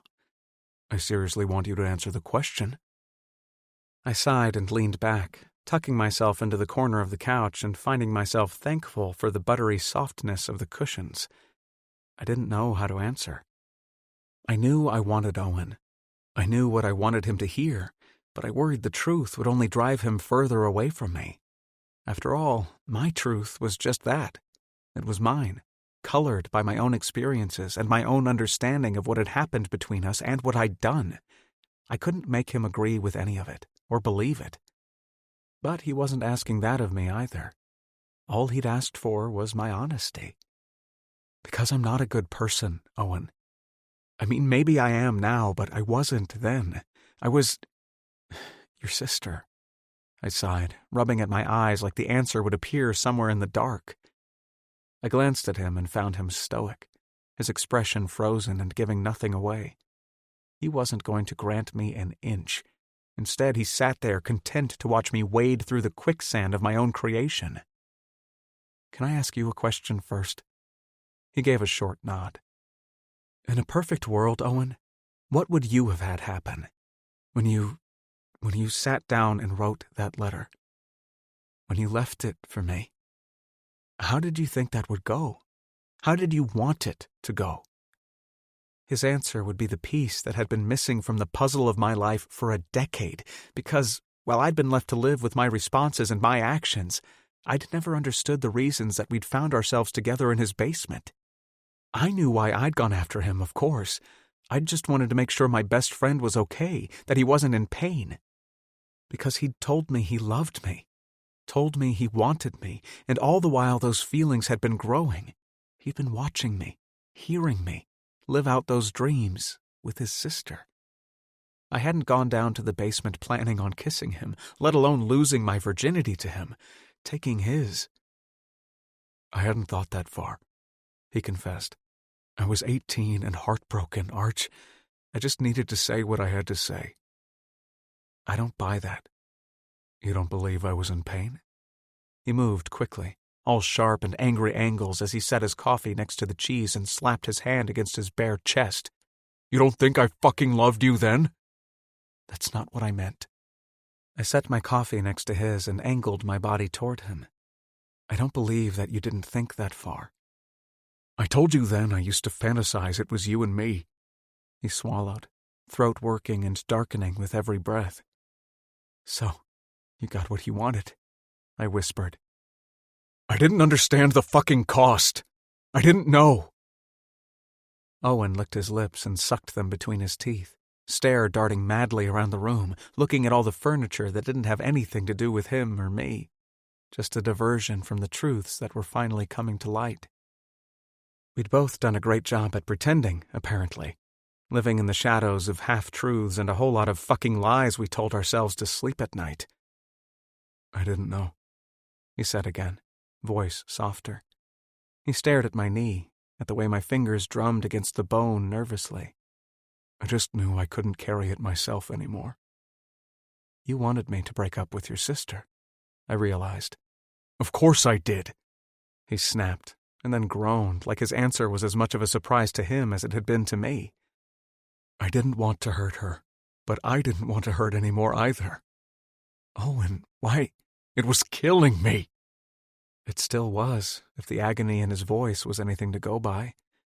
I stilled my jittery fingers and turned my hand, palm up. I don't know if I'd expected him to hold my hand, but I knew I hadn't expected him to curl in on himself and lay on my lap, the side of his head nestled in the cradle of my palm. With my other hand, I petted his hair away from his face because I didn't know what else to do, but I knew I had to touch him. I had to keep his skin under mine, had to keep the words coming out between us. "Mandy doesn't know," he finally whispered, after his breathing had slowed and the tension in his legs had allowed him enough leeway to stretch them toward the far end of the couch. "That you're here? I figured as much." "No." Owen rolled onto his back and looked up at me, the unshed tears glistening in the corner of his eyes. She doesn't know I wrote the letter. She doesn't know that Arch, she doesn't know any of it. Chapter 17. Owen. Archer looked like I'd shown him irrefutable proof that the earth was flat. What do you mean, she doesn't know? There was no stopping the disgusted sound that rolled up and out of my throat in response to his shocked expression. I wasn't really in a position to say, "Hey, Mandy, sorry, but I fucked the man you wanted to marry, and now he's left us both. How the fuck exactly did you expect that to go after you left?" "I don't know." He scrubbed a hand down his face, suddenly looking tired. "I honestly didn't think about it." "Oh, believe me, I know." I told her I had an emergency. I'd texted—" Archer's stumbling words were the answer to a question that had been sitting in my mind for most of my adult life, because after he left, Mandy had come down to the basement, a little flustered and frenzied, asking me what the emergency was. I hadn't known what to say, so I'd answered her, for what was maybe the first and only time where Archer was concerned, honestly, and said no. "She never talked about you after that," I said quietly, scratching the back of my neck until the tingling memories sunk back into the dark corners where they belonged. "Really?" I don't know. I could tell she was hurt you were gone, and I think she knew I was hurt you were gone, and that was enough. The why of it never mattered to her." "I didn't mean for any of this to happen," he said, shaking his head before glancing at me from the corner of his eye. With his hand cradled around the back of his neck, Archer sucked in a slow and sad breath. "Owen, I don't need your apology." "Not that." "What then?" I grabbed my coffee off the table and took a drink. I needed something to do with my hands, but the coffee had already cooled a little too close to room temperature to not taste like sludge on the swallow. "I didn't know what else to do. I couldn't go back to her after what we'd done, and I couldn't be with you either." "Because I'm a man?" Archer threw his hands up in the air. "Because of her, Owen." I took one last drink of my coffee and returned the mug to the table beside the cheese. We still had to talk about the cheese. "How could I explain that to your sister?" he asked, fingers splayed on top of his thighs and his eyes wide. "How could you explain that to her? Hey, Mandy, I've been in love with Archie this whole time, and I told him that, and then we slept together while you were waiting upstairs. But he loves me back, so you understand, right? You're cool with the whole thing?" Even though Archer had taken on a mocking tone with his questioning, the intent of the words landed how he'd planned. Even then, I'd known my dreams were unattainable, and short of creating an estrangement with my sister and going away with him, which hadn't even been an option then, there hadn't been a future for us. But at 18, I didn't think about futures. I thought about the past and the present, and the only thing I knew was how urgently I needed Archer to love me in the way I loved him. When I didn't say anything, Archer kept talking. "There was no winning, Owen. There was no scenario where that went any way but badly.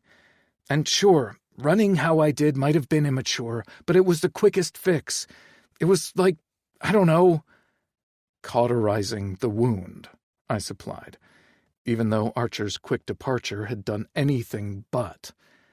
His abandonment had settled on me and my sister like a festering wound that had taken months, if not years, to fully close.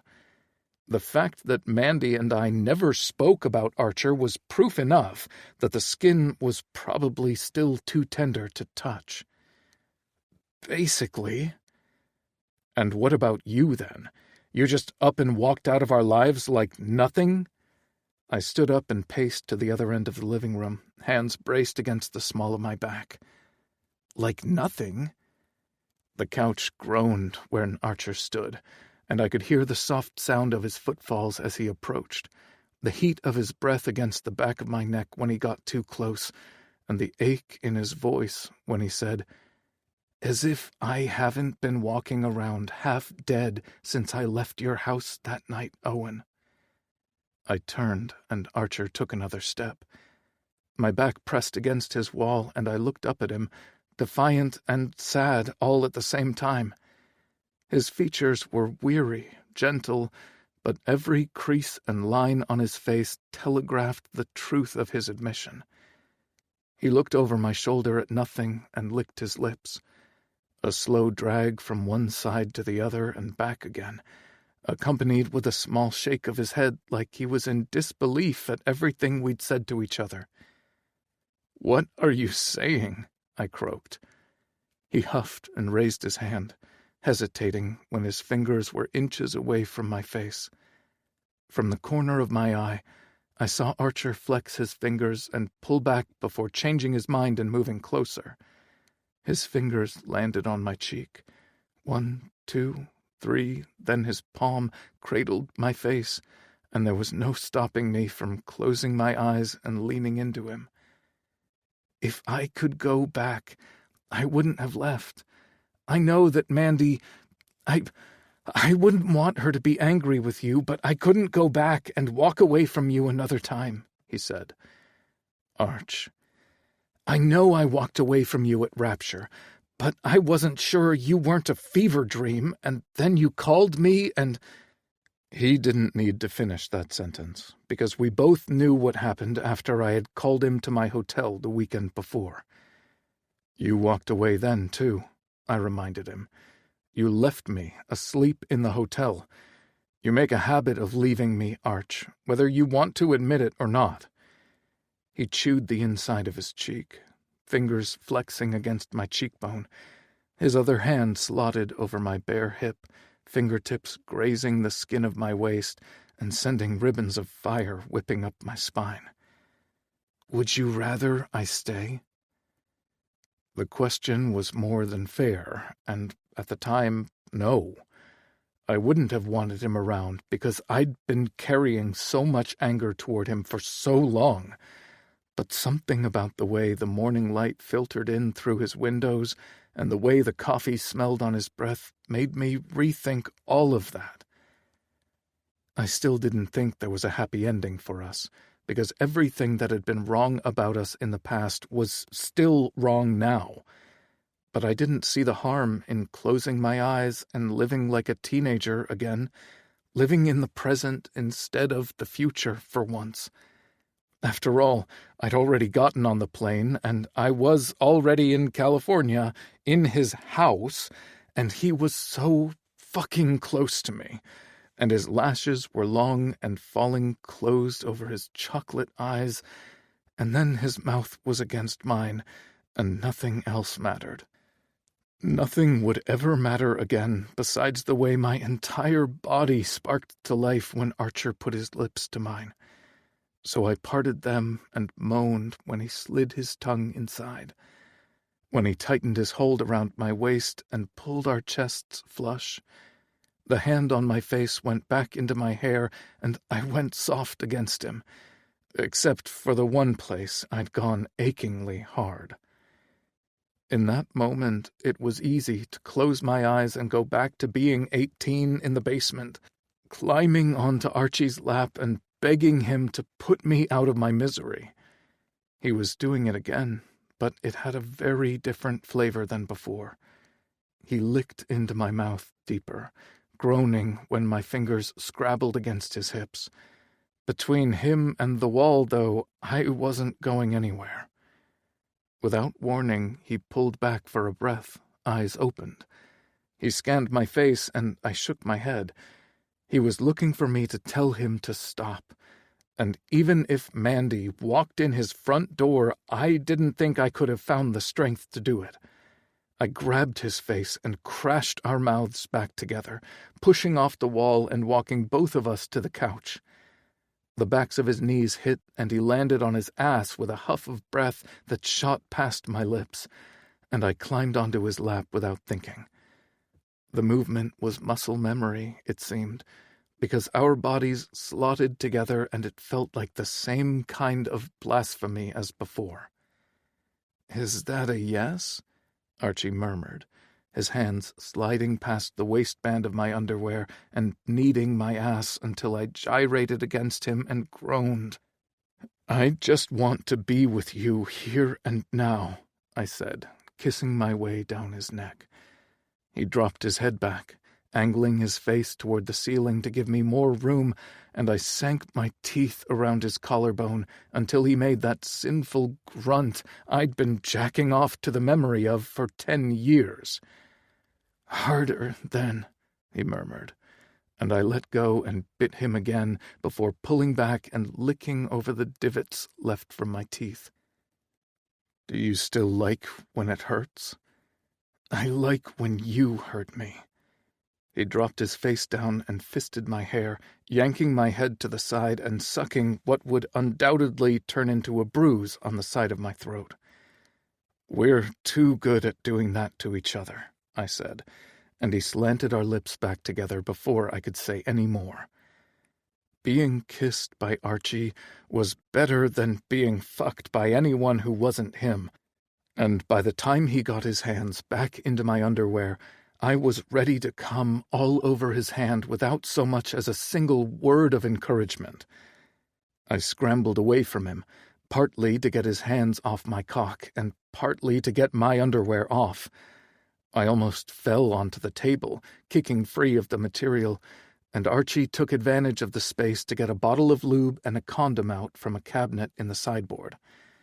"Do you store lube and condoms in every room?" I asked, coming back toward him as he settled back on the couch. "Would you rather I use the cheese?" He rolled the condom down his length, then took my dick into one of his hands and shoved 2 fingers on his other into my mouth. I thought about babies and baseball to stop myself from coming on the spot. "Get them wet, Owen. There you go," he praised, dragging his fingertips down the length of my tongue. I climbed back onto his lap, and he wasted no time sinking both of his spit-soaked fingers into my ass. Passing me the lube, he'd wrapped his other arm around my waist and pulled me down onto his hand. "Do I want to know why you have lube in the living room?" I rephrased my earlier question, pouring some into my hand and slicking the length of his cock. "Don't play coy now," he said, scissoring his fingers apart and drawing a sharp gasp from the back of my throat. He looked smug, and I raised up off of him until his fingers fell free. Instead of waiting for him to rearrange me, or worse, give me time to change my mind about the gentle way we were being with each other, I sat back down with the shiny head of his cock positioned at my spit-stretched asshole. "I would never," I promised, sinking down onto him. It wasn't the first time Archie had been inside me since we'd reconnected, but it felt like it. Every synapse in my body fired off like a short circuit, and fireworks flashed in my eyes as I adjusted to the thickness of his erection inside of me. He curled his hands around my waist, and I could feel the sweat against his palms, the tremor in his grip. "Normally, you know," his words came out barely more than a breath, "I like to make you work for it, Owen." I shivered, his cock pulsing inside of me as he stretched me, even in his stillness. Thinking about the way Archie brought me to the edge over and over again was almost as good as the act itself. "But I think I'm going to come as soon as one of us moves, so I'm going to need you to get on with it first." Chapter 18. Archie. I was half off the couch, one leg braced against the cushions and the other hanging off the edge. Owen was on the floor, covered in sweat, with his knees bent and feet flat. His breathing was the loudest thing in the room. even eclipsing the staccato beat of my heart that rattled in my ears. "That was pretty fast," he mumbled before throwing his forearm over his eyes. I managed to laugh before sliding onto the floor beside him. Without thinking, I reached over, patting the floor until I found his hand. He flipped his, palm up, and threaded our fingers together before either of us realized how foreign the move was.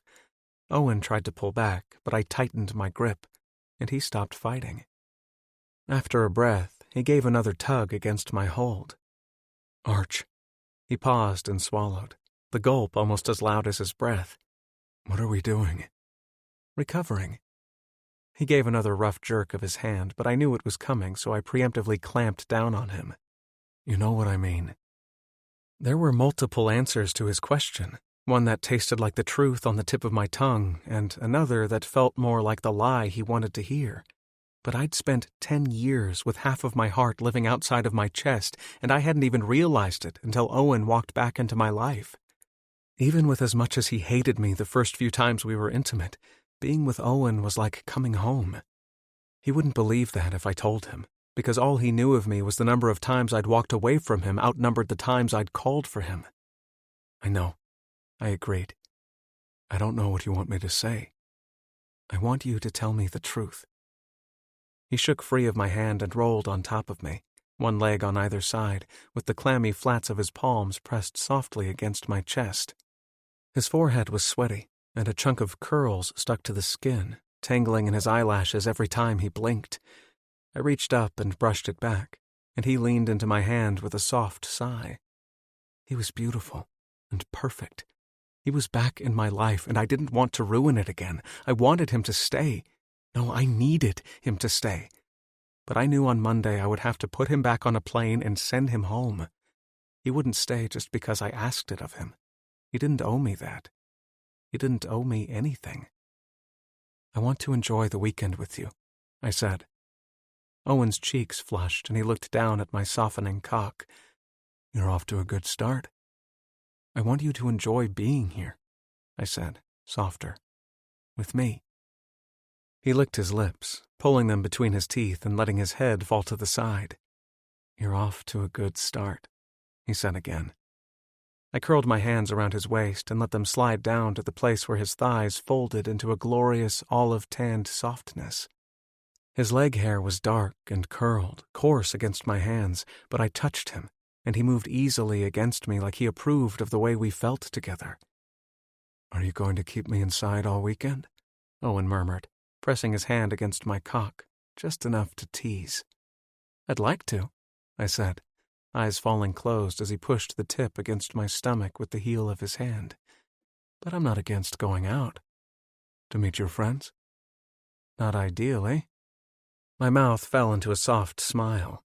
It wasn't that I didn't want the two halves of my world to collide, just that I didn't want Owen to judge me for them, and I didn't want them to know who I'd been before. It was hard enough for me to reconcile the things I'd done with the man I'd become. "What if I want to meet them?" he asked. Slowly, I blinked my eyes open and brought Owen into focus. He looked serious enough, even with his eyes half closed and his lips half open like he was ready to fuck again. "Why would you want to meet them?" "Because I want to know who you are, and I don't think you'll be honest with me." "I haven't lied to you since you got here," I said. I may have been speaking in half-truths, but that was for both our benefits, not because I was trying to hide anything from him.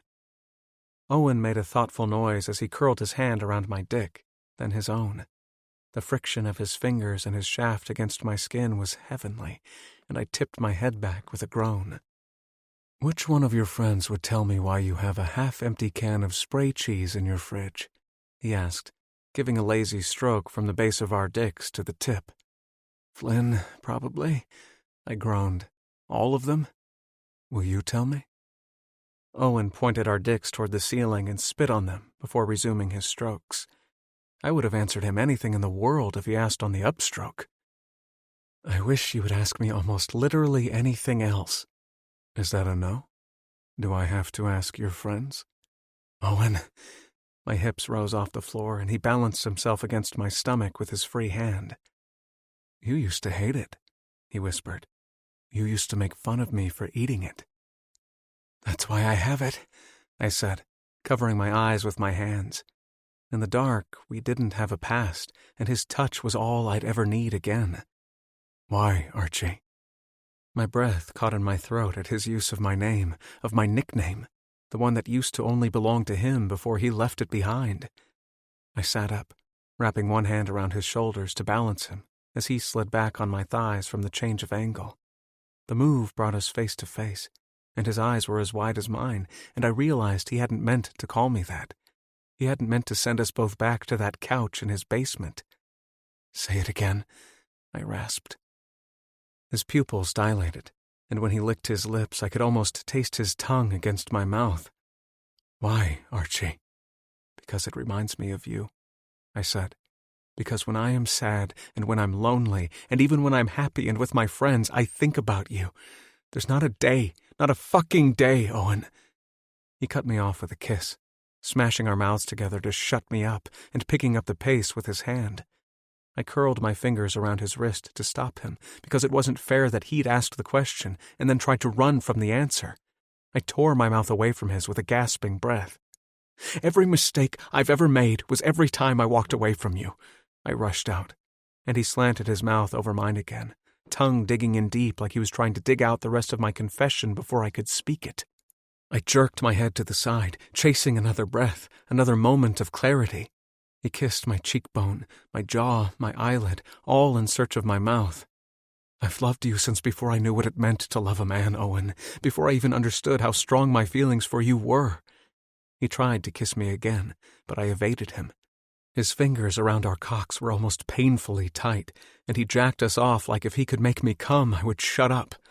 "No one has ever come close to you, Owen.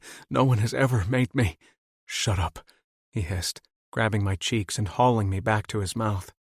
"I love you," I confessed, searching his face for a reaction as best I could, considering how close our faces were. The top corner of his lip twitched, and his cock pulsed against mine. Then spurts of hot wetness leaked over his fingers and down our dicks. "I love you," I said again, relishing the way the truth of it settled in my chest like the answer to every question in my life that had ever gone unanswered. "I eat the cheese because I love you, and I walked away from you the first time because I loved you, and I sent a plane for you because I love you, and I'll let you leave me on Monday because I fucking love you, Owen. And I know that doesn't count for anything anymore, but I can't stop it. I can't fucking stop it." Owen shut me up again, grabbing my face, now with his cum-covered hand, and slanting our mouths back together. He kissed me with as much focus, but 10 times more tenderness than the other times, and I went soft against him, leaning into his hands and his mouth, my aching cock long forgotten between my legs. Owen kissed me like he believed everything I said, and that the truth was enough. It was enough to make me believe that maybe, just maybe, he wouldn't get on a plane come Monday, or, if he did, he wouldn't block my number as soon as he got back home. My confession didn't make things easier for us, but it did make everything feel right in a way that I hadn't experienced since my teenage years. I took over the kiss, took over everything, taking Owen down to the ground. He laughed and spread his legs, making room for me between his thighs. His hole was still slippery with lube from earlier, and my dick was slick with his cum, nosing at his hole like it had any right to be there. "Do it," he coaxed, lifting off the floor so my tip could notch against him. "I don't have a condom on." I threw a quick glance over his shoulder at the sideboard that had somehow moved a mile out of reach. "Do it, Archie." He said my name again, and I pushed into him because I'd never been able to tell him no, and I wasn't going to start now. Owen's body spread to make room for me, even as I slowly inched inside because the leftover lube was only so wet. He made the most delicious sounds as I filled him, and when I finally bottomed out and fell forward, one hand braced on either side of his head. "I think that's the most honest you've been with me since I gave you that letter," he whispered. "How do you do this to me?" I eased out an inch and pushed back into him, drawing a groan from the back of his throat. "How do you lay me bare with such ease?" "I just asked you about the cheese." Owen gave me a weak smile and an even weaker laugh, a laugh that turned into a moan when I started to move in and out of him with short, measured strokes. just asked about the cheese. If you want to meet my friends, you can meet them, I promised. If you want to throw away the cheese, you can. If you want to leave me on Monday, I promise I won't Owen covered my mouth with his hand before sliding it over my cheek and around the side of my face. He collared the back of my neck and pulled me into another kiss, and like all the other times he'd given that part of himself to me, I could taste the truth on his tongue. He was going to leave on Monday, and he was going to make sure that I kept my word and didn't ask him to stay. But before I could think about the weight of that reality, before I could decide what that future would look like for me, he wrapped his legs around the small of my back, urging me deeper into him. "Come inside of me, Archie," he whispered. He pleaded. He begged. His eyes shone under the glare coming in from the windows, and he knew I'd never been able to tell him no. So I didn't. Chapter 19. Owen. After Archie fucked me on his floor, he took me to the shower and used half of his hand to make sure my hole was properly cleaned and free of cum. He promptly then bemoaned the absence of his jizz in my asshole, fucked me raw, came inside of me again, then finally pried himself away from me long enough for both of us to get dressed. His phone hadn't stopped vibrating since we'd sat down at his table with a board of cubed meats and cheeses, the can of spray cheese auspiciously absent from the arrangement. Ignoring me, he glared down at the screen and tapped out message after message before grunting and slamming his phone face down onto the table. "Is everything all right?" I asked, unable to stop myself from thinking back to when he'd asked me something similar after Frankie had hounded me into answering his calls. "Just my friends," he said, tossing a block of cheddar into his mouth. "Are you missed?" "Something like that." "You can go out if you wanted." I leaned back and cracked my neck, first on one side and then the other. "I won't wander off." "They don't want to see me. They want to meet you." I rubbed my finger against the bottom of my nose and sniffled. "Is that such a bad thing?" "They're just a lot sometimes."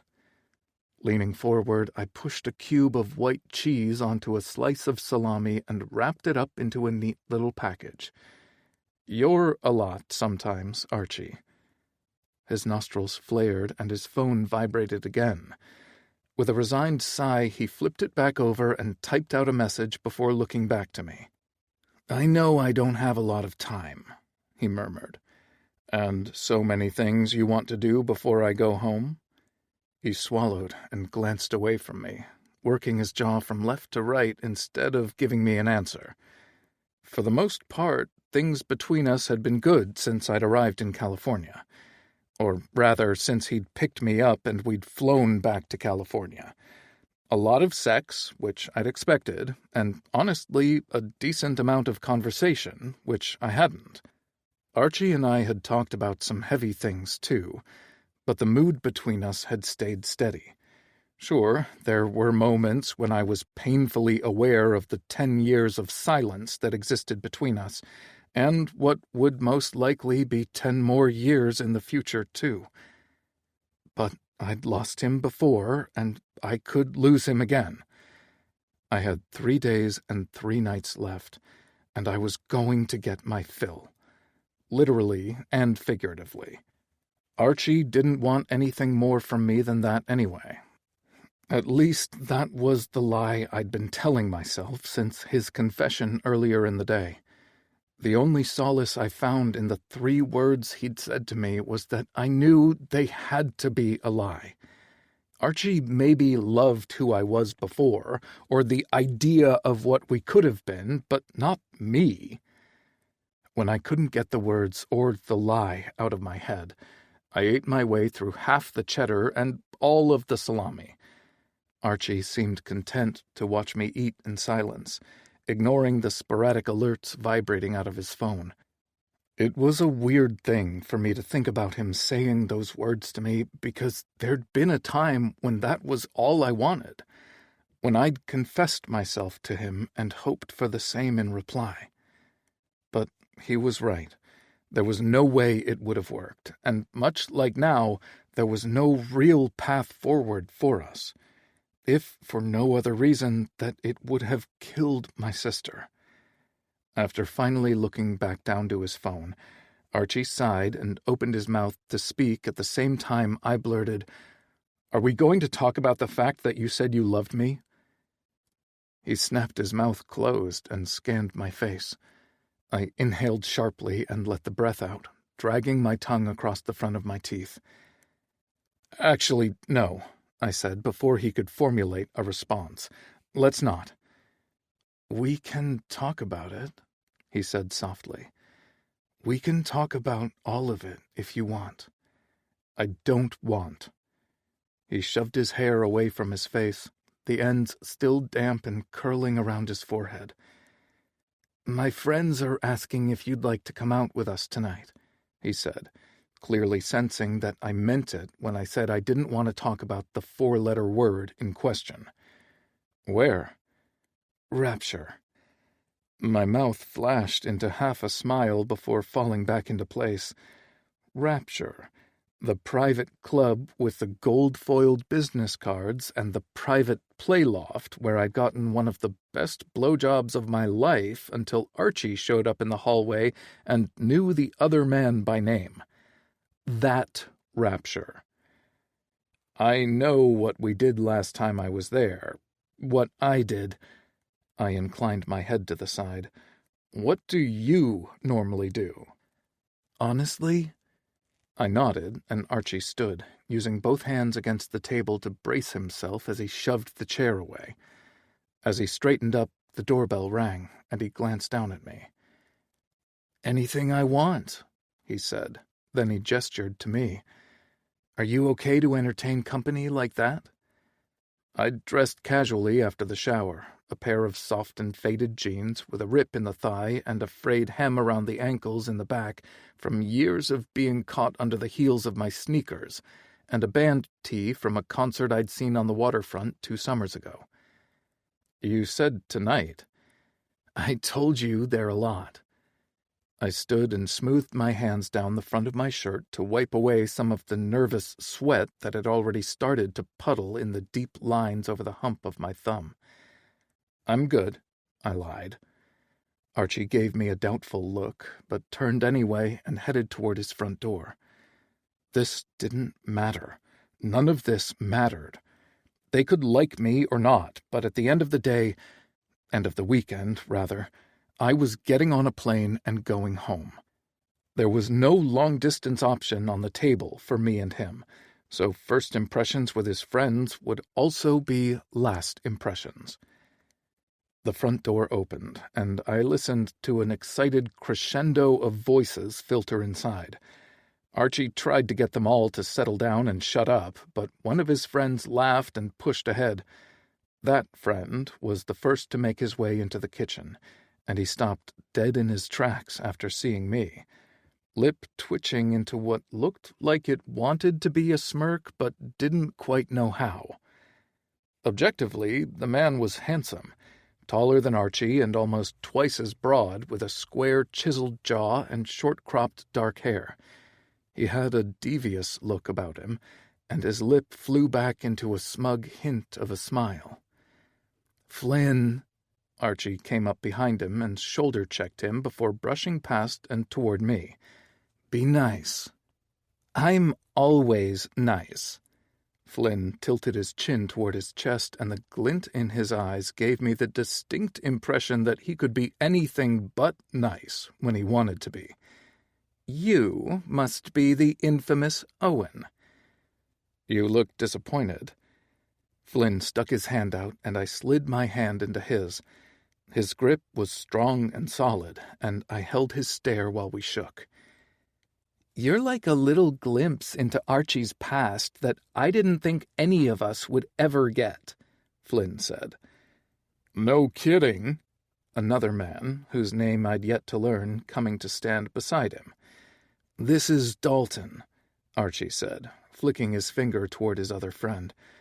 Dalton was just as handsome as Flynn, with a short and well-trimmed beard that worked its way up his jaw toward eyes so dark they looked like coal. "Nice to meet the two of you," I said, shaking Dalton's hand as well. Dalton and Flynn exchanged a look that I was nowhere near able to decipher, their attention only broken by the sound of Archie's voice behind me. "Did either of you want a drink?" "I'd honestly prefer a lobotomy," Dalton said, "but I'll take gin and some aspirin if you have it." Archie laughed, and I listened to him bang around in the kitchen, unable to join him from the weight of his friend's watchful stares.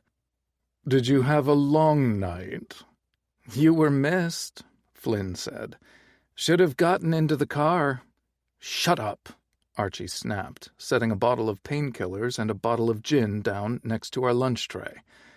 Dalton finally looked away from me, taking Archie's seat at the table and twisting the tops off both of the bottles. "Long night?" I asked, making my way back to the chair I'd occupied before their arrival. "We normally go out on Thursday nights," Dalton said, grimacing after swallowing what looked to be a rather large mouthful of gin. "Trophy Dom's business," Flynn said with a laugh. Archie's cheeks flushed red, and he pulled out another chair from the table and sat down. "What now?" I asked. "He hasn't told you about us?" "He's told me you're the man I need to talk to if I want to know why he's been eating canned spray cheese," I said. "But other than that, not really." "It's stupid," Archie said before anyone else could. "Now you're trying to show off," Dalton interjected. "The nickname was your idea." "It was Grayson's idea," Archie corrected. "Who is Grayson?" I asked. "Rob's boyfriend." "Who is Rob?" I asked, eyes flickering between the three of them as they bantered back and forth. "The ringleader," Archie said. "That's you, and you know it," Flynn laughed, then turned on me, expression forgiving. "Rob is another of our friends, and his boyfriend called the group of us Trophy Doms once. Archie thought it was hilarious because he's a patronizing piece of shit who's never been able to make fun of himself, so he ran with it, and it stuck." "The Trophy Doms," I repeated, smiling at Archie's profile because he wouldn't turn to face me. "Trophy Dom's Social Club, to be precise," Flynn clarified. "And to your other point, he eats the cheese when he gets sad." Archie shook his head and stared down at his lap. I wondered if he'd tried to keep them at bay, not because he didn't want them to meet me, but because he didn't want me to meet them.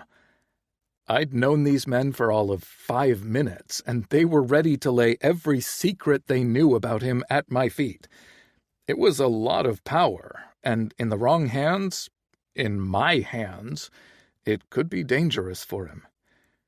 "We go out every Thursday," Dalton said, blinking slowly and pushing the bottle of gin away.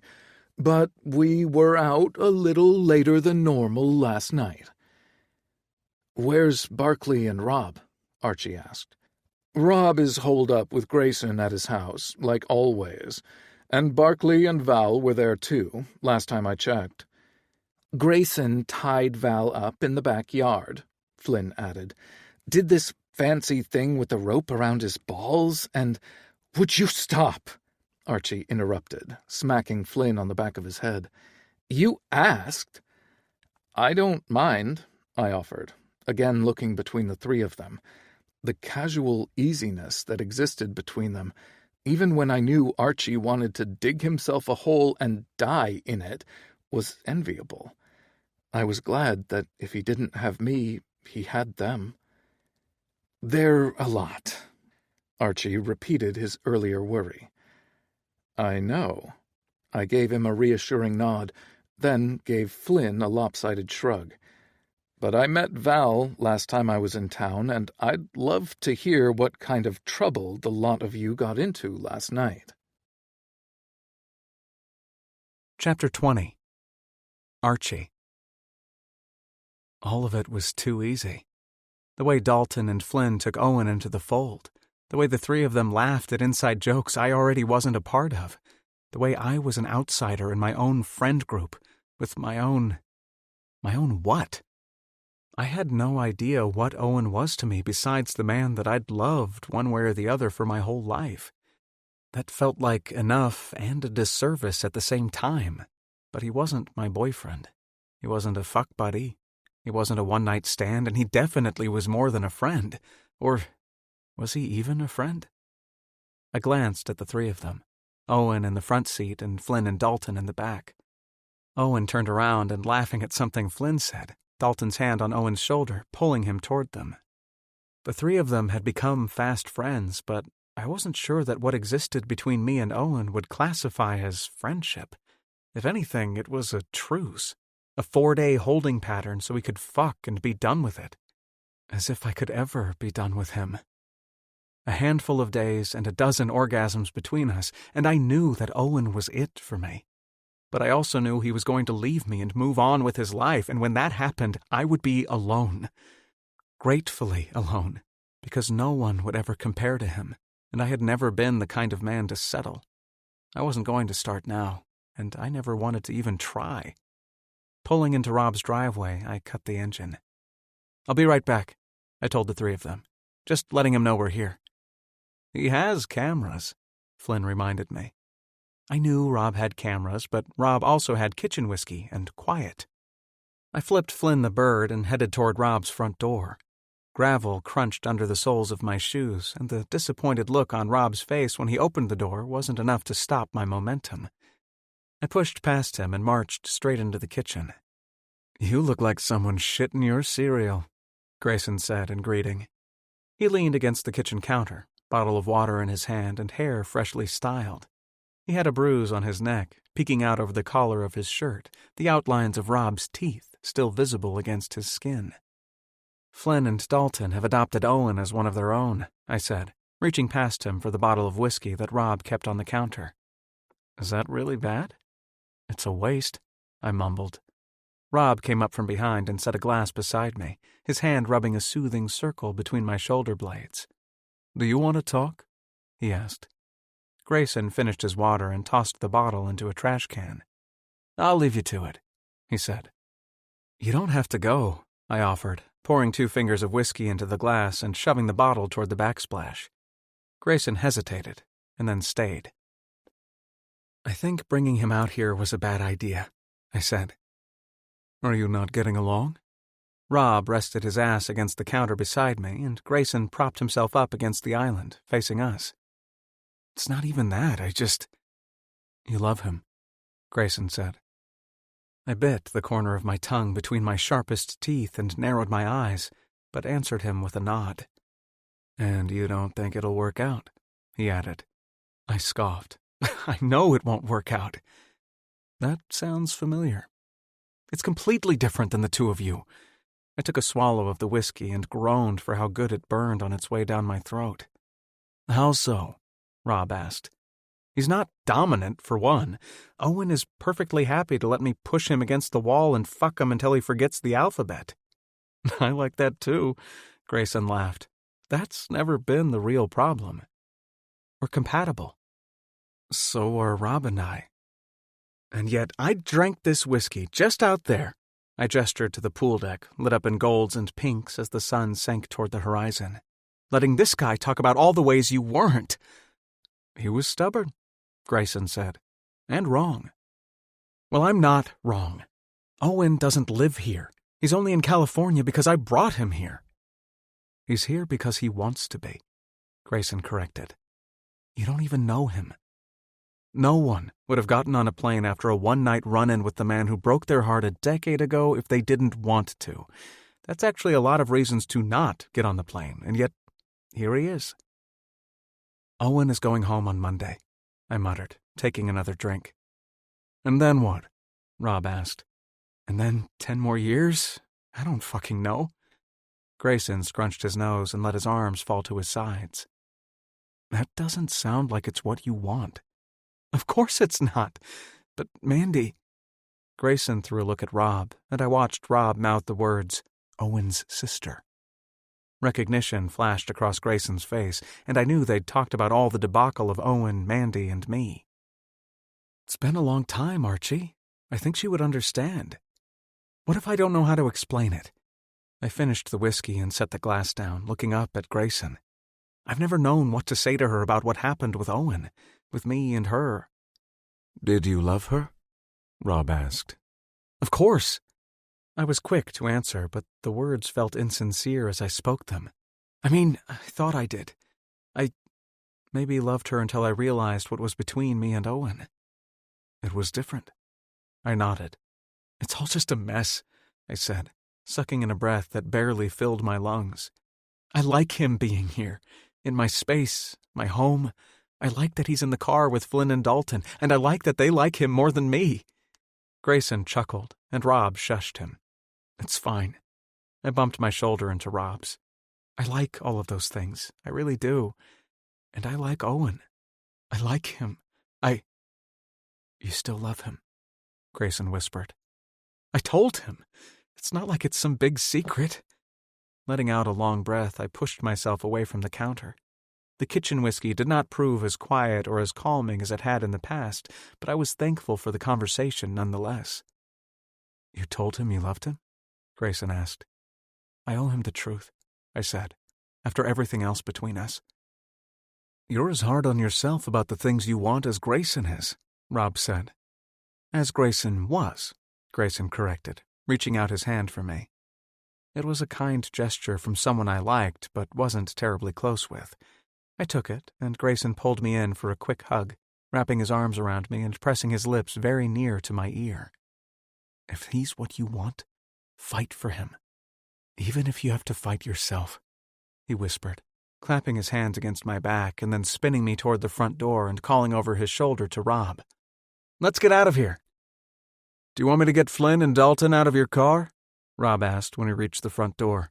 I'm happy to shove them in my back seat. Or trunk, Grayson suggested. I have rope. I huffed out a laugh, rolling my eyes. I heard about you and your rope last night. And Val. Grayson made a pleased sound in the back of his throat, the apples of his cheeks flushing a bright red. He's a fun one. When we got outside, I found Owen, Flynn, and Dalton all out of the car. Owen had the passenger door open, and he leaned against the roof while Dalton and Flynn had come around to stand facing him, still talking. I wondered if they would ever shut up again. I'd known Flynn since college, and I didn't think I'd ever seen him as excitable as he'd been since meeting Owen. Were you trying to cook us? Dalton asked, a teasing hint of accusation in his tone. You didn't even crack the windows. I felt my pocket and found my keys tucked safely against my thigh. I hadn't even realized that I'd turned the car off. Force of habit, I said, pulling them out. Owen, this is my friend Rob and his boyfriend Grayson. Nice to meet you both, Owen said, his earlier shyness over Flynn and Dalton long gone. He looked and sounded like he was ready to further embed himself in the foundation of my life. Nice to meet you, Owen. But Archie, are we not friends of our own accord? Grayson scrunched his nose. I think I'm hurt. Rob will hurt you plenty later, I countered. Don't worry. The flush on his cheeks darkened, and his earlier warning rang loud in my ears. Turning to face Owen over the roof of my car, I lowered my voice. Are you ready? Owen licked his lips and answered with a slow nod. Flynn, take Dalton and go with Rob, I said, not tearing my stare away from Owen. We like you more, Flynn pouted. Grayson will put you both in the trunk. I pressed the lock button on my key fob, ensuring the two of them wouldn't be able to get back inside. Owen scratched the side of his nose and lowered himself back down into the car and closed the door behind him. You're no fun, Archie, Dalton said, kicking a loose pile of gravel toward my tire. You're an infant. I climbed into the driver's seat and closed the door. After shoving the key into the ignition, I turned to Owen. Undo your pants and take out your cock. What? I slapped my hand against the back of his headrest and looked over my shoulder while I backed out of the driveway. I said, take out your cock. Arch. Owen looked out the window. Anyone in a car that isn't 2 inches off the ground is going to see. When I ran into you at Rapture, you were getting your dick sucked with the door open. I said, take out your cock, Owen. He grumbled, but unzipped his pants and pulled his dick out. He was soft, and I managed to look down at his dick resting against his thigh before I turned left and headed toward the freeway. "What now, Archie?" he asked, voice rough and low. The transmission shifted, kicking the engine into gear, almost drowning out the quiet desperation in Owen's voice. "Just listen," I said, flipping on my turn signal and moving toward the on-ramp. He dragged his palm down the length of his cock, and I made a quiet tutting sound with my tongue against the roof of my mouth. "You don't listen with your hands, Owen." He grunted, then dropped his hands to his thighs. "When we get to Rapture, we're all going to get drinks and go upstairs," I told him, hitting the gas as I crested the ramp onto the freeway. It was a Friday night, and I only had about 300 feet before I hit traffic, but the speed gave me enough exhilaration to keep talking. "I need to know how much you're willing to play."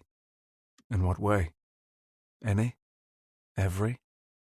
I had no idea what the night was going to hold, but I needed to know how far Owen would let me take things. Grayson's words were still loud in my ears, like he was sitting beside me with a bullhorn shouting the warning at me over and over again until I took action. He was right. If I wanted Owen, I would have to fight for him. I would have to show him why I was a choice worth making. "Would you fuck my friends?" I asked, arching a brow. "Would you suck them off?" He swallowed, head barely moving left to right. Relief flooded my chest, and I let out a slow breath. I don't share my toys well, so I'm perfectly happy with that answer. "I don't want them," he said. "I'm fine to be around other people doing stuff. I don't even mind doing things with you around other people. I just—" "Message received. Don't worry," I promised. "If I asked you to sit at my feet, would you do it?" "I never have." He trailed off, but his cock thickened and spasmed, lifting off his leg before landing back against his jeans. "But you don't hate it?" "Apparently not." "What if I made you rub your dick against my shoe, against the couch, against the wall?" I asked. "What if I asked you to hump inanimate objects to keep yourself hard until I decided I wanted you to come?" Owen dropped his head against the headrest and closed his eyes, hips rising off the seat with a sharp thrust. He clearly liked that idea, and the tightness between my own legs proved that so did I. "Do you think I could make you come just from talking?" I reached over and curled my fingers around his thigh, giving him a rough squeeze. Owen let out a breathy moan and answered with another twitch of his cock. Pre-cum leaked out of the slit and pooled against his leg. He rolled his head to face me, eyes hooded and dark, then his answer took my breath away. "I don't think there's any end to the things I'd do for you, Archie." Chapter 21. Owen. Archie talked me into a frenzy, and by the time we reached the parking lot at Rapture, I was ready to blow. But when he told me to put my cock away and get out of the car, I was far from surprised. This was the game between us, the push and pull of pleasure and need. He liked to make me hurt for him, and even after all this time, I liked the pain. It wasn't typical, but neither were we. "I'm not a submissive," I reminded him as we rounded the back of the car to head toward the looming steps that led into the club. "I know you're not," Archie said thoughtfully, "but I am a dom." I bit the tip of my tongue until it hurt, using the forced silence to think about what those very short and simple words meant for me, for us. He chuckled, mouth pulling into a wry grin before he stretched his hand out for mine. "Are you ready?" he asked. I didn't think I was, but I slid my hand into his and let him guide me up the stairs and inside. It was dark and loud, and Archie pulled me close to him, his lips warm and wet against my ear. "I'm glad you're here with me." My heart skipped, but before I could reply, he was leading me up the stairs to the private loft that his friends seemed to favor over the dance floor. He stopped in front of the playroom I'd been in with Val the first night I saw him again. The door was closed this time, and Archie stared at the knob, the small green panel indicating the door was open for use. "I thought you were a ghost," he whispered, pulling our bodies together. His back rested against the railing and mine against his chest. Archie reached one hand around, softly pawing at the dangerously hard erection he'd made me put back into my pants. "I never thought I'd see you again, and there you were, coming with my name on your tongue like it was just yesterday." "Leave the poor man alone," Flynn interrupted, coming up to the top of the stairs and shouldering past us with Dalton on his heels. "Mind your own business," Archie shot back. Dalton laughed and gave Flynn a shove, then Grayson and Rob were cresting the stairs, Grayson's observant gaze tracking over Archie and me, lingering for just a beat on Archie's hand and the bulge between my legs. When he looked up, he licked his lips and smirked, then headed after the others. Rob looked over my shoulder, his expression wary, but otherwise indecipherable. "What was that about?" I asked after they'd gone. "He doesn't want me to make a bad decision," Archie said in my ear. "Is that what I am?" "I don't know, Owen."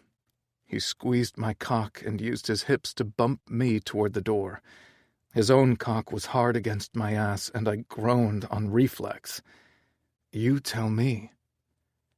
Archie walked after his friends, leaving me in the hallway in front of the private room. His departure didn't feel like a dismissal, but the intent of his words was clear to me.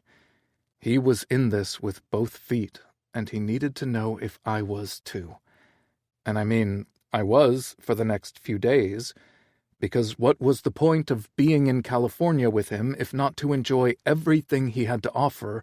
But after Monday, there wasn't anything for us to be in. Adjusting my erection behind the waistband of my underwear and my jeans, I went after him and the rest of his friends. The trophy doms. It was a ridiculous, if not fitting, name for the group of them. They were undoubtedly rich, unfairly classy, and unnervingly commanding.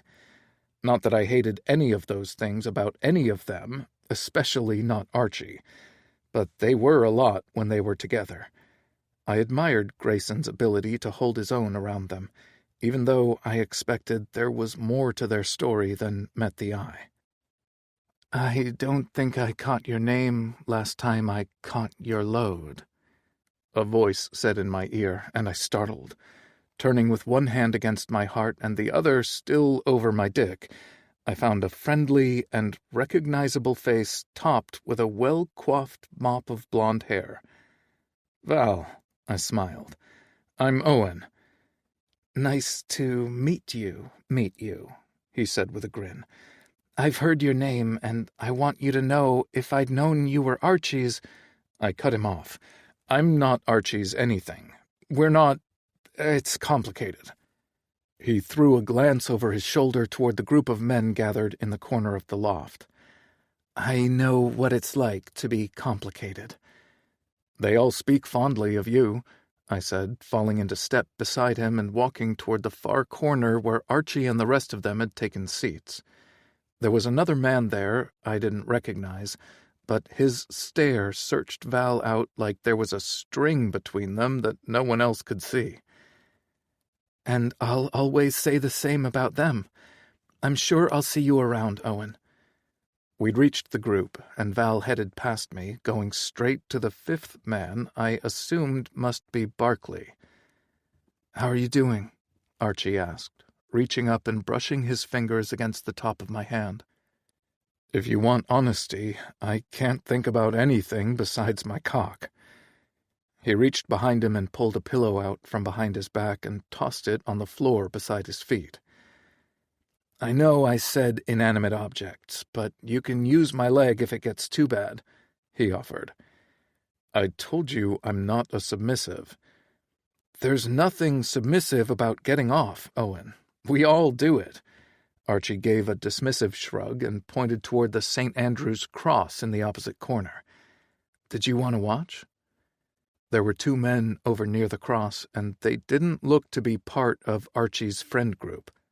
One man, older and blond with gray hairs peppered near his temples, worked with quick skill to spread a much younger man in front of the cross. With his arms up and his legs out, his body mirrored the X shape of the furniture. A thick and black leather blindfold covering his eyes matched the heavy-looking black cage around his cock. "Who are they?" I asked. "Everybody knows somebody," he said. "That's Richard and his husband Sam." I watched Richard select a riding crop and use the folded leather tip against the inside of Sam's thighs. The attachment points on the cuffs rattled, audible over the low hum of conversation and the reverberating bass from the dance floor. The 2 of them were captivating to watch. Richard moved like he knew Sam's body as well as his own, and watching Sam moan and writhe against the cross only served to make my cock harder than it already was. Rapture should have been a scary place for me, because while I was down for rough sex and the occasional spanking, a lot of what happened was extremely far out of my comfort zone. I didn't know what I would do if Archie tried to put my cock into one of those cages, but I also knew it felt like a natural extension of the things we already did together. "What are you thinking about?" Archie asked, again brushing his fingers against the top of my hand. The pillow still rested at his feet, and I stood beside it, rooted in place. He knew what I was thinking about. "Is it the crop?" He leaned forward and pulled my hand into his lap. He was hard, and he lifted off the couch to push himself into my palm. "The cage? The blindfold?" "It's the trust," I said, looking at the way my fingers curled around his length of their own accord. "The knowing." Archie licked his lips, the tip of his tongue lingering in the corner of his mouth while he held my hand steady over his cock. Slowly, he nodded up and down, like his head weighed 1,000 pounds, carrying the understanding of my answer. "Get on your knees, then, Owen," he rasped, the side of his shoe kicking out against the pillow. Pre-cum leaked against my underwear, the material long ago soiled and sticky with the wetness, only getting wetter when my knees hit the overstuffed cushion of the pillow at Archie's feet. "Do you hate it?" he asked, fingers still tangled with mine, cock throbbing beneath our hands. I had to take a beat to catch my breath, to quiet the frantic hammer of my heart and the pulsing organ between my legs that hurt for how eager it fought against the constraints of my pants. Archie's fingers were sweaty against mine, but his hold was firm and steady when I felt anything but. I should have hated it, but as my muscles settled into the pose, I became aware of a flurry of new sensations. The tight heat in my balls raced up my spine and through my ribs like I was supported and held in place by something bigger than myself, bigger than Archie, even. And I wanted to hate it, because it was him, and because I hadn't been raised this way. I'd never wanted these things with anyone, but I'd never wanted this with anyone but him. I closed my eyes, covering my face with my hands and trying to make sense of the revelations that were unfolding in front of me, one after another after another. Had I always wanted this, even without realizing? Was this feeling right here what I'd been chasing? I had never been on my knees for Archie before. It wasn't even something we'd talked about.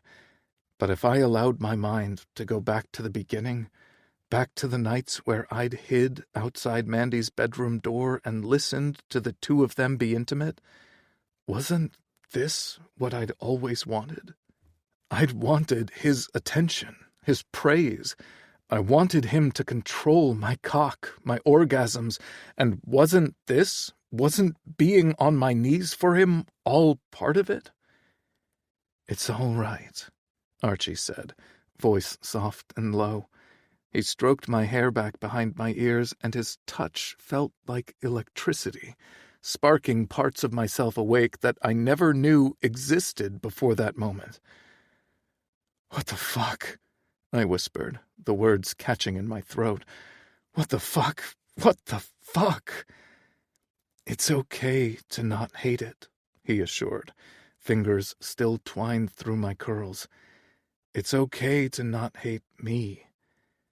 I let my hands fall onto my lap, and I went further to the floor, my ass hitting my heels.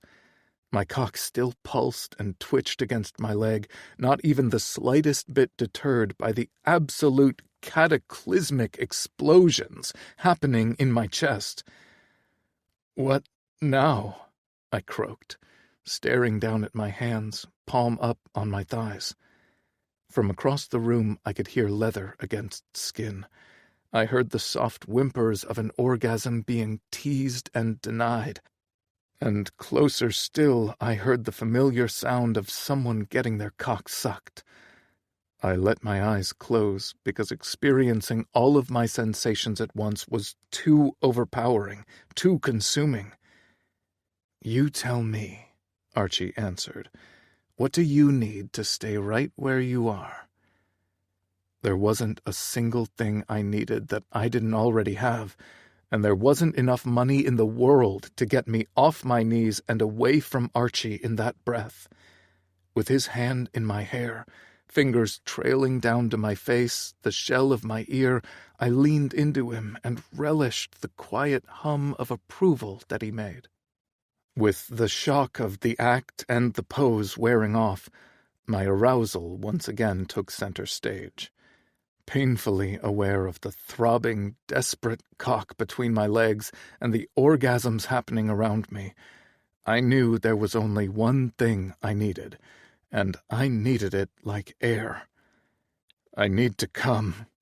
I cleared my throat and angled my face toward his. Archie's cheeks were flushed, even in the dark of the room. He edged his leg toward me, placing the sole of his shoe onto the pillow and nosing the toe underneath my balls. I gasped, falling forward and steadying myself against his calf for support, which earned me another hum of approval.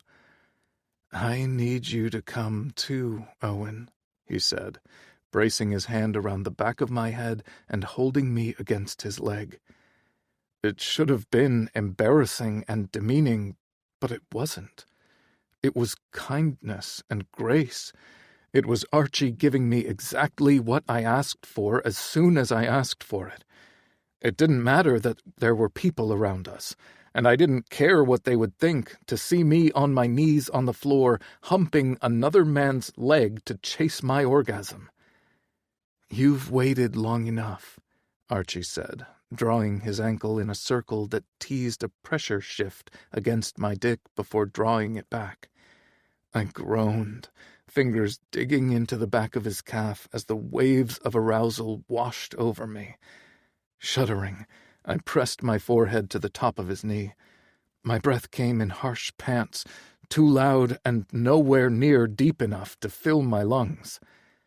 It didn't take more than the slightest movement for the edge of my orgasm to come into sight. How did Archie always do it? How did he know what to say, how to move? How did he get me there easier than anyone else ever had, than anyone ever would?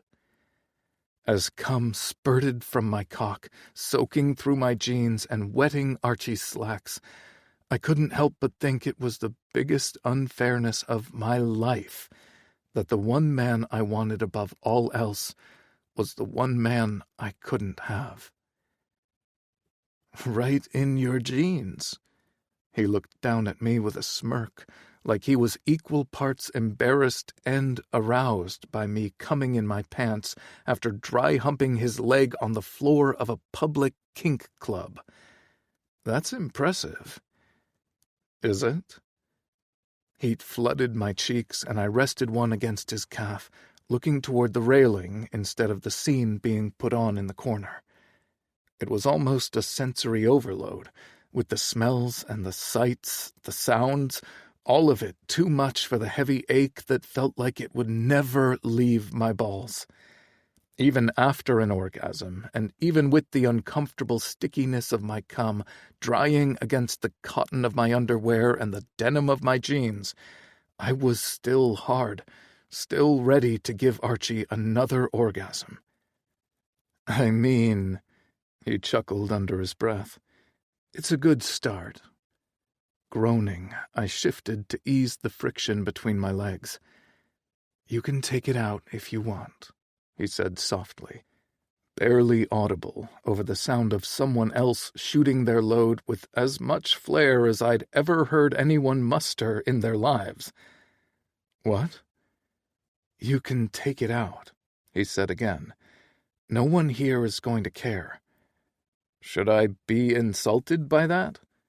Even as I asked the question, though, my dick throbbed with interest at the idea of being put on display like that. They respect me too much to look at you without my express permission, Owen. Archie reached down and cradled the side of my face in his hand, brushing a chunk of my hair back behind my ear. Because you're a dominant, I murmured. He nodded, and there was enough permission in his request that I made quick work of my fly and the waistband of my underwear. Getting my cock away from the sticky material had me gasping in immediate pleasure, and I bit down on Archie's kneecap to quiet myself as to not make a scene. No one can hear you, and nobody cares, he assured me. Nobody cares about your orgasms but me. I groaned and fisted my dick, giving a slow pull from root to tip. My erection was still sensitive from the first orgasm, and the way my skin stuck and pulled from the drying cum and the clammy sweat on my palm was enough to make me grimace in discomfort. I let my hand fall away with a sigh, knowing I would have to wait it out to come again. "Why did you stop?" he asked. "It hurts." As if to disprove my point, my dick jerked, a pearl of pre-cum beating on the tip. "I know," Archie agreed, jerking his chin toward my hand. "That's the point." "Archie." "We can stop," he offered, leaning down so our faces were only inches apart. "But I don't think that's what you want. I think you like to hurt for me, and I know I like to make you hurt. So I'm not understanding why you're not touching yourself right now." He was right, and I hated him for that, but I didn't have enough willpower to even entertain the idea of stopping myself from doing what he asked.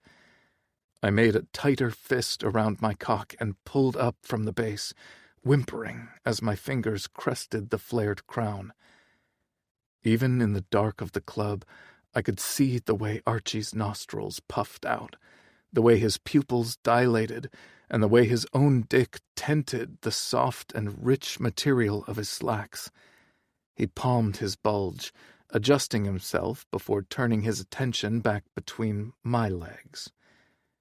"If it hurts, you can tell me," he murmured. "You like when it hurts." "You like when it hurts," he parroted back to me. "Now give me another orgasm, Owen. Tell me when you're close."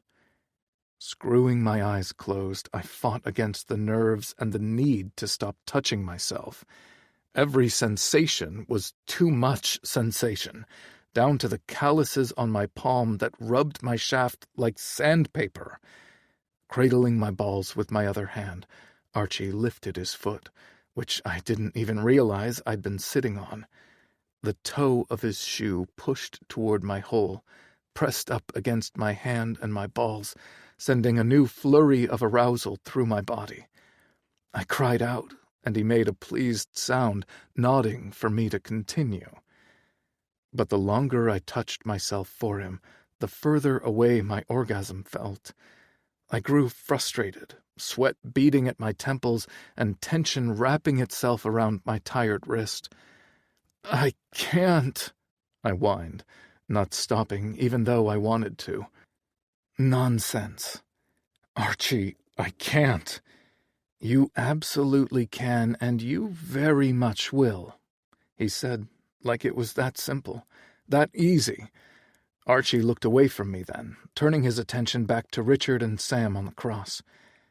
The dismissal infuriated me, but the anger only served to push me toward proving myself wrong. Archie wanted me to come again. I wanted to come again.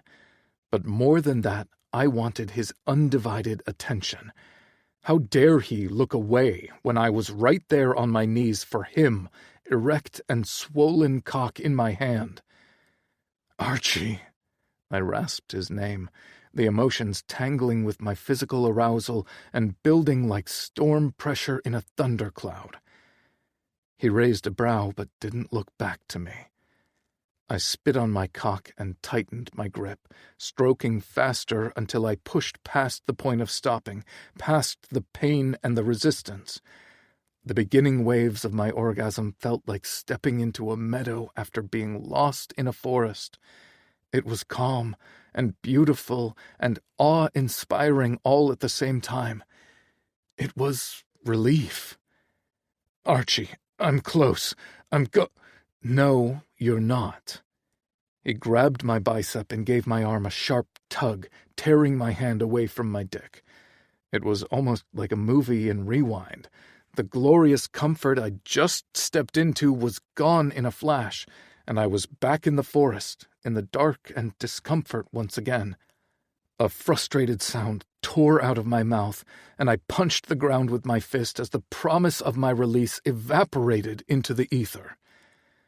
"Why did you—" I could barely make words for how angry and desperate the move had left me. He hummed and dragged his thumb across my cheekbone. There was wetness beneath his touch, and I didn't know if it was sweat or tears, probably both. "Because you're gorgeous like this." He licked the pad of his thumb, expression turning positively feral. My brain was scrambled, thoughts making little to no sense as every spare drop of blood in my body had centered itself between my legs. I didn't even think I needed to touch myself at that point, but I also knew if he asked me to do it again, I would. The ease of my submission to him should have terrified me, and I hated to find that it didn't. He was still the same Archie I'd known for my whole life. There were only so many things between us that could change. My desire to feel his wrath upon my body clearly not one of them. "Okay," he said under his breath, attention finally fully focused on me. "Get up." "Are you serious?" Archie stood from the couch and hauled me up with him, not even bothering to put my cock back into my pants. He pulled me down the hallway toward one of the playrooms and shoved me inside, closing the door with his foot. I hadn't paid much attention to the room the first time I was in there, and my focus was too shot to pay it any mind now. What I knew was Archie walked me to the far wall where there was a full-length mirror. Then he shoved my pants to my knees and took my cock into his own hand. His other hand rested around my throat, not constricting, just holding me in place. "Look at yourself," he whispered in my ear, pulling up my length with little concern or care for how much his hand hurt me. I blinked myself into focus, looking at us both in the mirror and almost coming on the spot. I looked like a disheveled mess, sweaty and flustered with my pants around my knees and my cockhead as purple as a grape. Behind me, Archie looked far more put together, still dressed entirely, but his dick pushed against my back with an urgent ferocity, and I could see the frenzy in the dark pools of his eyes. "Do you see it?" he asked, stroking and pulling my cock like it was a toy. "See what?" I wanted to rest my head against his shoulder. I wanted to slide onto my knees and curl up into a ball.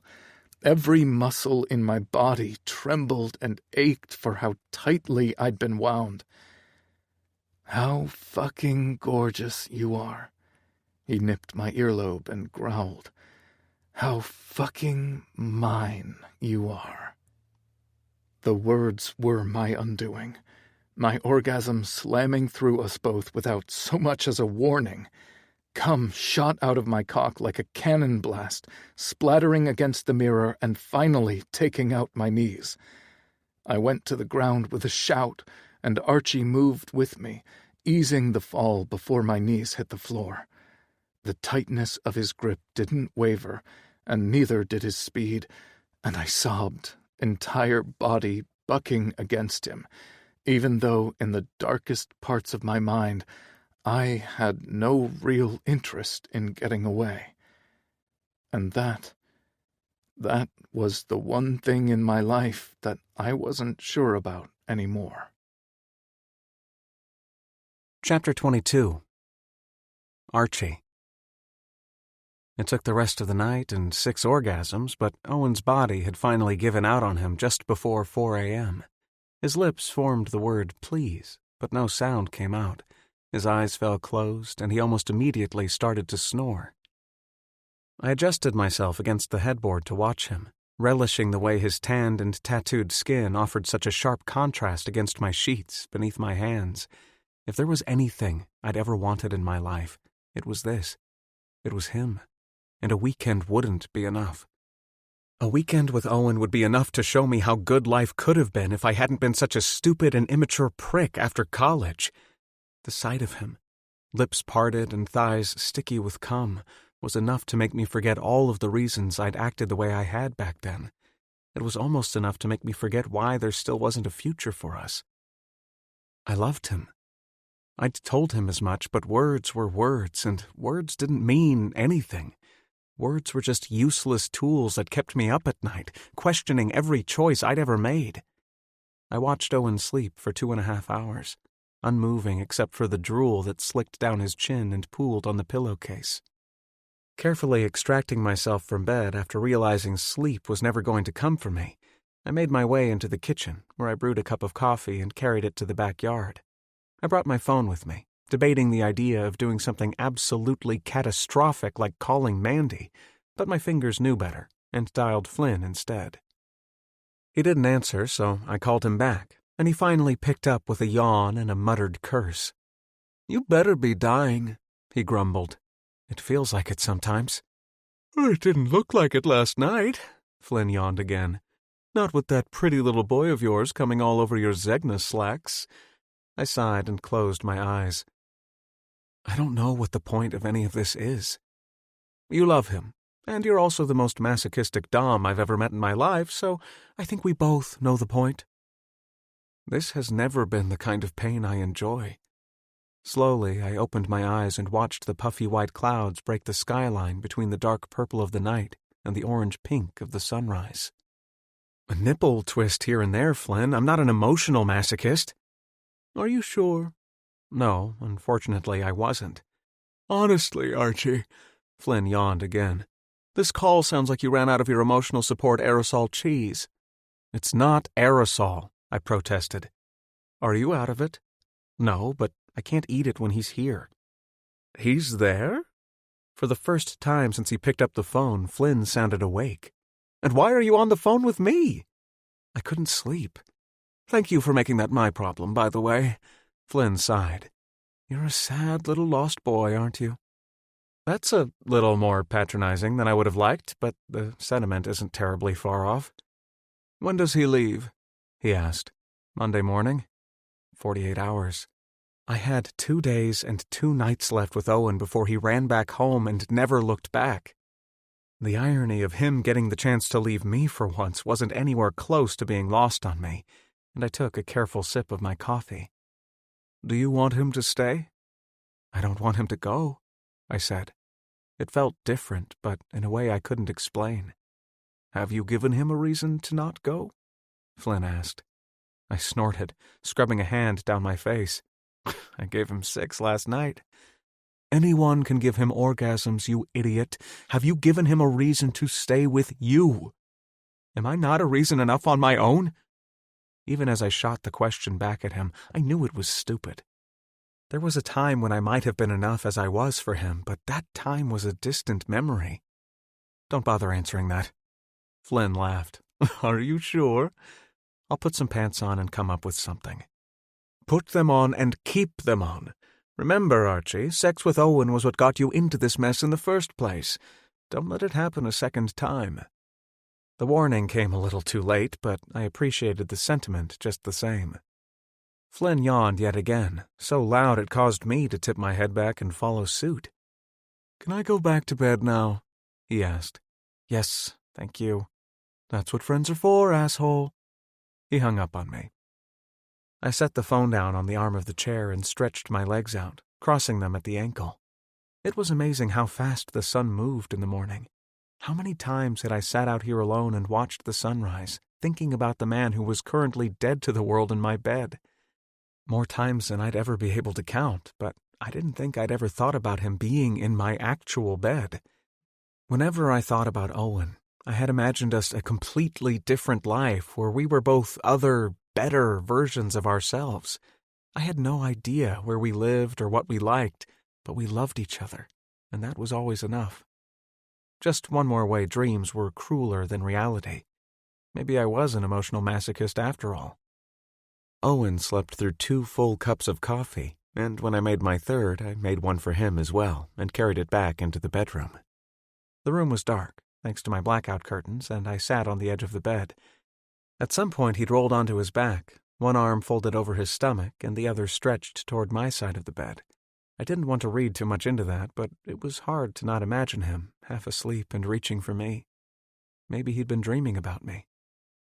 I situated myself against the headboard again, using the remaining minutes of his sleep to make a mental catalog of his tattoos. For some reason, the one that kept pulling my attention was the single arrow on his middle finger, pointy end alongside his fingernail. I reached out and traced my fingertip to the end, then went lower, toward the sheet that barely covered his happy trail. How long have you been watching me? He asked, sleepy. Not as long as you're thinking, I assured him. He pushed the sheet down lower, revealing his flaccid cock and the dark tuft of hair around the base of his shaft. I yearned to touch him, but Flynn's biting commentary was still sharp in my ears. I tightened my grip around the coffee that I'd brought for him and pulled my other hand toward my lap. Tell me about that tattoo, I murmured.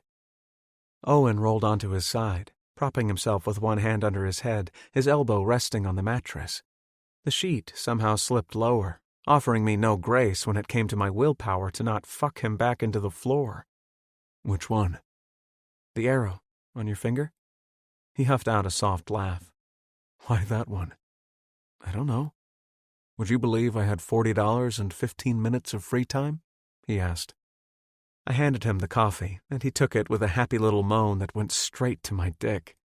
I really needed to get my head out of my ass if I wanted to keep my dick out of Owen, because he made it damn near impossible without even trying.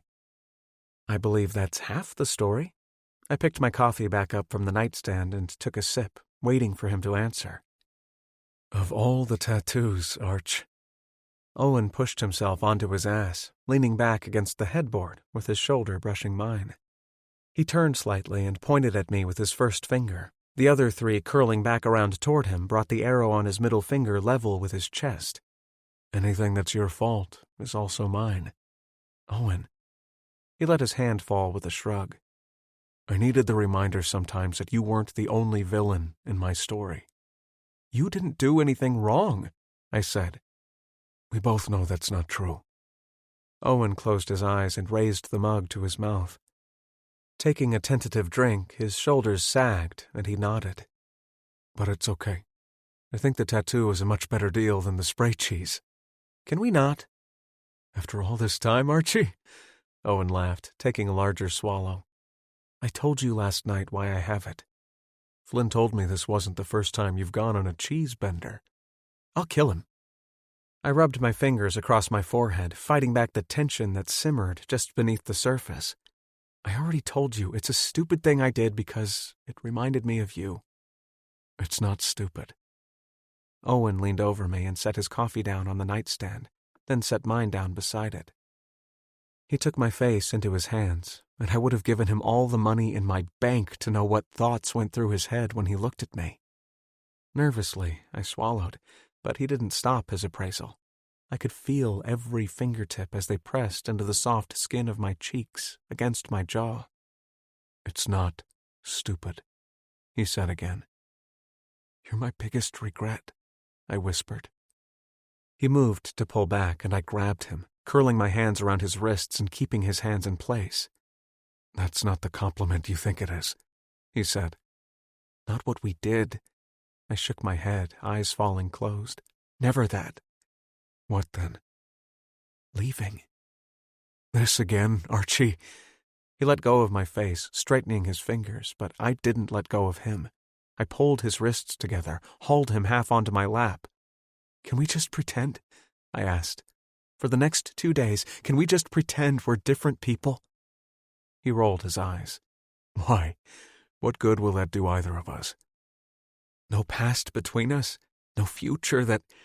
If we're other people, the future isn't out of reach for us, I rasped, letting go of his hands. We're just 2 people who can be together. Owen didn't pull away. He just let his hands fall half onto my lap, half onto the mess of sheets between us. Never mind, I said quickly, practically shoving him off of me. I grabbed my coffee and climbed out of bed, heading for the window. I yanked the curtains open, casting the room under the unforgiving glare of the sunlight. Maybe that was what I needed. A reminder that no matter how much I wanted to be someone different, I was still Archer Davidson, and this was the real world. My ex-girlfriend's younger brother, the love of my fucking life, was still in my bed, my cum still inside of him.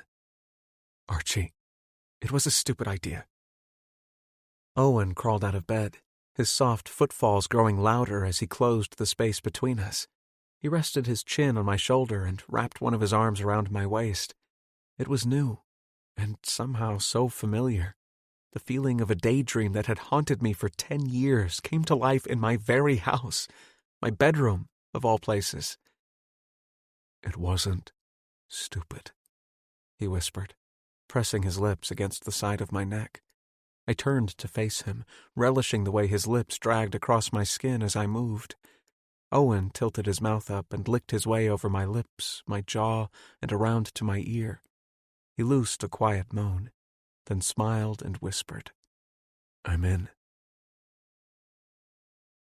Chapter 23. Owen. It was nice to play pretend. Moving around Archie in his giant bathroom like we'd been doing it for years came naturally as breathing. The way he caught my eye in the mirror while we brushed our teeth, and how he passed me a hand towel without even looking when I was finished washing my face. It was easy and comfortable, and the drive into the city felt so much the same. He held my hand. Our fingers twined together on top of his center console as my foot tapped in time with the bass drum beat in the song he had low on the radio. With the windows down, I could smell the concrete and the smog, but hints of the ocean whipped through the air, and I knew we were somehow close to the beach. He hadn't told me where we were going, though, and even as he pulled off the freeway and headed up a narrow, winding road into the mountains, I wasn't sure. "Did you come to the Getty last time you were here?" he asked when we reached the parking lot kiosk. "I went to the beach, and I went to Rapture," I said. "I checked out the hotels my sister—" I snapped my mouth closed, not wanting to talk about my sister when we were supposed to be pretending she wasn't anyone important to us. Archie threw a sideways glance at me, but didn't ask any questions. "I didn't go to the Getty," I finished. "Do you come here often?" "Not as much as I used to," he said. I waited for an explanation, but he didn't offer one, so I let the car fall into silence while he drove through the parking garage. It wasn't until we boarded the tram to take us the rest of the way up the mountain that I asked him to clarify. I feel like there's a but. No buts. He squeezed my hand and turned his attention out the window. It just feels like a different life sometimes, back then. You came here when you were lonely, I guessed. I came here when I didn't have anywhere else to go. Archie gave me a plastic smile and hauled me between his legs, bringing our mouths together. He gave me a quick, chaste kiss, then let me rebalance myself as the tram pulled up to the museum. Jesus, I muttered, stepping out of the air-conditioned tram and into the warm Southern California heat. This place is massive. This isn't even half of it. Is it all... I gestured at the beige tiles that ran underfoot, up the stairs, and up the walls. It's travertine, Archie said with a shrug. We walked together up a set of shallow stairs, past a fountain and onto a promenade that held more buildings and the most beautiful view I'd ever seen. I could see the ocean, the city, the mansions that sprawled between the two, and the sky above and all around us. The sight took my breath away, and Archie sidestepped behind me, wrapping his arms around my waist and resting his chin on my shoulder. It was the same hold I'd offered him earlier, and it brought up the same illicit feelings in the deepest parts of my chest. "What is your favorite exhibit here?" I asked. Archie's smooth cheek rubbed against my stubble, and I closed my eyes to the view so I could feel him, which was exponentially more necessary. "The illuminated manuscripts?" he whispered. "Will you show me?" Archie hummed, letting out a breath that dropped more of his weight onto my shoulder. It felt right to be there with him that way, and we stayed like that for so long I lost count of the heartbeats between us. "We have the whole day," he finally said. "Do you want to eat? Have some wine? It's so nice outside." He hummed again and pulled me toward a kiosk on the far end of the courtyard. "We can picnic," he promised, buying a charcuterie box and a bottle of white wine. I took 2 small plastic cups from the vendor and waited while Archie collected the food and the wine.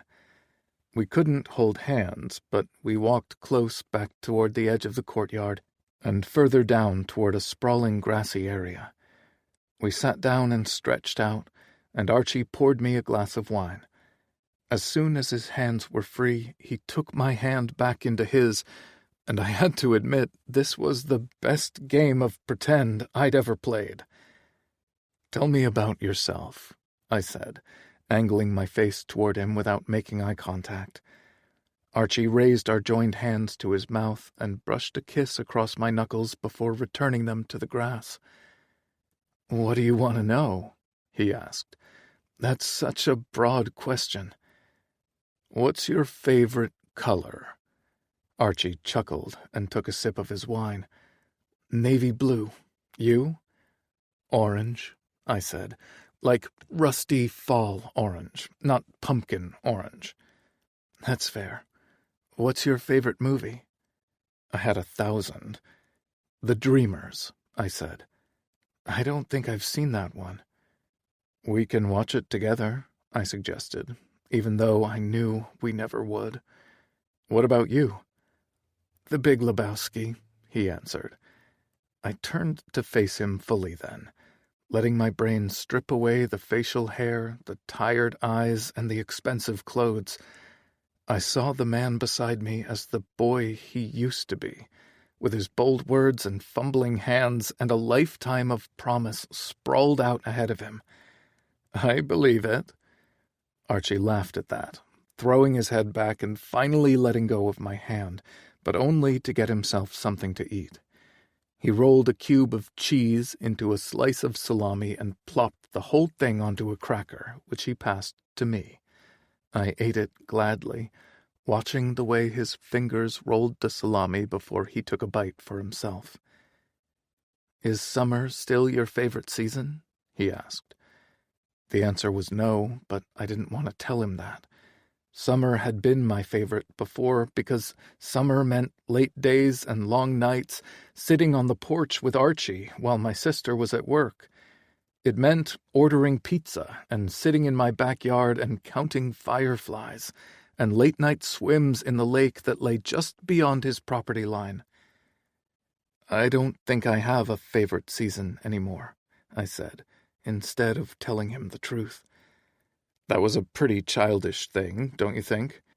He scoffed, taking another swallow of his wine. I love the spring here, he said. It's not humid like at home, and it's basically 70 degrees all night and all day. It doesn't stay light super late, and it's enough time to get used to the darker sunrises. That all sounds reasonable. The winter is nice too, though, he went on, for being in bed under the covers. If I had blackout curtains like you do, I don't think I'd ever get out of bed regardless of the season, I said. Archie rolled his eyes, plucking another cheese cube from the tray. It's the curtains that paralyzed you, not the sheets. Should I have been impressed by the thread count? I am even impressed by the thread count, and I sleep on them every night. He flicked his finger toward my wine, and I took another drink, which prompted him to top me off. I was impressed by the thread count, I assured him, but more so by the man beneath them with me. Are you trying to flatter me? Archie winged up an eyebrow and leaned in closer. Is it working?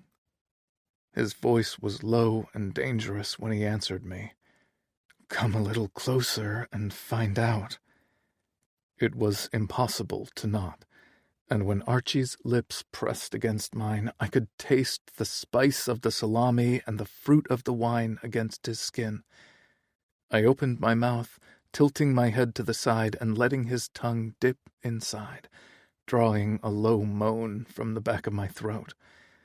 He reached up and cradled the side of my face in his hand, and I leaned into him, parting my lips even more to make way for him. The shrill squeal of a toddler shattered the moment and stopped Archie in his tracks. We both went still and pulled away, just enough for me to see the dark flush that crept up his cheeks and the way his eyes had gone completely dark. Owen. He said my name like it meant something, and I shook my head to stop him from saying any more. We weren't supposed to be ourselves on this date. This was supposed to be pretend, and the way he looked at me felt very, very real. What's your favorite kind of cheese? I asked, hoping to break the moment even further because I didn't know what else to do. Would you believe me if I said the spray kind? Not for a second, I rasped. He smiled and let his hand fall away from my face. Raclette. I chuckled and pulled back further, taking down half the contents of my wineglass in one swallow. I don't think I've ever had it. It's in fondue. I shot him an annoyed look, then finished the rest of my wine. I don't know what about you makes you think I've ever had fondue in my life, Archie Davidson. He settled back onto the grass, bending one of his knees and straightening it back out after it made a satisfying crack. I love that you're calling me Archie again. I opened my mouth to snap back at him, but realized he was right. I couldn't remember when I'd made the switch, but at some point something had shifted, and he'd become Archie in my head again. That said more than I wanted to admit, so I swallowed back all the feelings the shortened version of his name brought up for me. I hate that all your friends call you Archie, I admitted, grimacing as the words left my mouth. Archie laid his hand on my thigh, giving me a squeeze before going in for another bite of meat and cheese. I started going by it after I moved out here, he said. In the marrow of my bones, I knew why he'd made the change, but asking him and receiving confirmation felt like a point of no return for us.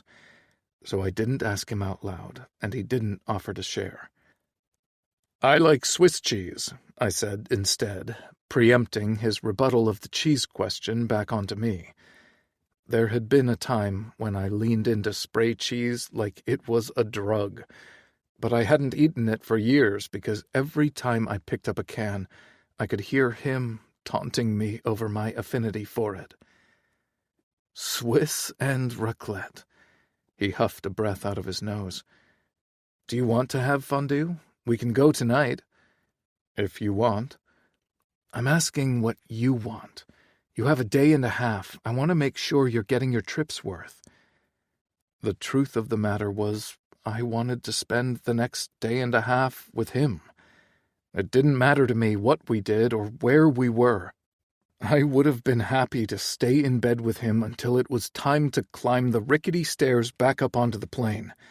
But the withdrawal from sex would be worse than when I'd given up the cheese. When I'd given up him. Where's your favorite place in L.A.? I asked. Rob's backyard, he said, quick and decisive. It was an unexpected answer that had me smiling. Why? Because he has more expensive liquor than me and a saltwater pool. I tried not to picture Archie's life without me, but I could see him when I closed my eyes, clear as day, in an expensive backyard with a glowing pool and a glass of whiskey. All his friends and all their boyfriends swimming together naked, and God knew what else. It made my stomach simmer and burn with an unexplainable jealousy that I'd never felt before. What was your last serious relationship? I asked him, desperate to get my mind off the pool. He made an unhappy sound in the back of his throat and poured more wine into both of our cups. You don't want the answer to that one, he said. I took that to mean that even if it wasn't recent, it had been very serious, and that ended up making me feel worse than the pool had. Tell me more about the pool. I changed the subject back, giving myself whiplash, but it was better than drowning. How about we just finish our day here, go get some fondue, and then I'll take you to his house so you can see for yourself. Is he going to mind? Archie laughed, using his first finger and thumb to pull a red grape off the stem on the corner of the charcuterie plate. That's never stopped me before. I don't know why it would now. Chapter 24. Archie. If I could add an entire life I'd never get to live with Owen's hand in mine to the quickly growing list of regrets in my life, I would. But it felt like an overstatement and understatement all at the same time. The jingling cadence of his laugh when I hopped the fence in Rob's backyard immediately burned itself into my memory, and I knew it was a sound I would come back to often after Owen was gone. Are you sure he's not going to be mad? Owen asked when I flipped the latch on the gate to let him in. He won't be mad. Grayson might be mad, though, but that was a problem for Rob and not me. I was entirely too fond of Grayson, and endlessly pleased that Rob had managed to get his head out of his ass long enough to not fuck that whole relationship up. The two of them were perfect together. In practice, not on paper. Rob needed someone to keep him in line sometimes, and Grayson was more than up for the challenge. Because of how much I liked Grayson, and only because of how much I liked Grayson, I fished my phone out of my pocket and texted him to let him know we were at Rob's, immediately prompting a reply from Rob in the Trophy Doms group chat, which had become the bane of my existence. Rob, no skinny dipping. Flynn, what? Where? Archie, you outed me in the group chat. I glanced up in time to watch Owen's slender fingers pop the fly of his jeans and pull down the zipper. Rob, same sentiment. Dalton, did you commit B&E? Barkley, not this again. Archie, if the fence is scalable, it's hardly breaking and entering. It's practically an invitation. Owen shoved his pants down to his ankles and stepped out of them.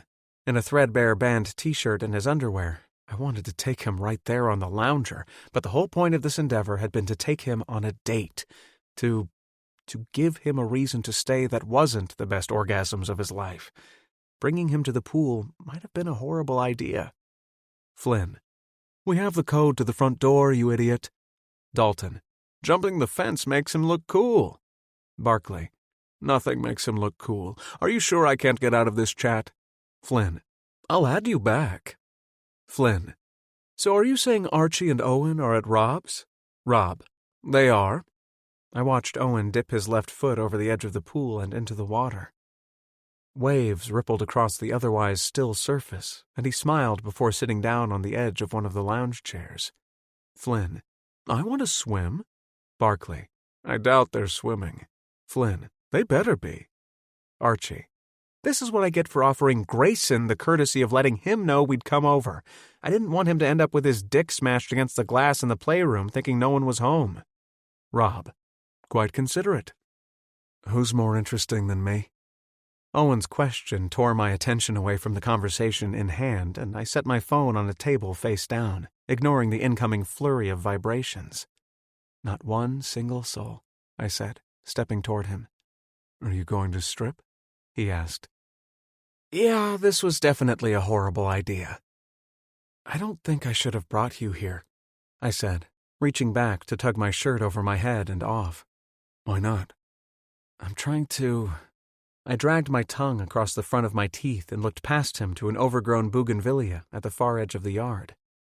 Not fuck me? Snorting, I rolled my eyes. You make it hard. That's never been a bad thing before. There's more than just that between us, Owen, I said, finally turning my attention to his face. He studied me earnestly, elbows resting on his knees and his fingers tapping together in front of him. I know, he agreed. There always has been, though. You don't have to abstain to prove it. I don't want sex to be the first thing you think about when you think about me. Owen smirked. That's not a bad thing, but it's not the only thing. No, he said softly. It's not the only thing. The sentence didn't end with any sense of finality, and I couldn't shake the feeling there was a but coming, so I jumped up and walked toward the house before he could continue on with it. The back door had a keypad that matched the front, and I pushed the 4-digit code and let myself in. From the lounger, I heard Owen laugh and then settle, and I closed the door behind me, not daring to look back at him. Rob's house was silent, save for the low hum of the air conditioning unit that kept the entire space at an entirely too cold 68 degrees. My nipples almost immediately hardened, and I wiggled my shoulders, hoping to relieve some of the nerves that had already started to take root in the base of my spine. Kitchen whiskey, I muttered to myself. After pouring a shot and wasting Rob's money by swallowing it back without even tasting it, I braced myself against the sink and let my head dip low between my shoulders. If Owen looked in, he'd be able to see me. I wondered what he would think. If he would think I was flustered over pretending to break into Rob's house, or if he would know I was distressed over him and the unfairly rapid passage of time. The air conditioner switched off, and the house lapsed into a deafening silence. The door opened, and then Owen's body heat pressed against my back, a welcome shift from the coldness of the house. His arms wrapped around my front, and his cheek rested against my back between my shoulder blades. Are you pretending that we're breaking up in 2 days? Owen kissed my spine. Because that doesn't sound very fun. It's not, I rasped, covering his hands with my own. Then why are you doing it? It's hard to stop, I admitted. I know I said I wanted to play pretend, but there's not a single person on this planet that I'll ever love more than you, and that's the honest-to-God truth. I don't think you've ever had to pretend to love me. He grabbed my hips and gave a tug until I turned around and faced him. We were a mismatched pair, him with no pants and me without a shirt, none of our skin touching in the places that it mattered. Like always, something between us, keeping us apart. I used to pretend to not love you, I admitted, kissing his forehead. His curls smelled like my shampoo, his skin like salt from the hours we'd spent in the sun. I grabbed his hand, remembering the way he'd squeezed me and pulled our shoulders together while we hunched over one of the illuminated manuscripts at the museum earlier. The room was cold, and Owen's hand against mine was like holding a fire poker. He was burning. He burned. For me. And I for him. What are we doing, Owen? I thought we came to swim, he answered, but the humor in his voice fell flat. He cleared his throat. "You know, when I fell in love with Frankie..." I cut him off quickly, turning us both so it was his ass pressed against the kitchen sink. I didn't glare at him, but I towered enough to show him how much I meant what I said. "I don't want to hear about the way you loved another man. You may not want to, but you need to," he said. And then he waited. He waited, and I finally, begrudgingly, nodded for him to go on. I could still taste the whiskey in my throat, licking like fire as it settled in my stomach, which was already tumultuous just from being in Owen's presence. "I fell in love with him, and he was nothing like you. At first, it felt like a blessing. He was so patient with me, so full of grace when the cracks in my heart showed.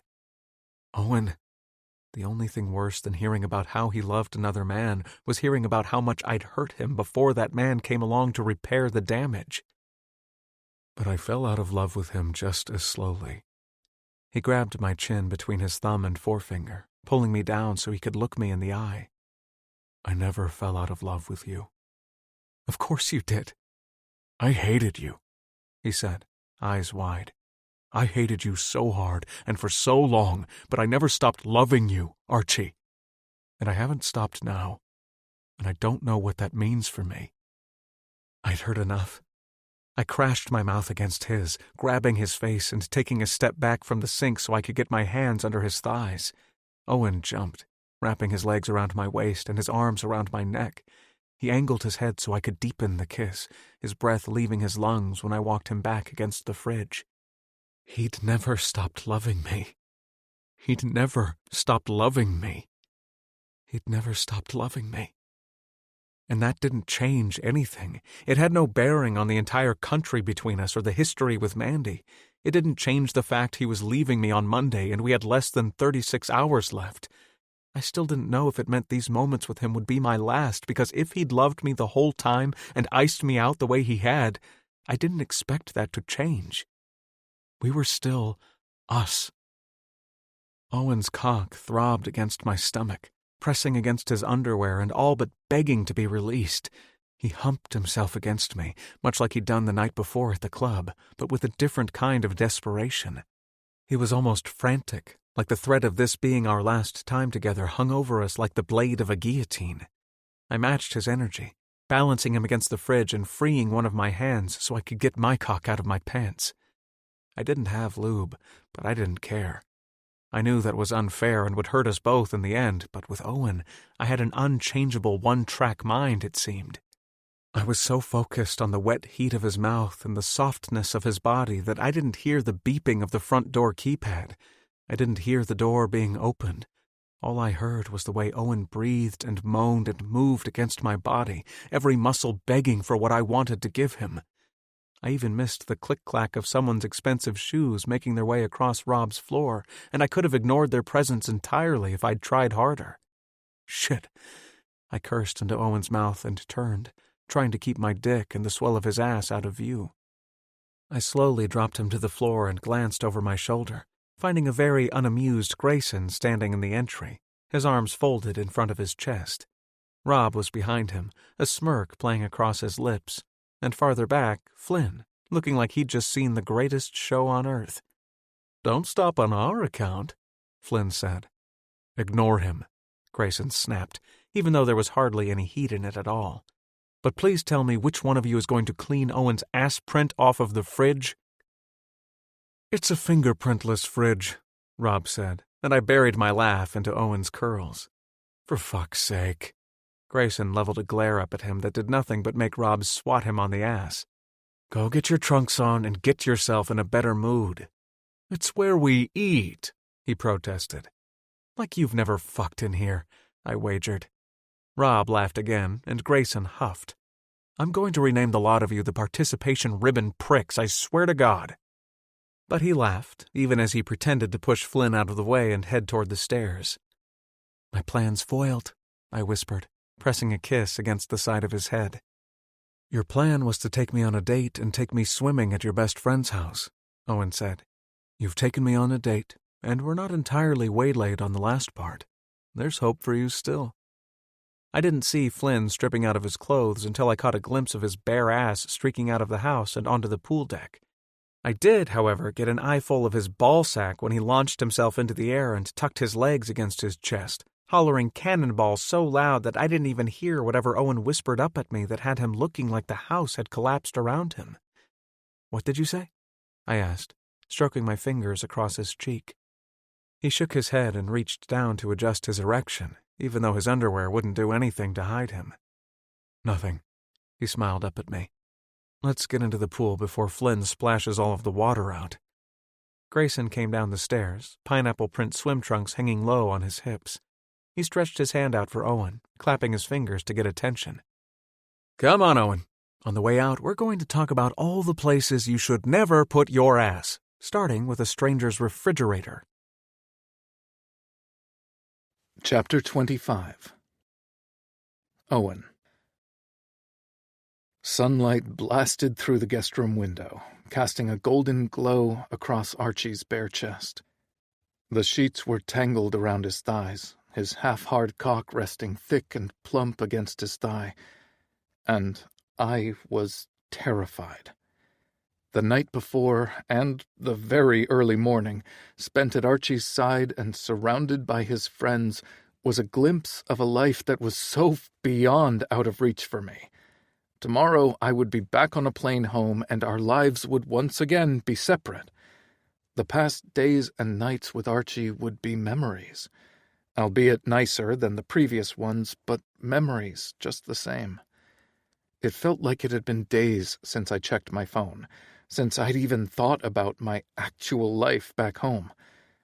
Rolling away from Archie, I climbed out of bed, careful not to wake him. He didn't even snore or stutter, and I let myself watch the steady rise and fall of his chest while I put my pants on. My phone sat heavy in the front pocket, and I waited until I'd slipped out of the guest room to pull it out. I had a couple text messages from Mandy, nothing urgent, and I answered her back, letting her know I was feeling better and that I would see her soon. I had another batch of messages from Frankie, and I offered him the same platitudes I'd sent my sister. "You look stressed." A voice distracted me, and I fumbled my phone, barely managing to catch it before it landed on the floor. Getting my wits about me, I recognized Archie's friend Flynn in the kitchen. He had on a pair of black basketball shorts and nothing else. Just a messy mop of brown hair and some scruff along the angle of his jaw. He held a coffee mug in both hands, and his stare was narrowed in on me. "I'm fine," I said. "Rob doesn't keep spray cheese in the fridge like Archie does." I huffed out a laugh and looked down at my feet. Flynn stepped to the side so I could get to the coffee pot, and I shuffled toward him. I caught the scent of pool on him and a hint of cologne that smelled like more money than I had in my checking account. It was a sharp reminder of just how different he was, how different Archie was from me and the life I'd built in his absence. "He used to make so much fun of me for the cheese," I said. "He'd never eat it when I offered." "I don't blame him." "I don't know when he started eating it." The coffee pot whirred to life, warming the water and getting ready to brew. "Probably as soon as he got to California," Flynn said. "I've known him since we were in grad school, and he's always had a taste for it, but only when he's stressed or sad." There was a part of me that hated to think of Archie stressed or sad, but there was a larger part of me that took some comfort in the fact that his abandonment had hurt him too. I'd always imagined that he left and never looked back for me because he didn't care, because I didn't understand how someone could do what he did if you cared for another person. But with my return flight home so within reach, I could see it. My perception changed. I was getting ready to leave him, and the distance would kill me this time. For years, I thought he'd walked away from me because he was weak and scared, but as I readied myself to do the same thing, I knew better. "If he would have told me about you sooner, I wouldn't have spent a decade teasing him about his trash taste in cheese," Flynn chuckled softly, and the coffee pot finally started to spurt into the mug. Why do you think he didn't? Because he's a fool for you. Absolutely head over heels, and he clearly always has been. I doubt that, I muttered. He's gone for you now, he went on with a shrug, like we were talking about something as casual as the weather. It's going to kill him when you leave. This was never supposed to be a thing, I said. This was 4 days, and you believe that? Why wouldn't I? I don't know what your perception of us is. Flynn stepped out of the way while I finished making my coffee. But I can't imagine you see him as anything other than millionaire playboys with too much money to burn and an endless waiting list of men to take to bed. I snorted. He wasn't far off base. Archie has... I don't even know if I should be telling you this. Flynn glanced toward the hallway that led to the guest rooms like he was worried about getting caught. Did you want to go outside? I asked. He furrowed his brow and let out a soft sigh. I'm not trying to spill Archie's secrets. He's my best friend. I get it. I jerked my head toward the door. It looks nice out. We can talk outside. No secrets required. Flynn followed me out to the pool deck, where I shoved some discarded clothes from one of the loungers so I could sit down. There were pants and towels and empty bottles of alcohol, and Rob's backyard looked more like a college rager than a group of 30 and 40-something-year-old men getting together on a Saturday night. A stab of longing pierced through my chest, and it felt like jealousy at first. I wasn't sure if I was jealous that Archie had so many friends or that they had him. After we'd both settled onto chairs with coffee in hand, I stared out toward the bushes at the far end of the yard. I didn't know what Flynn had wanted to say to me, but I figured it would be easier if he didn't have to face me while he did it. I could tell the decision to speak freely weighed on him, and I respected how closely he held Archie's confidence. None of us are saints, Flynn finally said, and I nodded. We've all had our hearts broken a few times. It comes with the territory, you know. He gestured to the pool, to the house, to the extravagance of the life they lived. I thought about my one-bedroom apartment and my Goodwill couch. I thought about my ramen dinners and my car that was 200 miles past needing an oil change because I didn't have money for it. All of us except Archie, he corrected. I turned my head toward him, finding his attention focused on the tree line as well. After my conversation with Archie at the museum the day before, where he'd started to talk about the last serious relationship he'd been in and stopped, I'd been dreading the story. I wanted to be glad that Archie had found a love so massive that it was painful to relive the loss of, but that spear of jealousy burned and thickened and turned inside of my chest. Okay, I said, because there wasn't anything else to say. He's only been in love once. It was impossible to breathe, impossible to swallow. I nodded and looked down at my coffee, finding my reflection in the dark and still surface as I steeled myself for the rest of the story Flynn was sharing. It nearly fucking killed him, you know? I closed my eyes, jealousy bursting like a volcano behind my ribs. Archie is Archie, though. He knew, but he didn't know. He's a little aloof sometimes. But by the time he realized what he'd lost, it was too late for him to get it back because he's stubborn. And he's so righteous, acting like he would bear the burden to save the person he loved from having to shoulder it.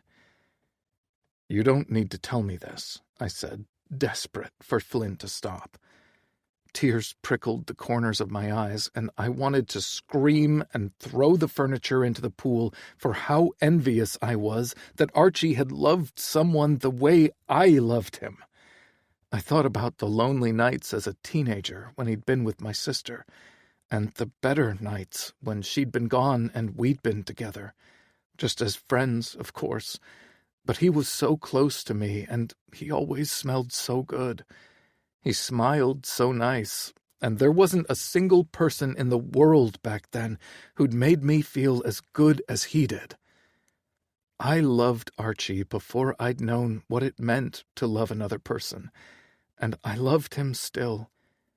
Even with his expensive home, with his fancy clothes and his luxury car, he was still the too tall and too skinny boy that I'd secretly fallen in love with as a teenager.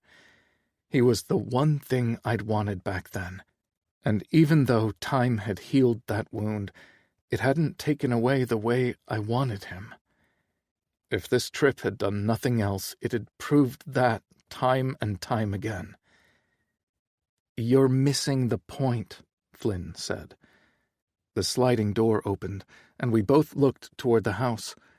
Archie filled the frame, half-dressed with his hair askew and his eyes half-closed. I didn't realize he'd looked frantic until he saw me and then didn't. His shoulders relaxed, and his lips curved up into a softer line instead of the tense frown he'd worn. My breath caught in my throat, and I blinked as quickly as I could, hoping to hold back the tears that had threatened to spill at the beginning of Flynn's confession. "I'm going to buy Rob curtains," Archie said, scrubbing a hand down his face. He was trying to play it casual, but as he came toward us, his movements were jerky, like whatever fear he'd carried hadn't quite left him yet. I spread my legs open, and Archie plopped down between my thighs, leaning back against my chest with a content little sigh. The pose was awkward, but he was still warm from sleep, and I set my coffee down next to a half-drunk whiskey bottle so I could hold him against me. "What were you two talking about?" he asked, angling his head up to face me as much as he could manage. I kissed the side of his head. "I didn't mean to interrupt." "I was just telling Owen how insufferable you used to be, back when we first met." He scoffed. "Hardly." "He said you were stubborn, actually. Righteous." "Don't tell all my secrets," Flynn admonished. Archie wiggled against me, and I wrapped my arms around his chest to hold him still. "I was getting ready to tell him how you keep everything so close to the chest that I didn't even realize how heartbroken you've always been until 2 weeks ago when he walked back into your life." In my arms, Archie's entire body went rigid as a board. "What?" I asked, looking toward Flynn with wide eyes. "I didn't realize. Honestly, I didn't put it together until he put you on a plane and brought you here." "Shut up, Flynn," Archie said, almost a plea, even if there wasn't any real fight in it. Just resignation laced with a little bit of fear. Flynn stood up and stretched, cracking his back with a heavy breath. "I didn't realize what it was back then." "What are you even trying to say?" Archie's tone was exasperated, but trembling. In my arms, his muscles twitched, and I tightened my hold around him. Flynn shot Archie a scathing look, then flicked his stare toward me. "It wasn't until I saw the way Archie loves you that I realized it's what he's been doing all along." He raised his mug and clicked his tongue against the roof of his mouth and went back into the house, leaving Archie and me in the lounger. "What does that mean?" I asked. Archie wiggled out of my arms, shaking his head. Turning to face me, he sat cross-legged, unable to meet my eyes. I shifted back so my spine was straight, and I waited for him to explain. "Archie," I licked my lips. They were parched. "Tell me about your last serious relationship."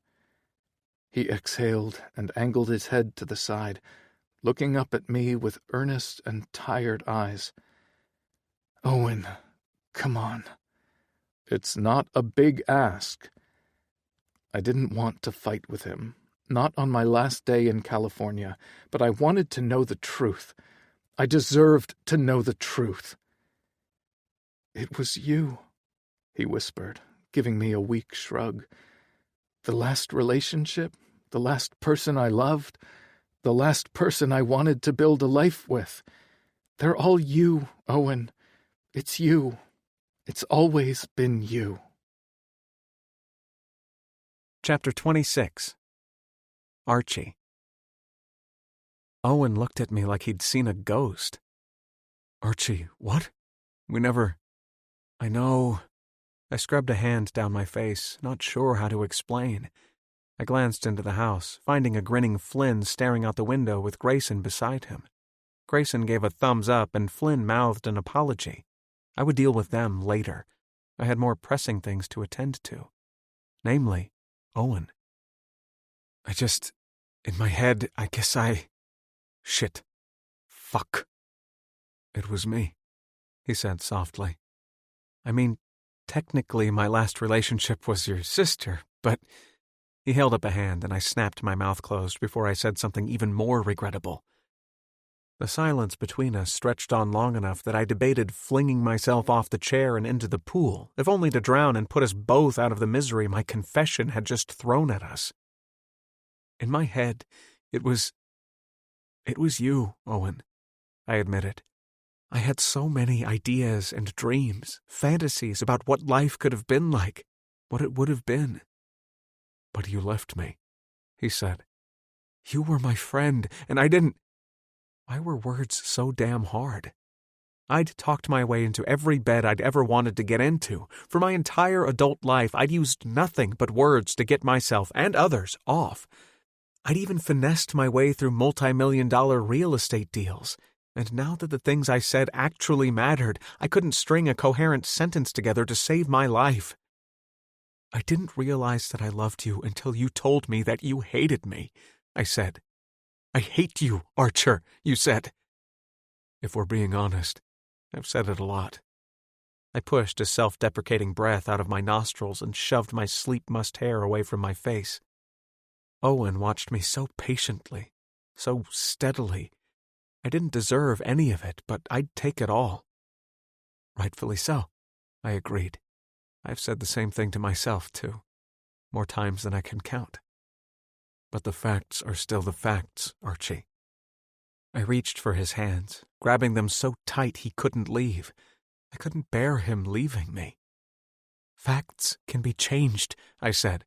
"They can be spun." "This isn't a fucking business deal." "I know," I snapped, pulling him closer.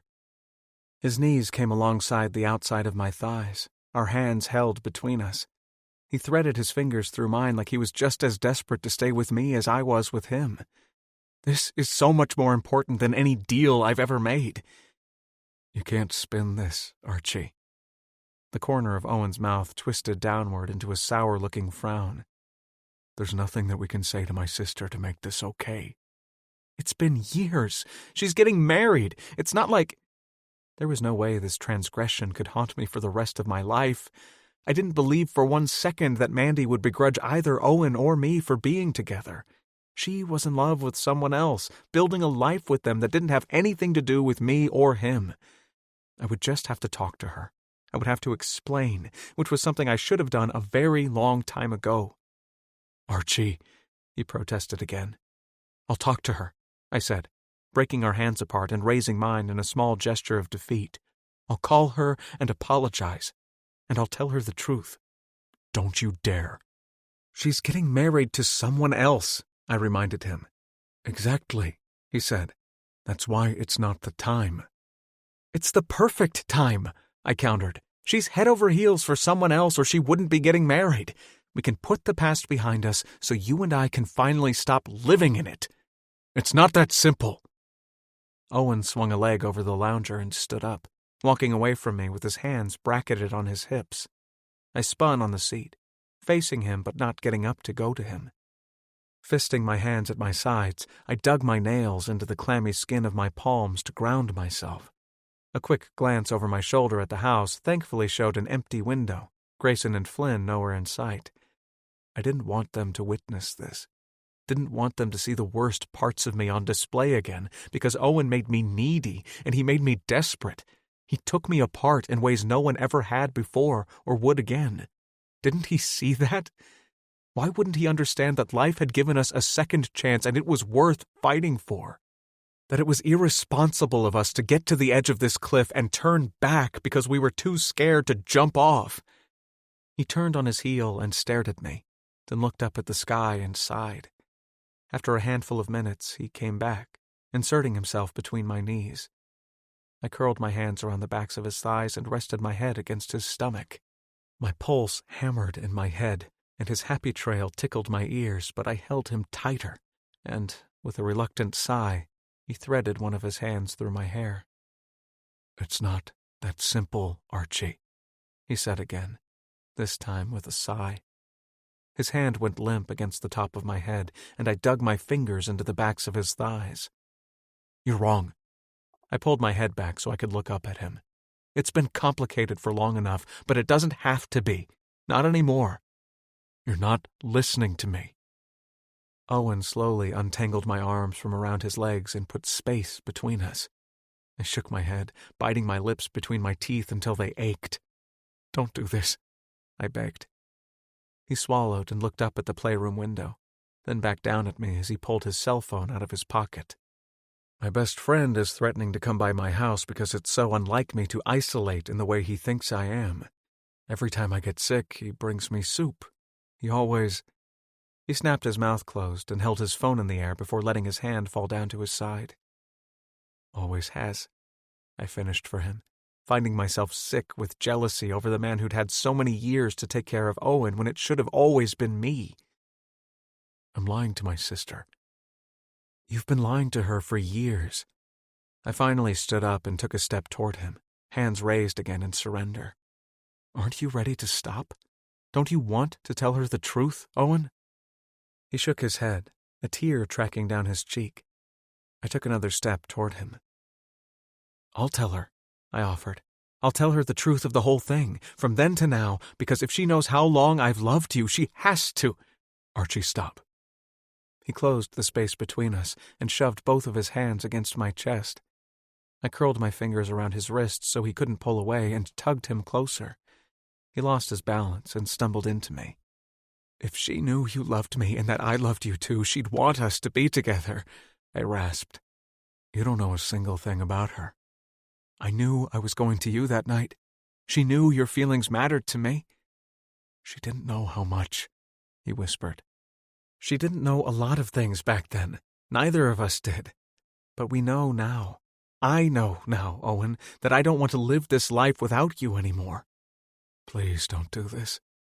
Another tear fell from the corner of his eye, then another, and another.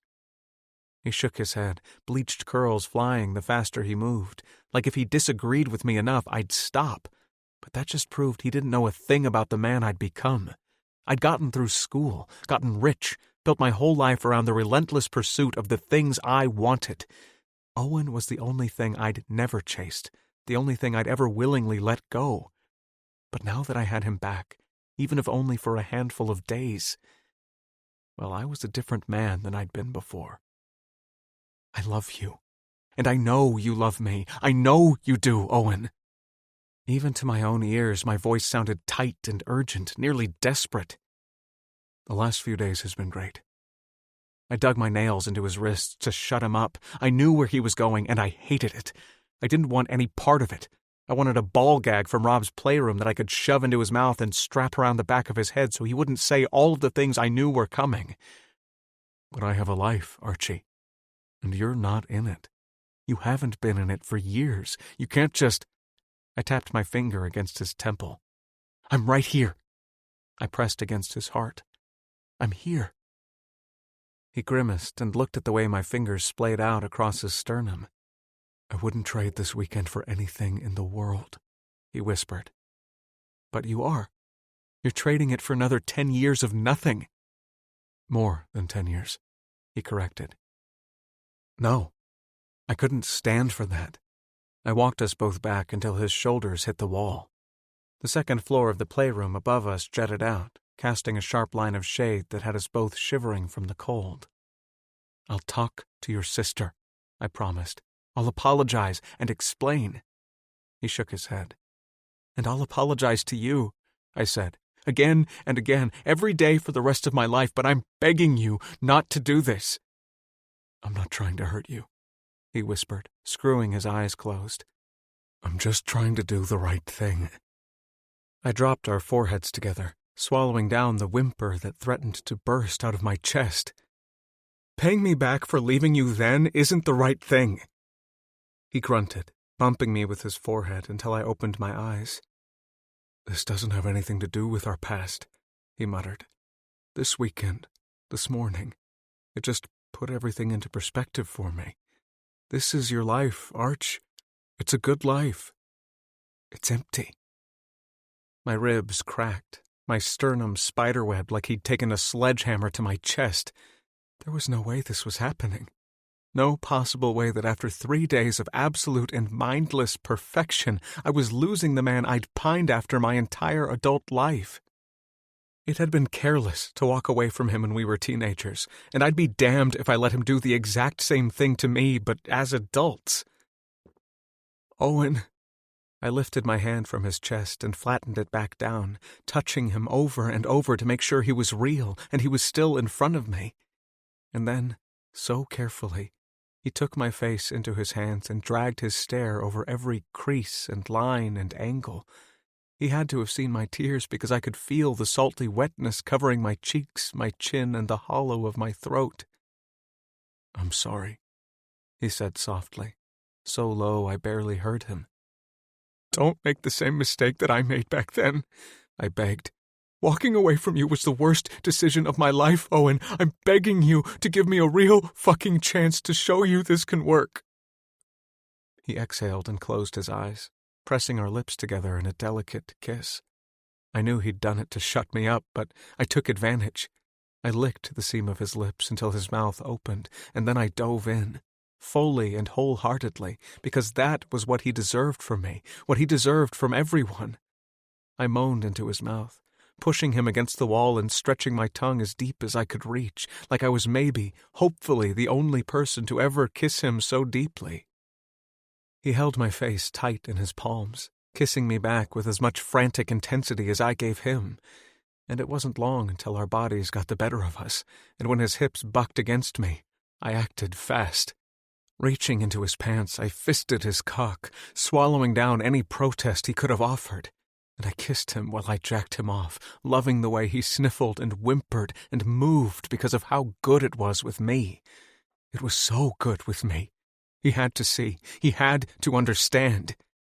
He came quickly with a garbled cry against the corner of my mouth, and I didn't stop stroking him until his little moans turned into painful whimpers.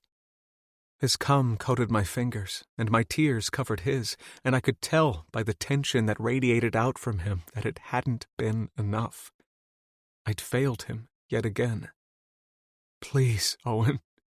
I licked the taste of him off my lips, leaning back enough to see his tear-streaked face.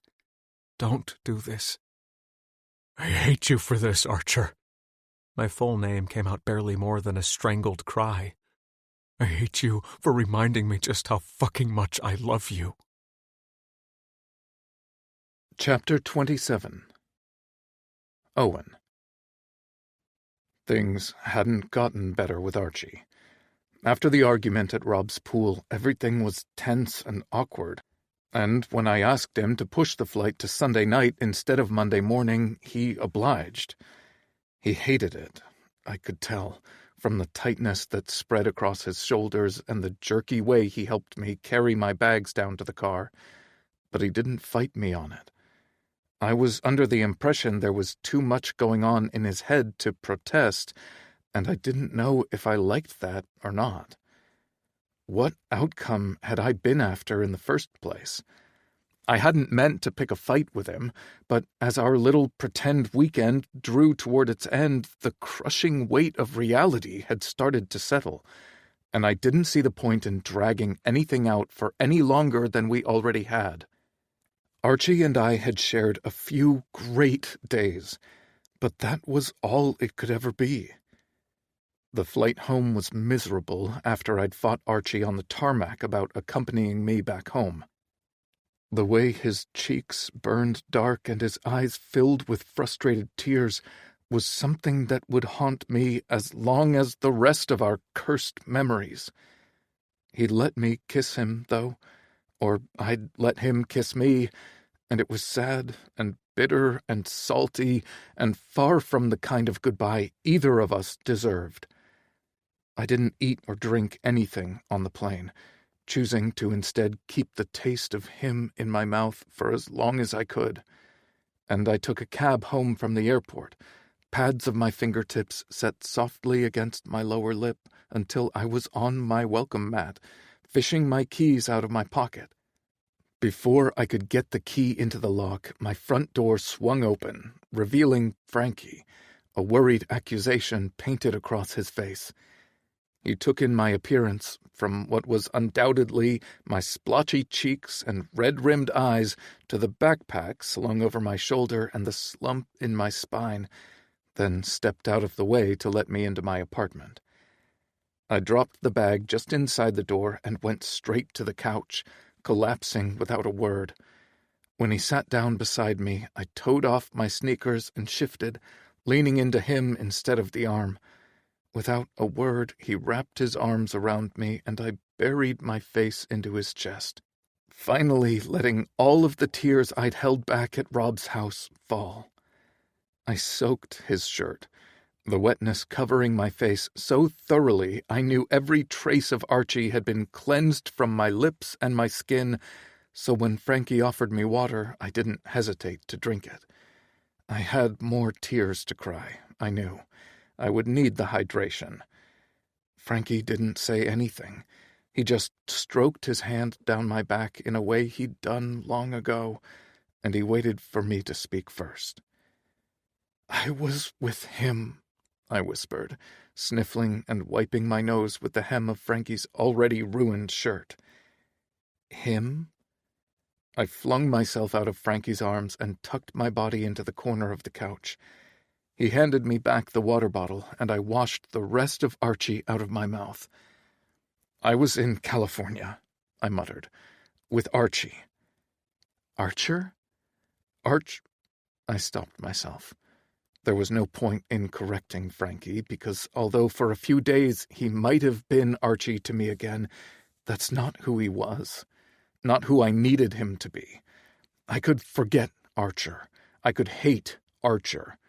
I needed to hate Archer. "Where do you want to start?" he asked. "When I was in California looking at wedding venues for Mandy, I ran into him, totally on accident." "All right." Frankie cocked his head to the side and waited for me to go on. It was only fair that he judge me the way he was.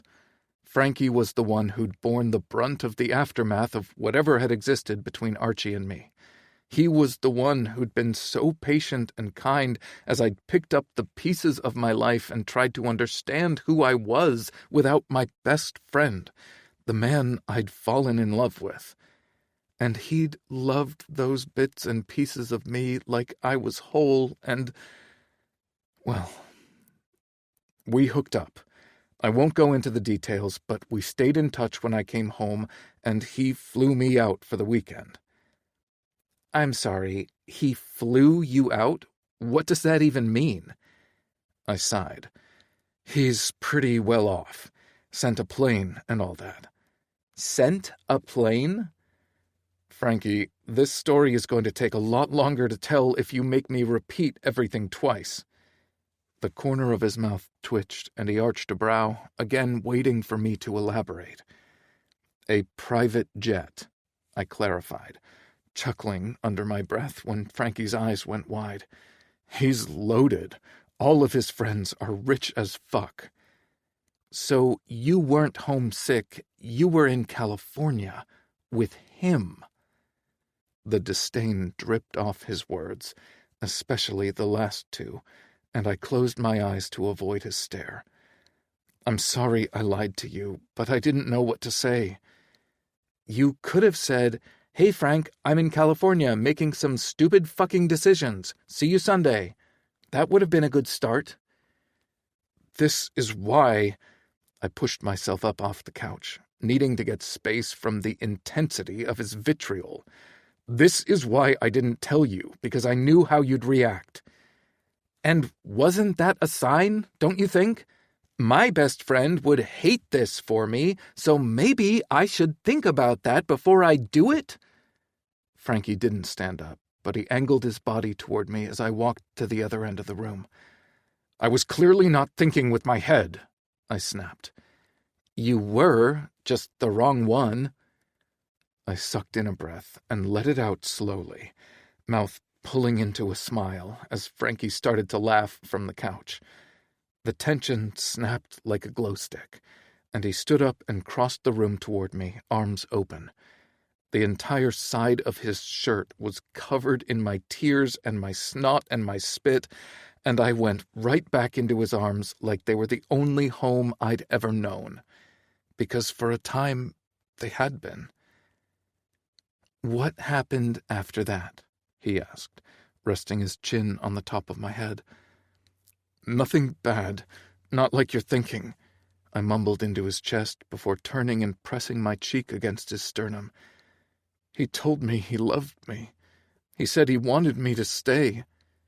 Frankie went still. I told him I couldn't. Why not? He asked. Are you serious?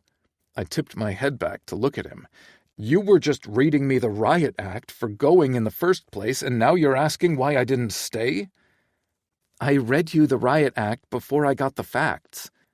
You still don't have all the facts, I said. He looked at me like he wanted to strangle me. Even if I wanted to stay, I started, and he cut me off. Did you?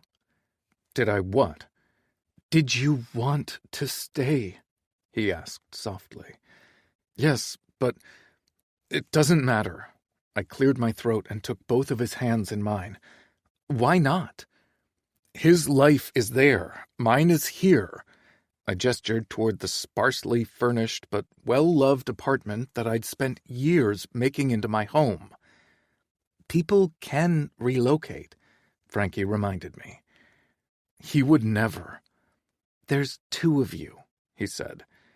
I don't want to leave you or Mandy. There's the real issue, Owen. He gave me an extremely stern teacher look that let me know he'd sussed out the truth without me even having to confess it. It's not you, and I know it's not me. It's her. He broke her heart. He broke your heart, too, and you obviously forgave him. Frankie shook his head. And Mandy is getting married, so she's clearly over it. Archie isn't the kind of man you just get over. Do you love him? The change in his line of questioning gave me whiplash, and any biting reply died in the back of my throat. I swallowed, blinking rapidly to fight against the fresh wave of tears that threatened to spill at the thought. That's a yes, Frankie said for me. I didn't say that. You didn't have to. He let out a breath, his own shoulders giving out. Do you hate me for it? I asked. If I didn't hate you for loving him then, I couldn't very well hate you for it now, he said, reaching his hand out for me again. I took it, and he kissed the tops of my knuckles, walking us both back to the couch. I sat down with a tired groan, and Frankie pulled me against him, adjusting us so my back rested against his chest. Tell me about your trip, he said softly against my ear. Tell me about the man who has always held your heart. That's not fair to say, I protested. I've always known it, Owen, he assured me, even if you haven't. I swallowed and settled against him, unable to stop myself from comparing the fit of his body against mine to Archie's and finding all the ways it was lacking. Not that it was any fault of Frankie's, he just wasn't Archie. And that was the first time I felt the gravity of the decision I'd made. I wonder if he felt this way, I choked out. screwing my eyes closed and balling my hands into fists at my side. If he hurt this badly when he walked away from me, I'm sure it was the same or worse. Everything is amplified when you're young, when it's the first of everything, he said. I had a really nice weekend, I rasped. We went out with his friends. He took me on a proper date. Had he ever done that before? A date? Frankie nodded against the top of my head. No, we never had. Back then we'd just been friends. He'd been with Mandy. It wasn't... I trailed off, and Frankie was quick to pick up the change in my mood. Where did you go? Thinking of our date, I chuckled, fingers going tingly at the memory of Archie scaling Rob's fence like we were teenagers again. We went to a museum and had a picnic. Then we broke into his friend's house to go swimming. I thought about Flynn and Dalton, about Grayson and the rest of them. I told Frankie about all of them and the lecture from Grayson on not having sex in other people's kitchens. Frankie laughed at that and tightened his arms around me when I talked my way to Sunday morning, to the fight by the pool and the fraught before I asked him to change my flight. It's obvious, Frankie said, long after I'd finished, that you need to go back to California. I can't, I still argued with him. Not with Mandy here, not with the history. Has Archer called you since you left? Texted? I don't know. I haven't even turned my phone off airplane mode, I admitted. He's probably frantic. You don't even know a thing about him, I said. I know that he's in love with you, and I would be worried sick about sending you back across the country after the story you just told me. Frankie shoved his hand into my pocket and pulled out my phone. He switched it off airplane mode and held it in front of us both, while it rattled incessantly with vibration alerts. I grumbled, watching Archie's name flash across my screen no less than half a dozen times. He chartered the flight, I said. He knows it landed safe.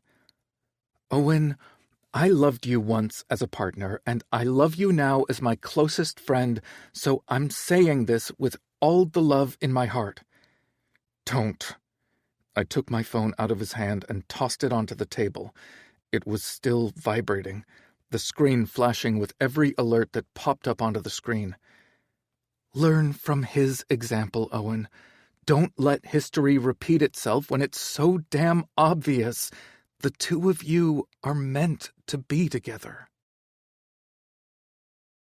Chapter 28. Archie. I knew it was Flynn trying to break into my house because he'd never been able to get the key into the lock on the first try in as long as I'd known him. It wasn't like I even had a fancy keypad panel like Rob, but then again, maybe that was the problem. An actual, physical key was too plebeian for him.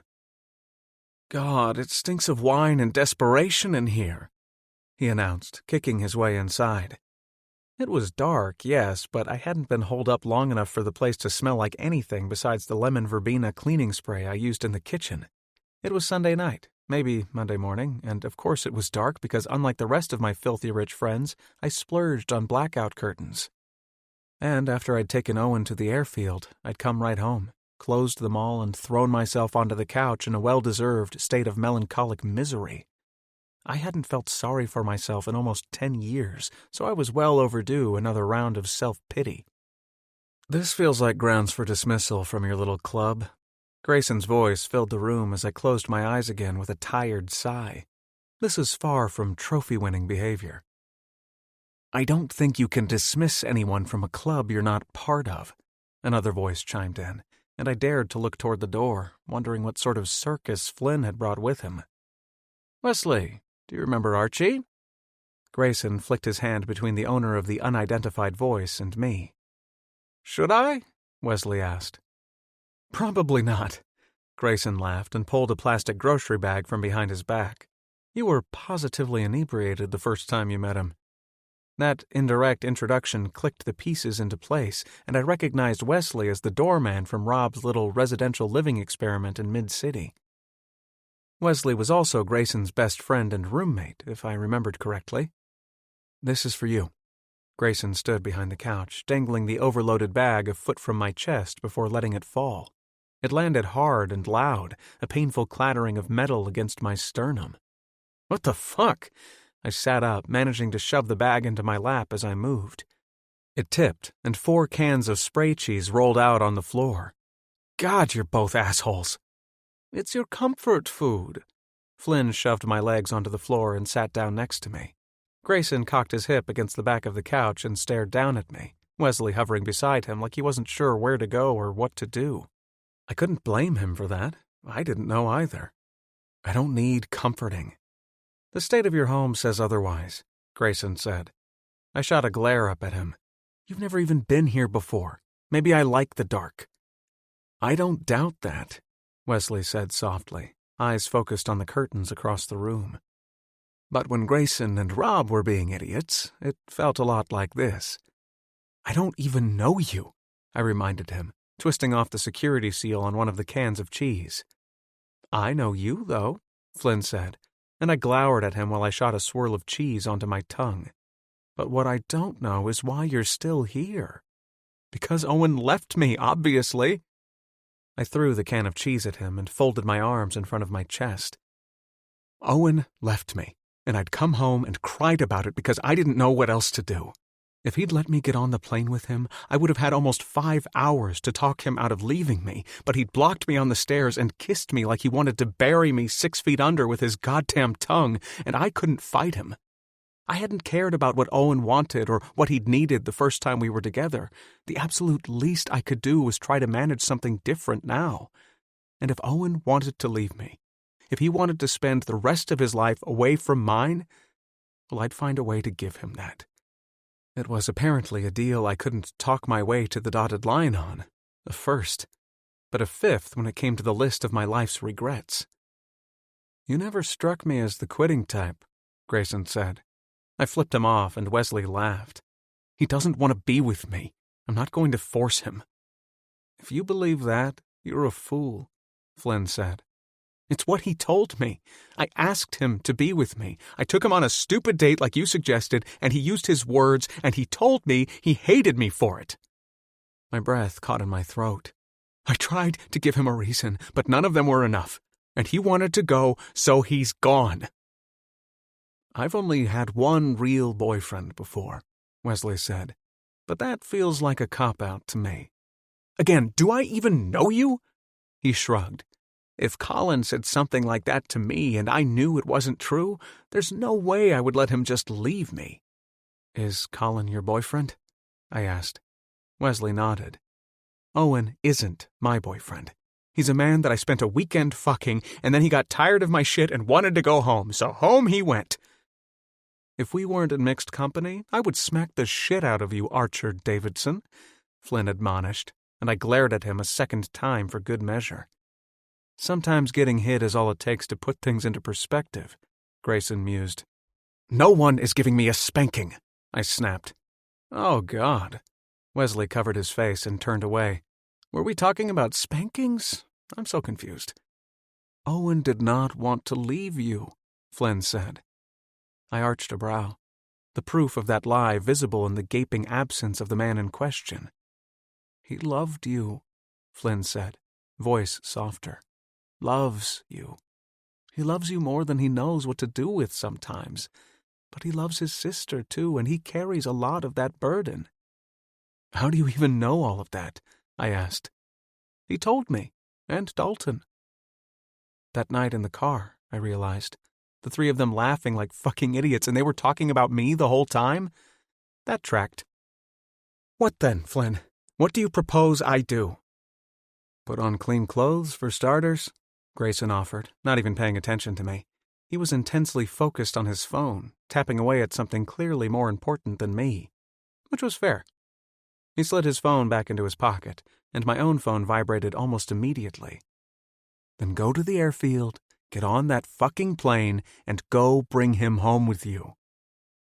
Pulling my phone out of my pocket was a reminder that Owen had been ignoring my messages since I'd left him on the tarmac. I'd even tried to call, but it had gone straight to voicemail. though I supposed voicemail was a good sign because it meant he hadn't blocked my number. Yet.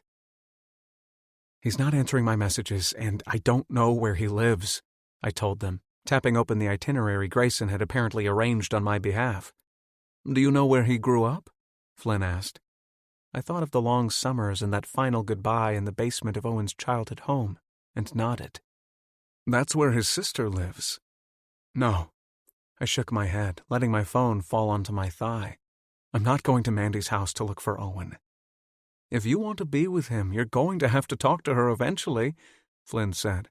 "You might as well get her blessing off the bat." "She hates me." "How do you know?"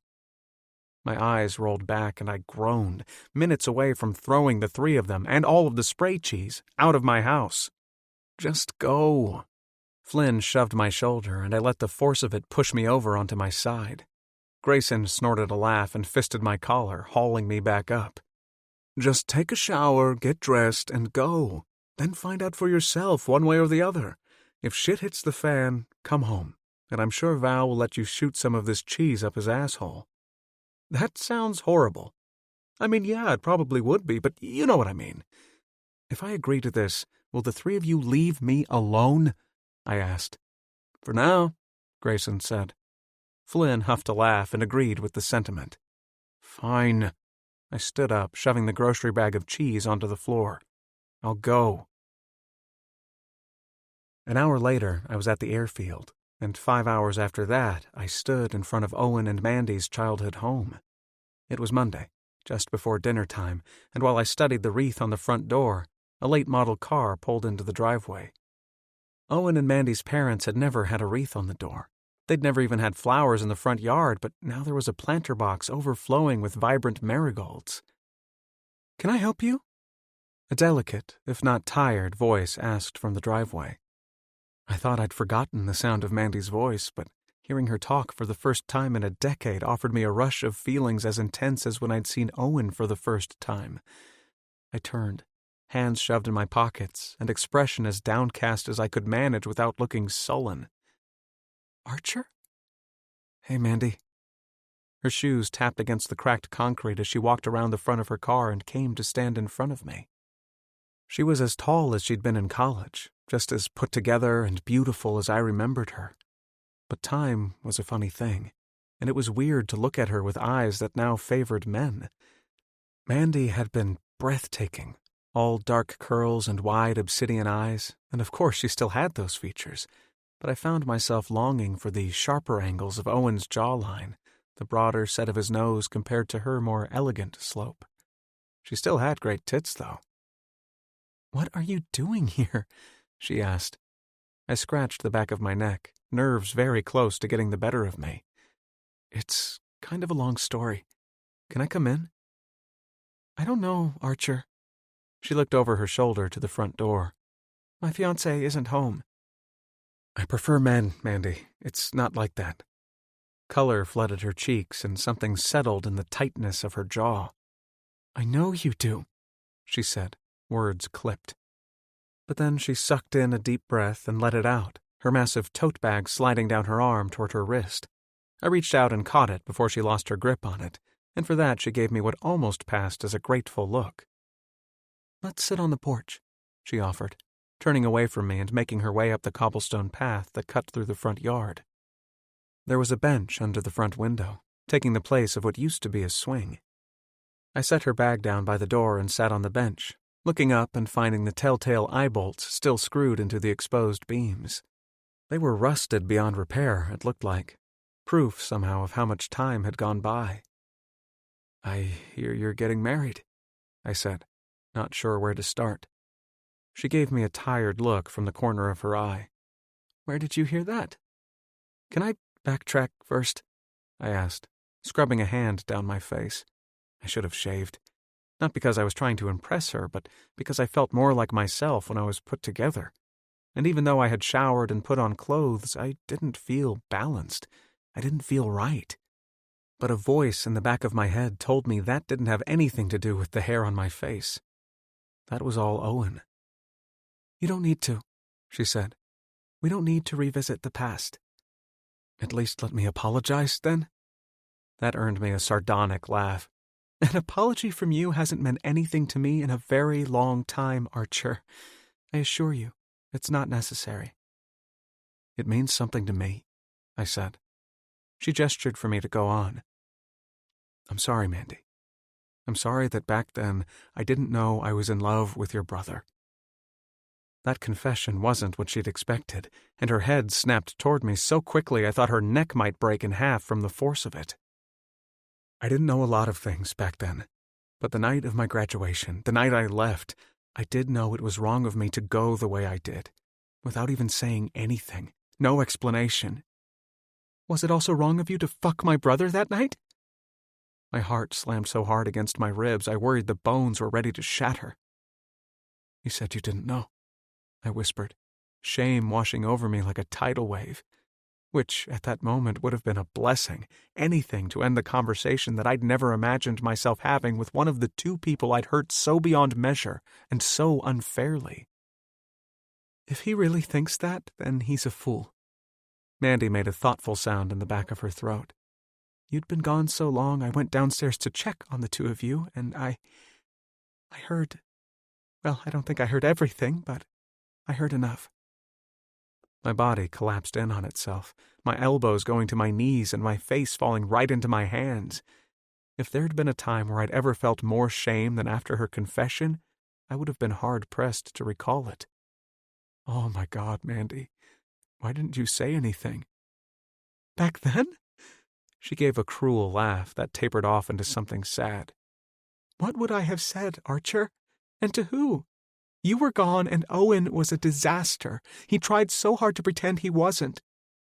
Mandy let out a long breath and leaned back, stretching her arms and legs in front of her. I gave him an out because, even though I was in denial, I understood what had happened. I told him you said you'd had a family emergency, that you'd gone to say goodbye to him, and then... Mandy, you said you loved him back then, she said. What about now? It's complicated. It shouldn't be. I ran into him on accident when he was in California a couple weeks ago, and it was like not a day had passed. At least not for me. Though that's not really true. I'm aware of the time that's passed. She cut me off with a hand on my leg. The small diamond in her engagement ring sparkled, and her touch felt as unwanted to me as saying goodbye to Owen had been.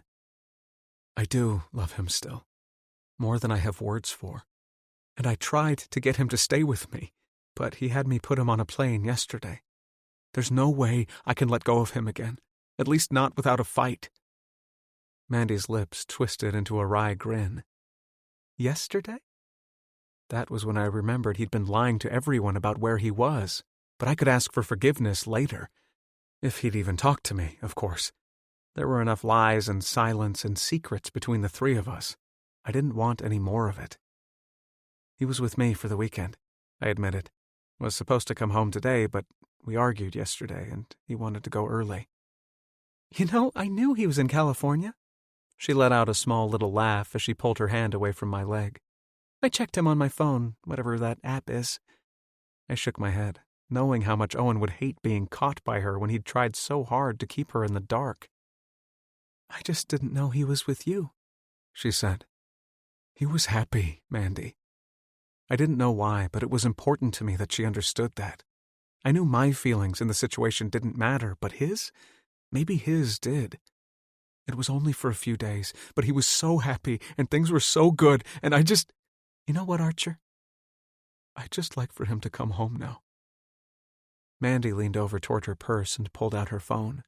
She tapped around until a map came up on her screen, a little circle, with Owen's face in the middle of it popping up on the other side of town. She showed me the screen, but not long enough for me to get a read on the exact location. Then she turned the screen off and dropped her phone back into her purse. Yeah, Archer. I'd like that for him, too. Chapter 29. Owen. Even after I'd calmed down, Frankie hovered like a hawk. He told me he was worried about me running headfirst into dehydration, what with all the crying and snotting I'd been doing, paired with all the ejaculating he was sure I'd done over the weekend. He wasn't wrong about any of it, But hydration was the last thought in my mind as he called for takeout Vietnamese from our favorite pho restaurant down the street. My phone stayed quiet on the table, and Frankie didn't push me about that. Thank God. 20 minutes later, there was a knock at the door, and my stomach rumbled in response. But when I opened the door with my wallet in hand, I didn't find a delivery driver. I found my sister, looking tired around the eyes and red in the cheeks. "Oh," she said weakly, "you're alive." It would have been so easy to stick with the lie that I'd been feeding her all weekend, but the fight with Archie had taken everything out of me. "Do you want to come in?" I asked. "Are you going to get me sick?" I shook my head and stepped out of the way. "Because you're not sick, are you?" she asked, coming inside and kicking out of her flip-flops. I shook my head as Frankie chimed in from the couch. "He's sick in the head, Mandy." She leveled an accusatory glare across the apartment at him. "Did you know the whole time?" "Just found out today, or I would have told you the truth. You know that." "Thanks for ratting me out," I grumbled, shoving the door closed behind Mandy. "You were going to tell her the truth anyway." Frank gave my sister a sympathetic smile. "Did you want me to go?" "You can stay." Mandy sat on the couch next to Frankie with a weary groan. "So, what was going on?" "I was in California," I said.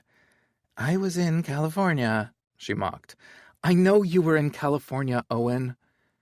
My body went ice cold, palms immediately starting to sweat.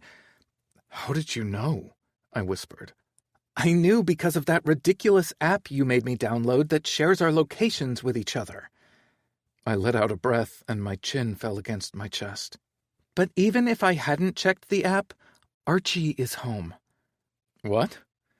"Well, maybe not home for him, but he's here." The corner of my sister's mouth twisted into what looked like half a smile and half a frown, like her brain couldn't single out the emotion she wanted to feel, and I didn't blame her for that. "What do you mean he's here?" I brushed past her legs and sat on the coffee table, leaving her facing me from one side and Frankie from the other. Frankie's eyes had gone wide. His attention narrowed onto my silent and dark cell phone beside his feet. "I mean, Archie Davidson showed up on my front porch after work with a whole lot of very interesting things to say about you, little brother." In that moment, it was impossible to not think that there had to be an easier way. If I would have just agreed with Archie when he talked about wanting to be honest with my sister, for one. We could have done it together, presenting a united front, our hands joined. With that thought, I looked down at my palm, sweaty and pale white with half-moon divots gouged into the surface. I'd done that. I'd done all of this. "Like what?" I managed to ask. "What do you think, Owen?" "I never meant to lie to you, Mandy." "Wrong." She cut me off, slashing her hand through the air and leaning forward so her face was only inches away from mine. "You didn't just mean to do it, you planned to do it. And you planned it more than once." My eyes were wet with tears and my throat was parched. I wasn't entirely convinced I wasn't on the cusp of a heart attack. "It wasn't like that." "No?" I shook my head. "Do you think I'm a child, Owen? Like I'm some stupid little girl who can't handle the truth about her college boyfriend taking her little brother to bed?" "Amanda." "He didn't tell me about it," she said, shaking her head like she was disgusted with me. "Or rather, he did, but I already knew about it." Every word out of my sister's mouth was the swing of a sledgehammer against the foundation I'd built my life on. I'd built my life on a lie, though. My relationship with her, too. I'd dedicated so much to her because of what I'd done and the future I'd stolen from her. With all of that crumbling, what did I have? "How did you know?" "I have ears, Owen, and a college degree. I'm not an idiot." Why didn't you say anything?" A flash of undeserved resentment flared up the base of my spine and directed at my sister for not speaking up sooner. She had to know that I'd acted how I did, that I'd done the things I'd done to pay her back for the biggest mistake of my life. And she had just let me. She had willingly and actively taken advantage of my guilt over sleeping with Archie for the first time. Archie asked me the same thing. She looked up at me with a sad smile. Then she shrugged. It was embarrassing. "And you let me live the last 10 years like you didn't know about what happened between us?" "At the time, I didn't think bringing it out into the open would have been better for either of us, for any of us. And I got over him, Owen. I thought you would have, too." Mandy twirled a loose curl around the tip of her finger before letting it fall. She leaned back against the couch, some of the earlier anger going with her, and her mouth pulled down into a frown. "None of us did the right thing, Owen, but that doesn't mean we can't start." I scrubbed a hand down my face, and Frankie kicked me in the hip. "I know. You're right." "I know I am," she answered with a quiet laugh. "But what does the right thing look like to you?" "It looks like I don't lie to you anymore." "That's a good start. So, tell me the truth." Next to her, Frankie choked, a laugh catching in the back of his throat. Mandy and I both shot him a sharp glare, and he waved one of his hands in apology, even as he kept sputtering and spitting up everywhere. "This is the truth," I said, shoving Frankie's feet off the table and onto the floor. "I'm sorry," he choked, standing up and taking my water bottle with him. "I'm sorry. It's just—" "Do you remember when we were really young and we used to play Truth or Sucker Punch?" Mandy asked. I grabbed the outside of my left arm, the memory of my older sister's horrible game all too clear in my mind. "That wasn't a fair game. You were stronger," I protested. "And it taught you never to lie to me. But we quit playing." "We stopped playing because you got too cool to hang out with your little brother," I said, letting my hand fall into my lap. "I clearly shouldn't have stopped because you've spent the past 10 years lying to me, which, by original rules, means I should be able to beat you to death." She cracked her knuckles like she was serious, and I worried that she might be.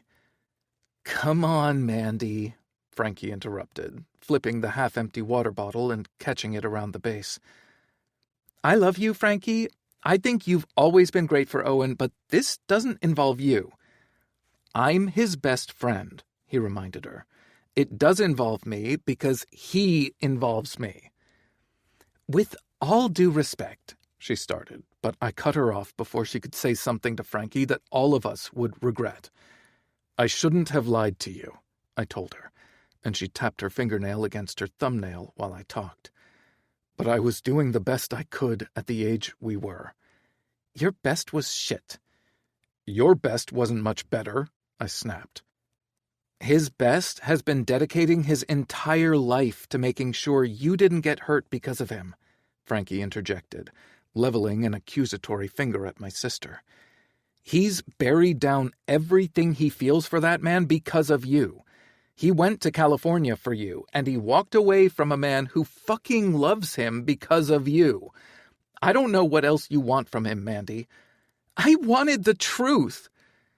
"The truth is that I love him," I said, stepping between my closest friend and my sister before she got a chance to revive the game that had kept me up afraid some nights. "I love him and I love you, and I don't know what to do." "I love you." She shoved me in the chest. "I just want you to be happy." "I don't think I would be happy flaunting Archie around you, Mandy." "Then don't flaunt him. It's not—" She let out a frustrated breath. "Are you being deliberately stubborn?" "Yes," Frankie answered on my behalf. "I need you to know that the weekend after Archie disappeared, I fucked Chad Walker. I'm sorry, what? Frankie let loose another laugh, and I didn't know who to look at first, her or him. I was at a summer kickoff party, and I slept with Chad Walker. Why are you telling me this? I asked. Because it's normal, Owen.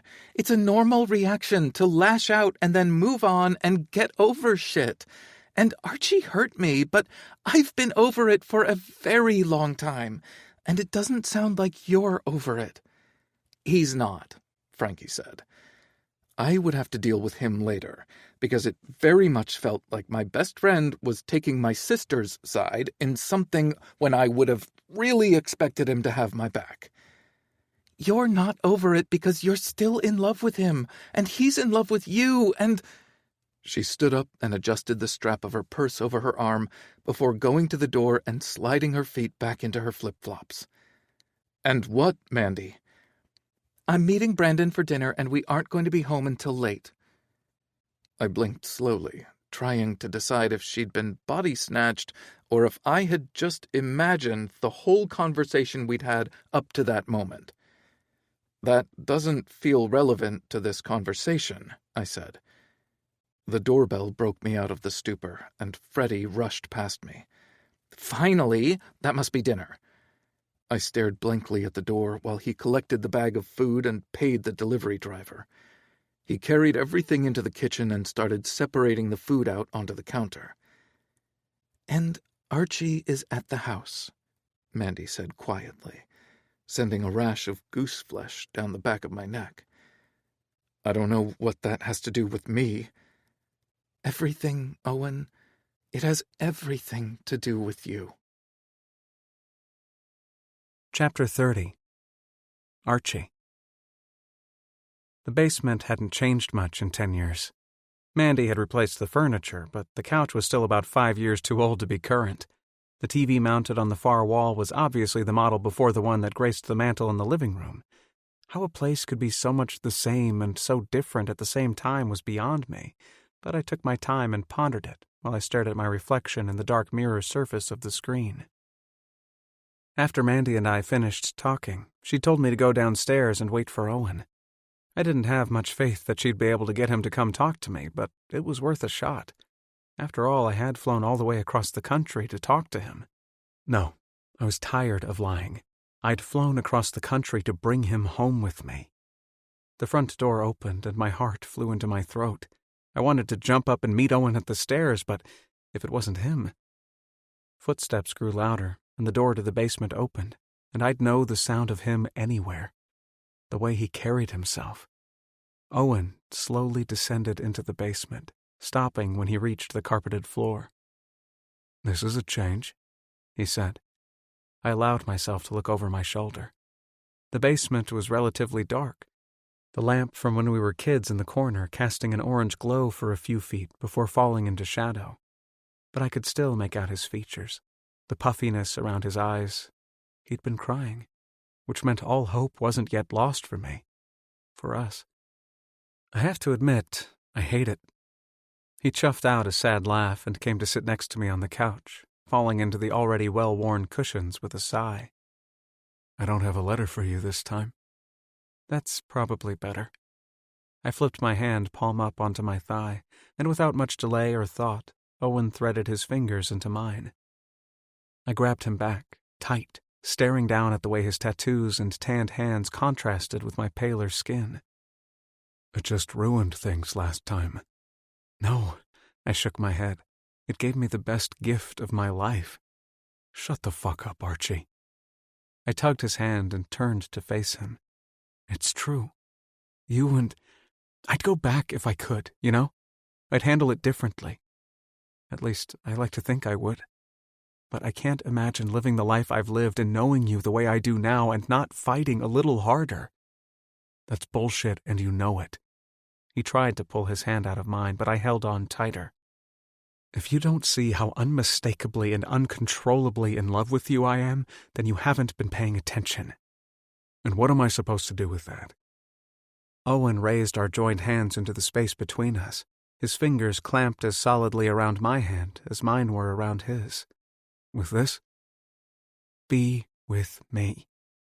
I took the time to enunciate every word so there could be no confusion as to what I wanted from him, what I wanted for him. How? His voice cracked on the single syllable, taking my heart with it.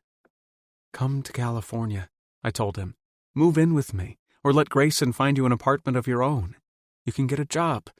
My friends already adore you, and we can finally just be together.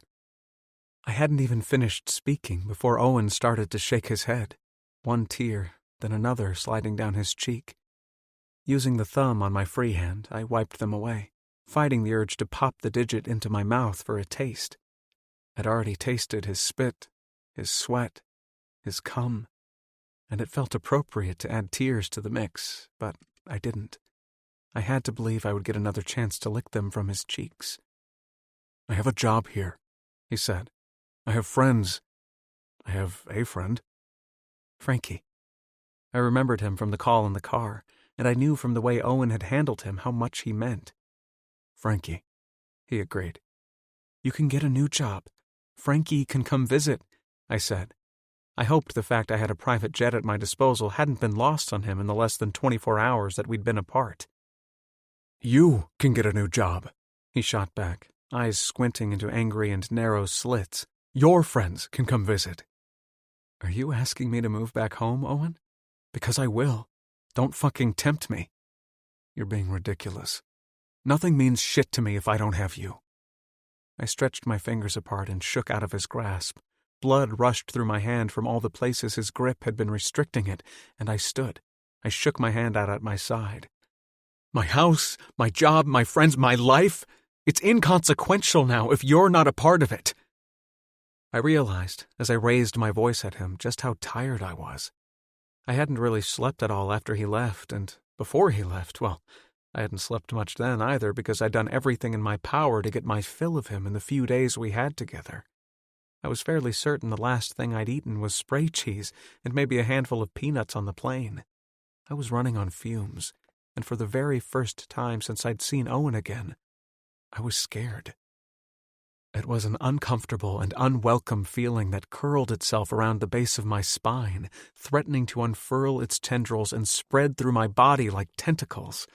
The fear would paralyze me, which might be better than the alternative because running and acting too quick wouldn't get me anywhere good either. You don't even know what you're saying, Owen muttered, and I spun on the balls of my feet to come back face to face with him. That's where you're wrong, because for the very first time, it's all clear. I tapped my temple in demonstration. Everything makes sense for the first time. You're 30 years old, Archie. You can't just give up your whole life and move back here. Of course I can. Owen snorted and rolled his eyes, letting his head fall against the back of the couch. He studied the ceiling like he'd find the answers there, and I sat back down beside him with an exhausted grunt. What's the point of this? He finally asked, voice barely louder than the hum of the lights. Who says there's supposed to be a point? I love you, Owen. Can't that be enough? He pressed a hand to the front of his chest with a pained grimace. Everything hurts right now, Archie. Owen twisted his eyes shut and rubbed his sternum until the tension started to leak out of his expression. There was only one time in my life I'd ever felt as helpless as I'd been, seated in the same spot in the same room. But back then, Owen had writhed on top of me, all desperate and sad, and I felt all of those things and more. How can I help you? I grabbed his wrist and pulled his hand away from his chest. How can I stop it? The smallest whimper tumbled out of his mouth and he spun, flinging one leg over my lap and sitting down. He straddled me, cheeks slick with tears, and he pressed our foreheads together. Kiss me again, he whispered. It was like my mouth was the only thing I could give him, and the absolute last thing he wanted. But just the same, I took his face into my hands and slanted our mouths together. His lips parted without question, the taste of his tears salty and sharp against my tongue. Between our bodies, Owen tried to get into my pants, and my protests were weak. It wasn't long until he had both of our cocks in his hand, and then my hand in his, and my hand around us both.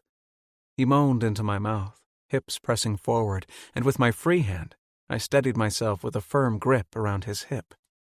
My fingertips dug into his ass, and when he began to move, it took all my strength to not throw him on the carpet and fuck him into the floor. "It still hurts," he whimpered, thrusting his cock through the loose hold of my fist. "Please don't ask me to do this again." Before he could say anything to that, I kissed him again, letting my tongue dive deep into his mouth to silence any other pleas or protests before he could bring them to light. It was like being kids all over again, but I finally knew better, and so did he, but he was blinded and— "Then I'll do it myself," he grunted, swatting my hand out of the way and fisting his dick. He grabbed me around the back of the head with his free hand, and I mirrored the pose, holding him as still on top of me as I could manage. His knuckles dusted over the tender length of my shaft with every stroke of his hand, and I gritted my teeth against the wave of sensation that brought. "Not yet," I whispered, but not because I was trying to delay his pleasure, not because I was trying to give him the one thing we'd always done best. I wanted him to slow down. I wanted him to stop because he was desperate and frantic, and that curl of fear at the base of my spine told me this was going to be the last orgasm of his that I'd ever get to see. His hips jerked at my words, and I screwed my eyes closed. "Say it again," he begged. "Don't come yet, Owen." My words were thick with tears, and my head ached for how hard his forehead pushed against mine. "I know you want to. I know you think you have to, but you don't. You can hold out longer." "No, I can't, Archie." "You can do anything you want." I wasn't talking about the orgasm anymore. "But more than that, you'll do anything I say, won't you, Owen?" Another pained gasp. "Don't come yet." I gave him the command slowly, one word after the other after the other. "I'm not ready for you to come. It hurts." He pushed the words out from between clenched jaws, sweat slicking between our skin. "It fucking hurts. It hurts, Archie. I need it." "No." I released my hold on his head and grabbed his face, fingers and thumb dipping into the hollows of his cheeks. I positioned his head so we were still face to face, mouths brushing against each other. "You listen to me, Owen, and you listen good." He grunted in the back of his throat, hand moving quick and splattering sweat and pre-cum against the front of my shirt and the swollen head of my cock. 10 years was a long fucking time to go without this. "Don't do this," he protested. "I don't want another 10 years, I said. "I don't even want another 10 days, 10 hours, unless I know we're under the same roof and I can take your cum whenever I want it." "That's not fair." Owen's breath stuttered, puffing against my cheek. "If you said yes, Owen, I'd make sure that you never hurt again unless we both wanted it, and fuck." I wrapped my fingers around his so we both held his cock in the same grip. "I'd make it hurt so fucking good, Owen. I'd bring you to the edge over and over for the rest of our fucking lives." He came before I could finish, shooting hot and wild jets of cum against our hands and our clothes.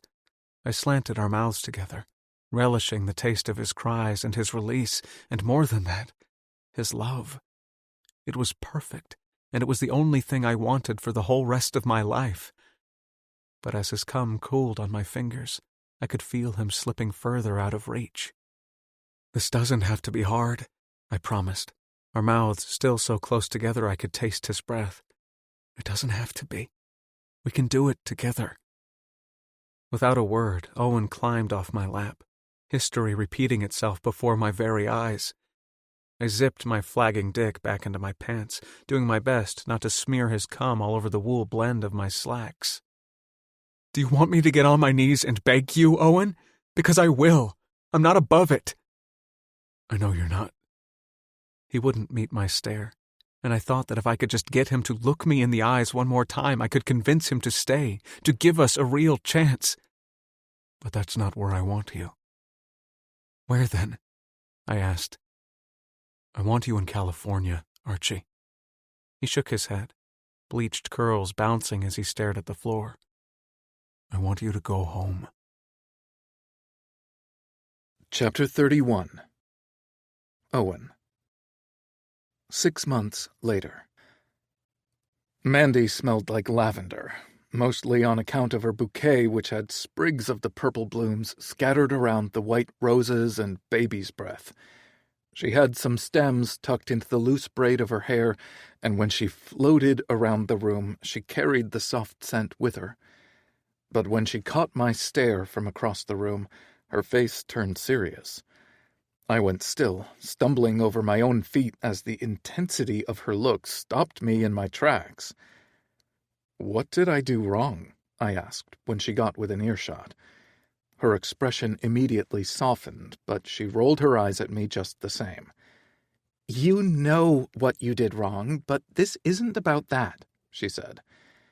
I sighed, looking down at the ground and focusing on the shined black tips of my dress shoes and the delicate rhinestone-studded straps of her heels that peeked out from beneath the hem of her dress.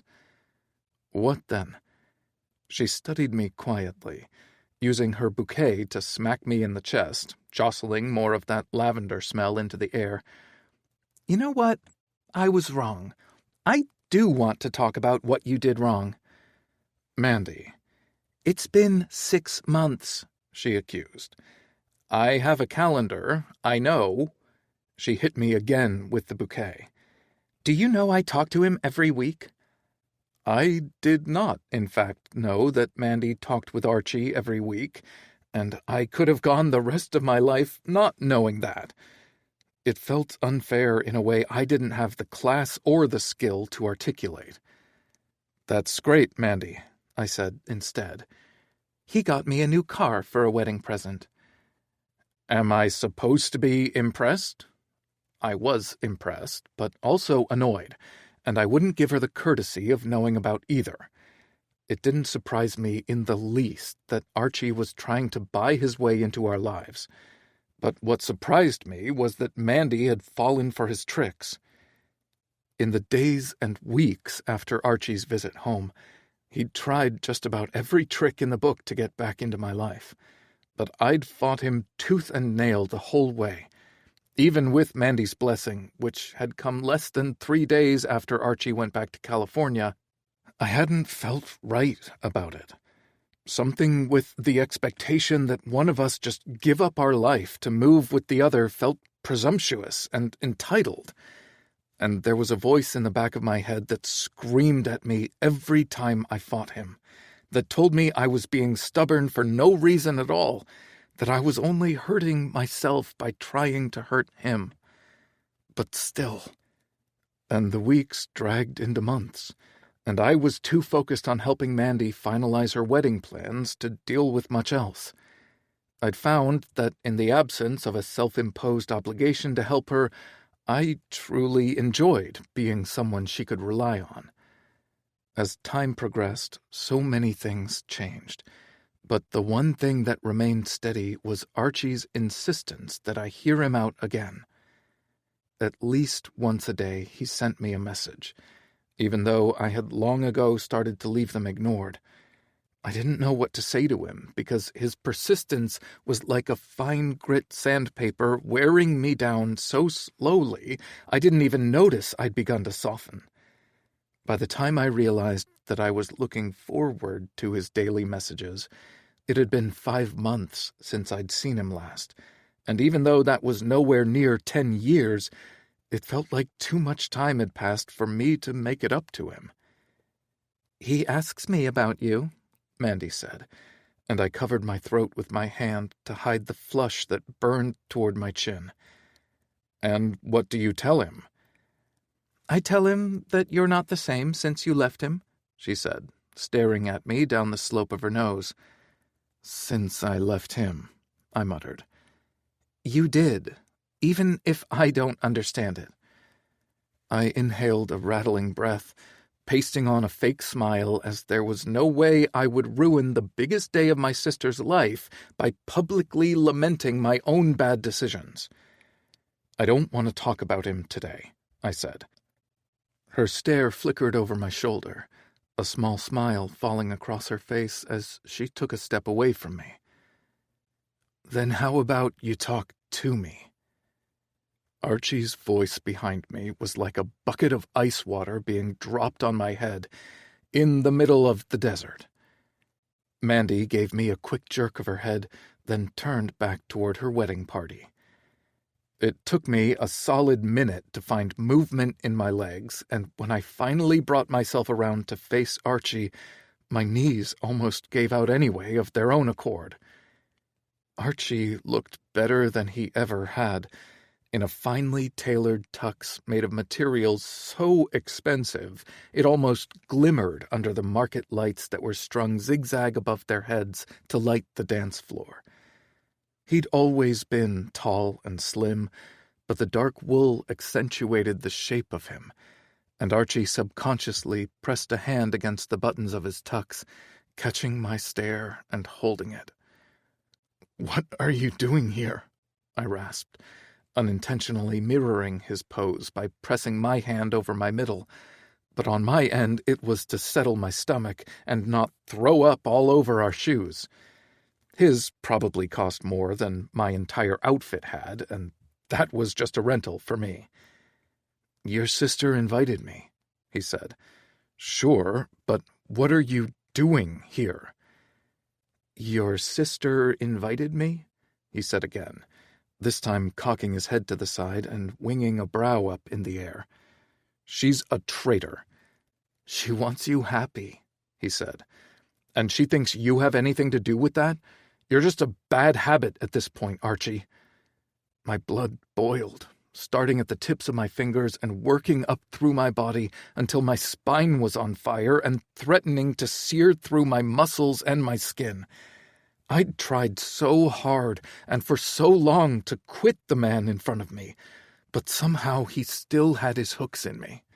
No matter how far away I swam, he was able to reel me back in with a look or a phrase, and it felt so unfair for him to have that control over me after so long. "Come on, Owen." Archie sounded tired, and it was then I noticed the dark bags under his eyes. At first I thought they were a shadow, but when he stepped toward me and brought himself into the light, I realized their shading remained unchanged. Maybe he wasn't the only one who felt trapped at the end of someone else's line. At that moment, the music took a decidedly more romantic turn, and I knew my sister had a hand in the change of pace. Archie smiled quickly, then held his hand out for me and stepped back, almost into a bow. "May I have this dance?" I loved when Archie told me no. Our entire relationship had been built upon it, which was ironic considering the instances I told him no were the times when things began to crumble and wither. "Fine." I put my hand in his, and Archie hauled our chests together, bringing our mouths inches apart. He smelled so much like I remembered. It brought me an unexplainable sense of comfort that dulled the fire in my bones, and I allowed myself a deep breath of him as he slid his hand around my waist to hold me like a proper dance partner would. Our feet moved in time like it was our 1,000th dance, not our first, and when he brushed his nose against my temple, I let my eyes fall closed. I let him lead.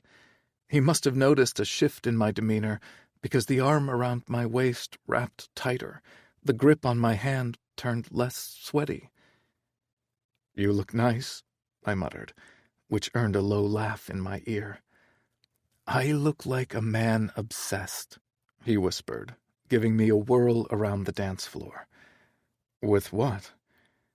"With the one thing he can't have." "You're rich, Archie," I reminded him. "You can have anything you want." "Evidently not." I squeezed his fingers and let him lead me around the dance floor again. "I meant what I said," he went on.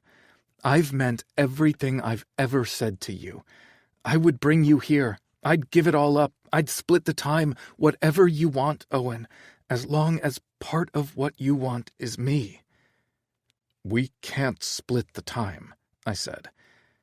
Archie's graceful footsteps faltered, but he recovered just as quick and without any mention of the stumble. I didn't call it out because if I did, I would have to admit it was the first time I'd given him an inch since the last time we'd been in the same room together. "We can do anything we want," he corrected. "It's not practical." I rested my cheek against his shoulder, my resolve slipping with every breath.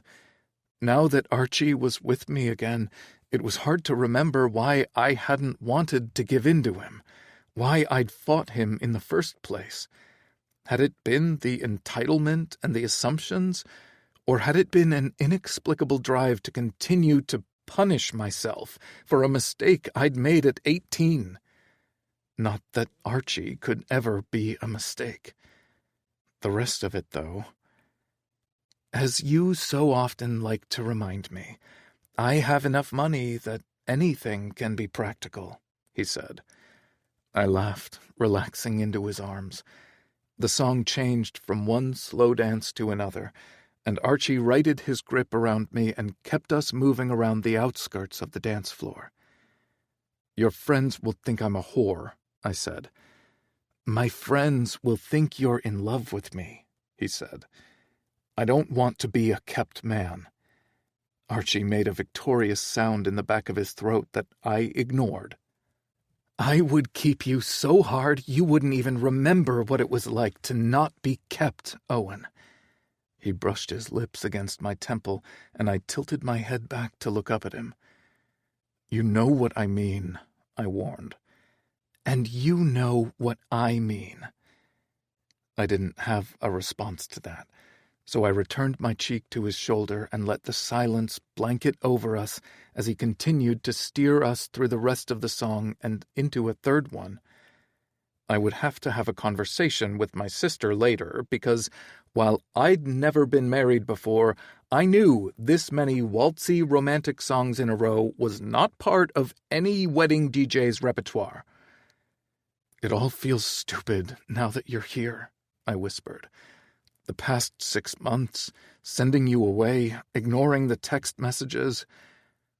All of the spray cheese and lack of shaving," he added. I scoffed, glancing up at him and raising my fingers to trace over the dark circle that hinged one of his eyes. The wrinkles around the edge of his lash line fanned out as he smiled, leaning into my touch with the slightest incline of his cheek. "Tell me more about that." "Grayson bought me a whole bag of it," Archie explained. "I think he and Flynn meant it as a joke, but once I started to actually eat it, they got worried." "It's not fit for consumption, Archie, you know that." "You used to eat it," he said quickly. "All the time. And when I was first in California, it was the easiest way to make my mind think of you. On the porch at your parents' house, on that swing with our feet up, and you always had that spray cheese going." "It was a horrible habit," I interjected. "Just like you."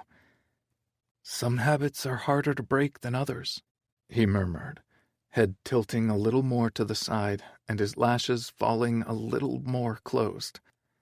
"Some are impossible," I whispered back, leaning my head to the other side so our mouths were very nearly in alignment. "Maybe best to stop trying then," he said. "Probably," I agreed. And then Archie pressed our lips together in the softest and most tentative kiss he'd ever given me. I didn't know if it was because we were in public at my sister's wedding, or if it was because he just truly felt that uncertain about my reaction, but his mouth against mine was like a relay switch sparking to life. I grabbed him around the back of his head and licked into his mouth with a rough moan. The dominant attack caught him off guard, and Archie brought us to a standstill, curling his hands around my waist and deepening the kiss. The record scratched, and whatever song the DJ had been spinning came to a stop, immediately replaced with something more up-tempo, but neither Archie nor I paid it any mind, too lost in each other to care about anything else. Chapter 32. Archie. After the reception, Owen brought me back to his hotel room. It was impossible to ignore how often our lives played out in parallels, but this time it was my back against the wall, Owen's hungry fingers tearing my shirt open, button after button. "Those are mother of pearl," I managed to murmur as he slammed his mouth against mine, kissing me until neither of us could breathe. "Never mind," I said when he broke away for air. "It doesn't matter." "I know," he agreed, shoving the straps of my suspenders off my shoulders and down my arms. I stripped the rest of the way out of my shirt, reaching for his bow tie at the same time he went for my fly. "I love being here with you," he rasped, shoving my pants down to my ankles. I toed out of my shoes, hoping that I didn't scuff the leather, but not caring about it enough to stop and undo the laces, and we stumbled backward together until the backs of my knees hit the bed, and we both went down. Owen had more clothes on than I did, tangled in his pants and the sleeves of his shirt, so it was easy enough to roll him onto his back and pin his hands above his head. His hips lifted off the bed, slacks still restraining his thighs and underwear covering his cock. "In bed?" I laughed and ground down against him, just happy to have the weight of him beneath me again. I'd stayed in touch with Mandy because, at the end of the day, I liked her as a person, and by the grace of some sort of higher power, she'd found it in her heart to forgive me for what I'd done to her when we were in college. I also knew that if Mandy liked me, that would help make things easier if I ever got Owen to give me the time of day again, but it was a side effect, to be honest. Sure, when Mandy invited me to her wedding, I hoped that I'd be able to convince Owen to talk to me again. He'd been ignoring me for months, but my messages and my goals had remained consistent. I loved him. I wanted him, and I wasn't going to give up on either of those things without one hell of a fight. With you, in California. A soft smile settled across his mouth and I went still, not entirely certain I'd heard him correctly. "What?" "I don't make a lot of money," he said. "I do." I shoved the waistband of his underwear behind his balls and cradled his sack in the palm of my hand. "I don't have any friends out here." "I do," I said again, shoving his underwear and pants out of the way. There had to be lube somewhere in this goddamn hotel room of his, or I was going to lose my mind. "You can have all of them. All of it." "Owen, are you saying what I think you're saying?" "I've been miserable without you," he said, cheeks flushing dark. "I'm told I've been insufferable and no fun to be around at all since you left." "We can't have that." He shook his head. "No, I don't think we can." With one hand still bracketing his wrists over his head, I dipped down and pressed our lips together in a soft kiss. "Everything that I have is yours," I promised him. "Am I rich now?" Owen smiled against my mouth and I nipped his bottom lip until he groaned and arched up into me. "So rich," I assured him. "Scrooge McDuck rich?" he asked. I chuckled and let go of his lip, angling my head up so I could scan the room for a bottle of lotion or lube or anything that I could use besides spit to spread him open and make sure he understood just how much of myself belonged to him. "I've never counted his coins," I murmured. "Please tell me you have lube here." "In the bathroom, in my toiletries bag." I smashed a kiss against his mouth and climbed off the bed, fingering out of my socks as I stumbled into the bathroom. "Take off the rest of your clothes," I called over my shoulder to him. The lube was thankfully easy to find, and when I made it back to the bed, Owen had arranged himself against the pillows like a god, all golden and spread apart for me with his long and hard cock in his fist. "If everything that's mine is yours," I said, pouring a generous amount of lube over my achingly hard dick, "then everything that's yours is mine, right?" "Right." His lashes fluttered, and I pressed one knee onto the bed, climbing back between his legs, my cock and my fingers slick with lube. "Then take your hand off my dick, Owen." "It's been months," he protested. "Then a couple more hours won't kill you." "Hours?" His eyes went wide, the protest falling short when I pressed one of my fingers right into his hole. Fuck. It was so hot and tight, and it had been so long since he'd been wrapped around me that I'd almost forgotten how much his body felt like heaven.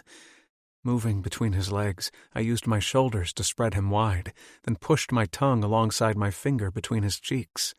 Owen grabbed my hair, yanking hard against my scalp, but I wasn't anywhere close to giving in or being done.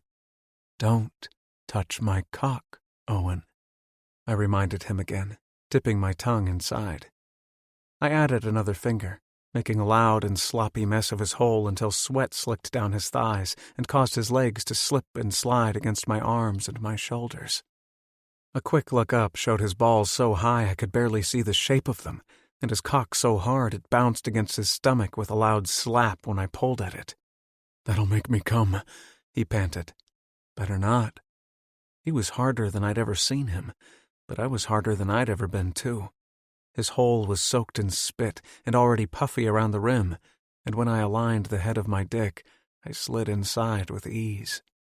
Owen shouted when I seated myself fully inside of him, a thick spurt of pre-cum oozing out of the tip of his dick and into his happy trail.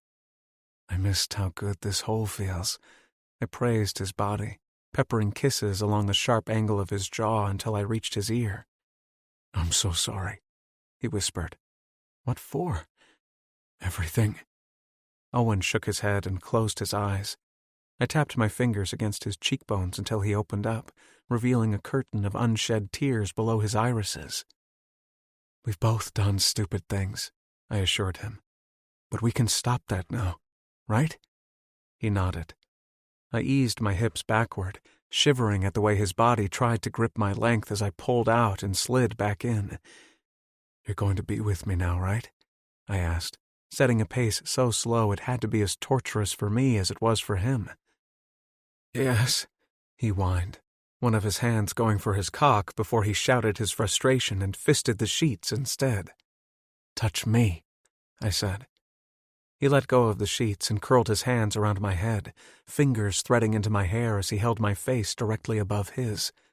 The muscles in my arms trembled as I tried to hold my balance and fuck him at a snail's pace so I could drag the moment out a little while longer. "I need you to know." Words were hard because my orgasms sparkled around the edges of my vision, threatening to pull me under without so much as a warning. "My biggest regret is the 10 years I wasted. The 10 years I could have spent making you come." Owen gasped and whimpered. Even though it had been months, I recognized the tension in his body, the twitch at the corner of his mouth. I went still and pulled out, leaving his hole gaping and hungry for my dick.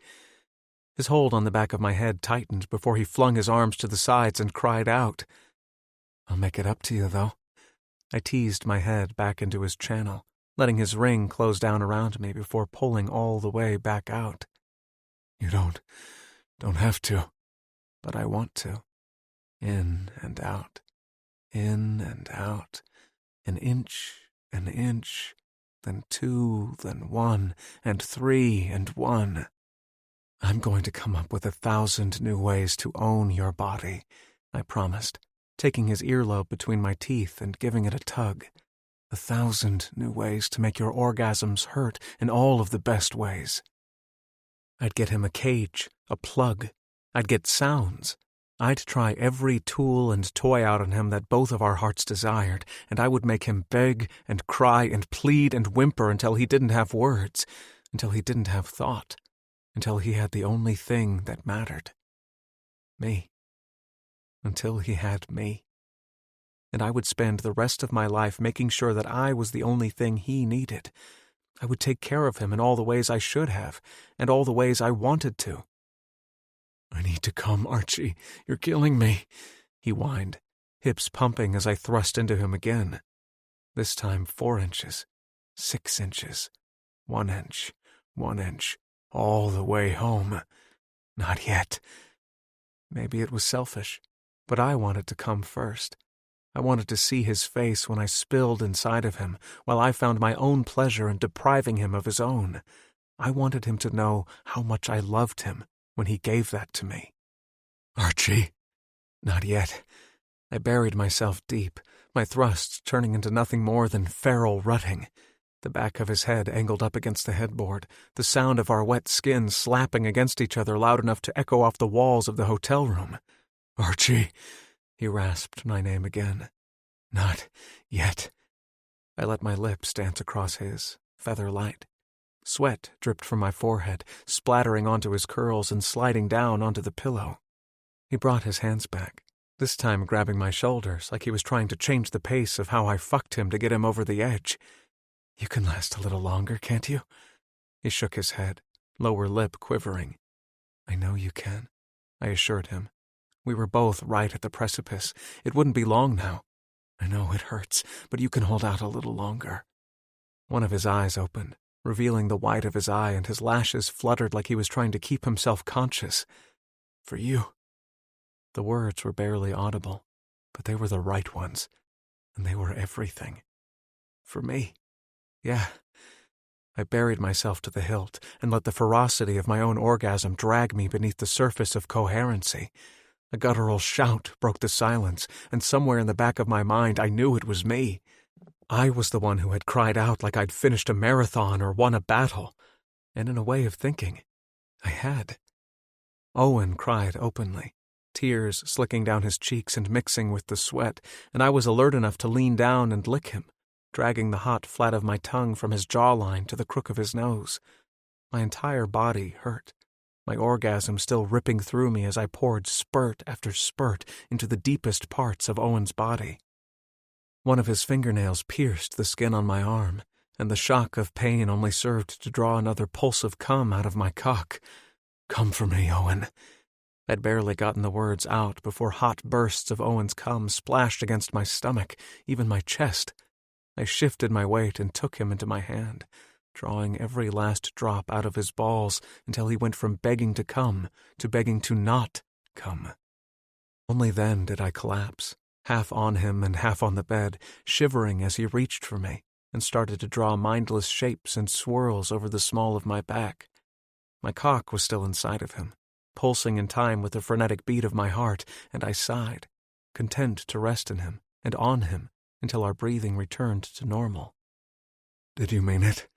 he asked me a while later, fingers working their way from my spine into the short hairs at the base of my neck. "I've meant everything I've ever said to you," I promised. "But what part are you asking about?" "About it not mattering that I don't make as much money as you?" "Money isn't anything. It's just extra." I pressed my palm against the center of his chest, spreading my fingers so I could feel his heartbeat in every point of contact. "This is what matters. This is what it's all for." "And the orgasms," he added weakly, bumping me with his shoulder to push my weight off of him. I rolled onto my back and searched for his hand, grabbing it and bringing it to my mouth where I kissed his knuckles. "And the orgasms," I agreed. "Definitely those two." Epilogue. Owen. 3 months I'd been living in California, and I'd had more orgasms in the last 90 days than I had the last 10 years of my life. Sometimes I wondered if Archie's master plan involved keeping my balls so empty and my cock so tender that I'd never even have the energy to think about moving back to Brixton. I didn't want to tell him. It didn't matter. Sated or starving, he was it for me, and I wasn't ever going to go back to a life without him. But as I found myself in his kitchen, our kitchen, rather, with my soft cock on day 2 of being imprisoned in the tight confines of a black plastic chastity cage, I debated my own dedication to staying with him forever. 2 days wasn't a long run, by any stretch of the imagination, but Archie had been doing everything within his power to keep me as turned on as possible for every second that had passed since he latched the small lock into place. Saturday had been fine, all fun and games as my dick pressed at its cage, making me grunt and grimace in pain as I found myself unable to get anywhere close to hard. Saturday night, Archie had kept waking me up, with his fingers slick with lube and teasing at my asshole, until I was humping against him like a man desperate for penetration. He'd give me a finger, then 2, then he'd feign a yawn, roll over, and go back to sleep. I'd woken up at 2 a.m. to the soft shaking of the bed and the furious jerks of Archie's arm beside me. "Are you awake?" he'd whispered, hand flying up and down his length with enough lube to make it loud and wet. "Yes." "Good," he rasped, back bowing off the bed. "I'm coming, Owen. Oh, shit." Archie trailed off as he spent all over his stomach, and I rolled onto mine with a needy moan. I didn't bother trying to quiet my frustration as I rutted my hips into the sheets, trying to chase out any sort of friction that could bring me off. It was nowhere near enough, the cage keeping me small and soft, the locking ring mechanism at the base strangling my balls and keeping my orgasm at bay. "Please let me come," I whined. Archie mounted me, and for one fleeting second I thought he was taking pity on me. Instead, he used his sticky fingers to fuck his cum into my ass. Then he turned over again and went back to sleep. Sunday morning rolled around, and Archie had gotten up before me, serving me coffee and toast in bed. He teased his finger over the exposed slit of my dick while I ate, and I worried there'd be permanent marks left on my shaft once he finally took mercy and let me out of the cage. My cock had never felt so desperate to get hard as it had since he'd locked it up, and my body had never felt the urge to offer him anything and everything under the sun to get me there. "Can I come now?" I'd asked softly after finishing my coffee. Archie took the empty mug with a smile and dusted his lips across mine in the barest tease of a kiss. "Not yet, Owen," he said. Climbing off the bed, Archie took the mug and plate into the kitchen, and I followed behind, not bothering to get dressed. The cage had me feeling covered and exposed all at the same time, and I joined Archie at the sink, glaring at his hand as he shoved it into the mug to wipe it clean. "When?" I asked. "Later today," he said. "When later?" Archie chuckled and turned, cupping his palm over my imprisoned dick. His skin was warm and wet from the dishes, a little soapy. "I'll let you decide," he offered, mouth twisting up into a devious smile. "You can get it off now, but I'm going to make you come as many times as I want. Or you can wait until later and we can make you come as many times as you want." I covered my face with my hands, pressing my fingertips into my eyelids. Archie offered me a choice between two kinds of torture, and leaving the decision up to me felt horribly unfair. Of course I wanted it off right that second. I actually worried I was going to come all over his hand the second my cock was able to swell to full hardness. But the threat of letting Archie control how many orgasms followed that release, that was something else entirely. And the thought of leaving my poor dick locked up until whatever time in the day he decided was long enough, and being the one in control of my orgasms afterward, maybe a sweet reward after 2 days of torture, but there were things about Archie that made him perfect for me, and his cruelty around getting me off was one of them. "You choose," I muttered, letting my arms fall limp at my sides. "What was that?" "You choose," I said again, grinding out the words. He answered with that thoughtful hum in the back of his throat. "I think I win either way," he whispered, "because I know once you get past 4 orgasms, you never want me to stop anyway. It's like your tipping point into oblivion. This is the most perverse game of chance I think I've ever played. How about we meet in the middle?" Archie cocked his head to the side, hair falling across his forehead.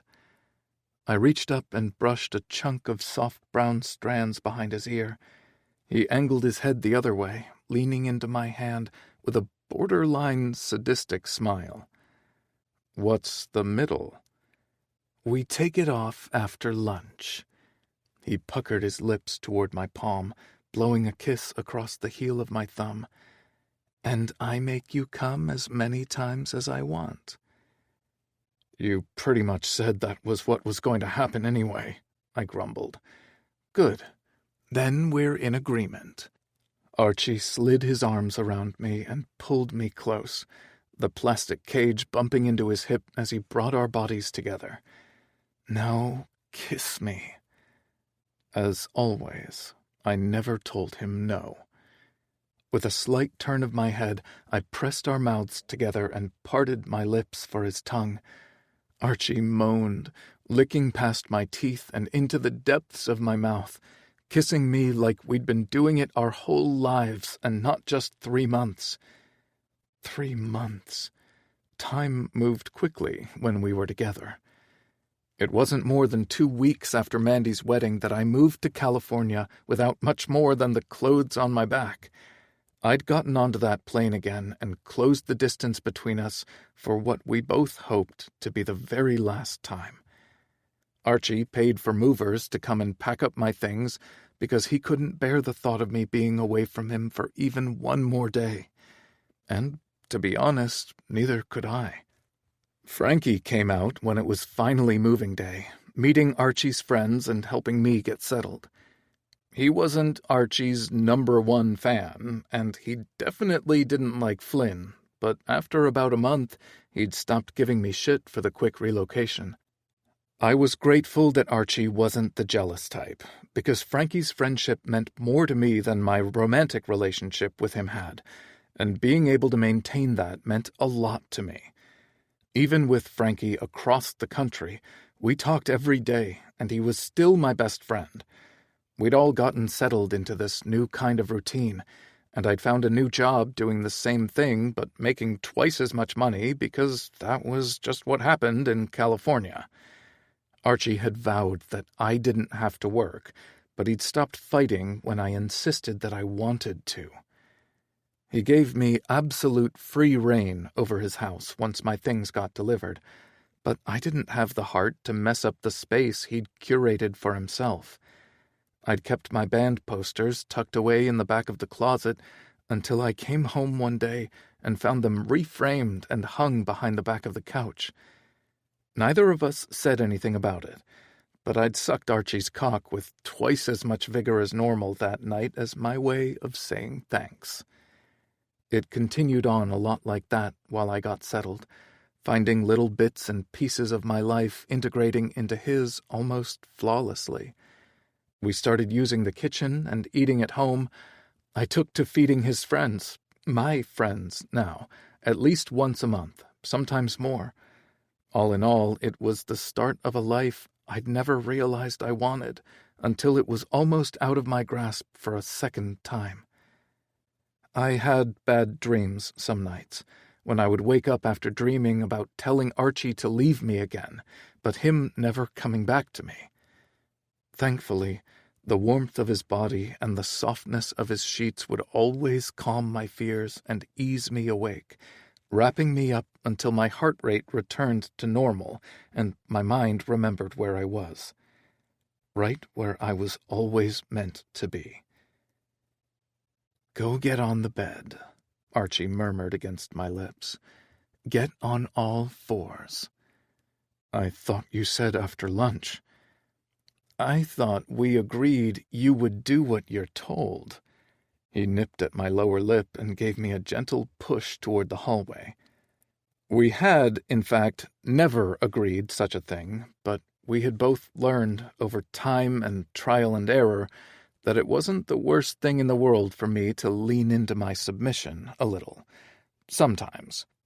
I was by no means a collar-wearing, yes sir, no sir kind of submissive, but I didn't hate kneeling for him occasionally, and I very much liked giving him enough control to send my soul into an absolute other stratosphere every time he got me off. "You're lucky I love you," I huffed, and turned toward the bedroom. Archie slapped my ass.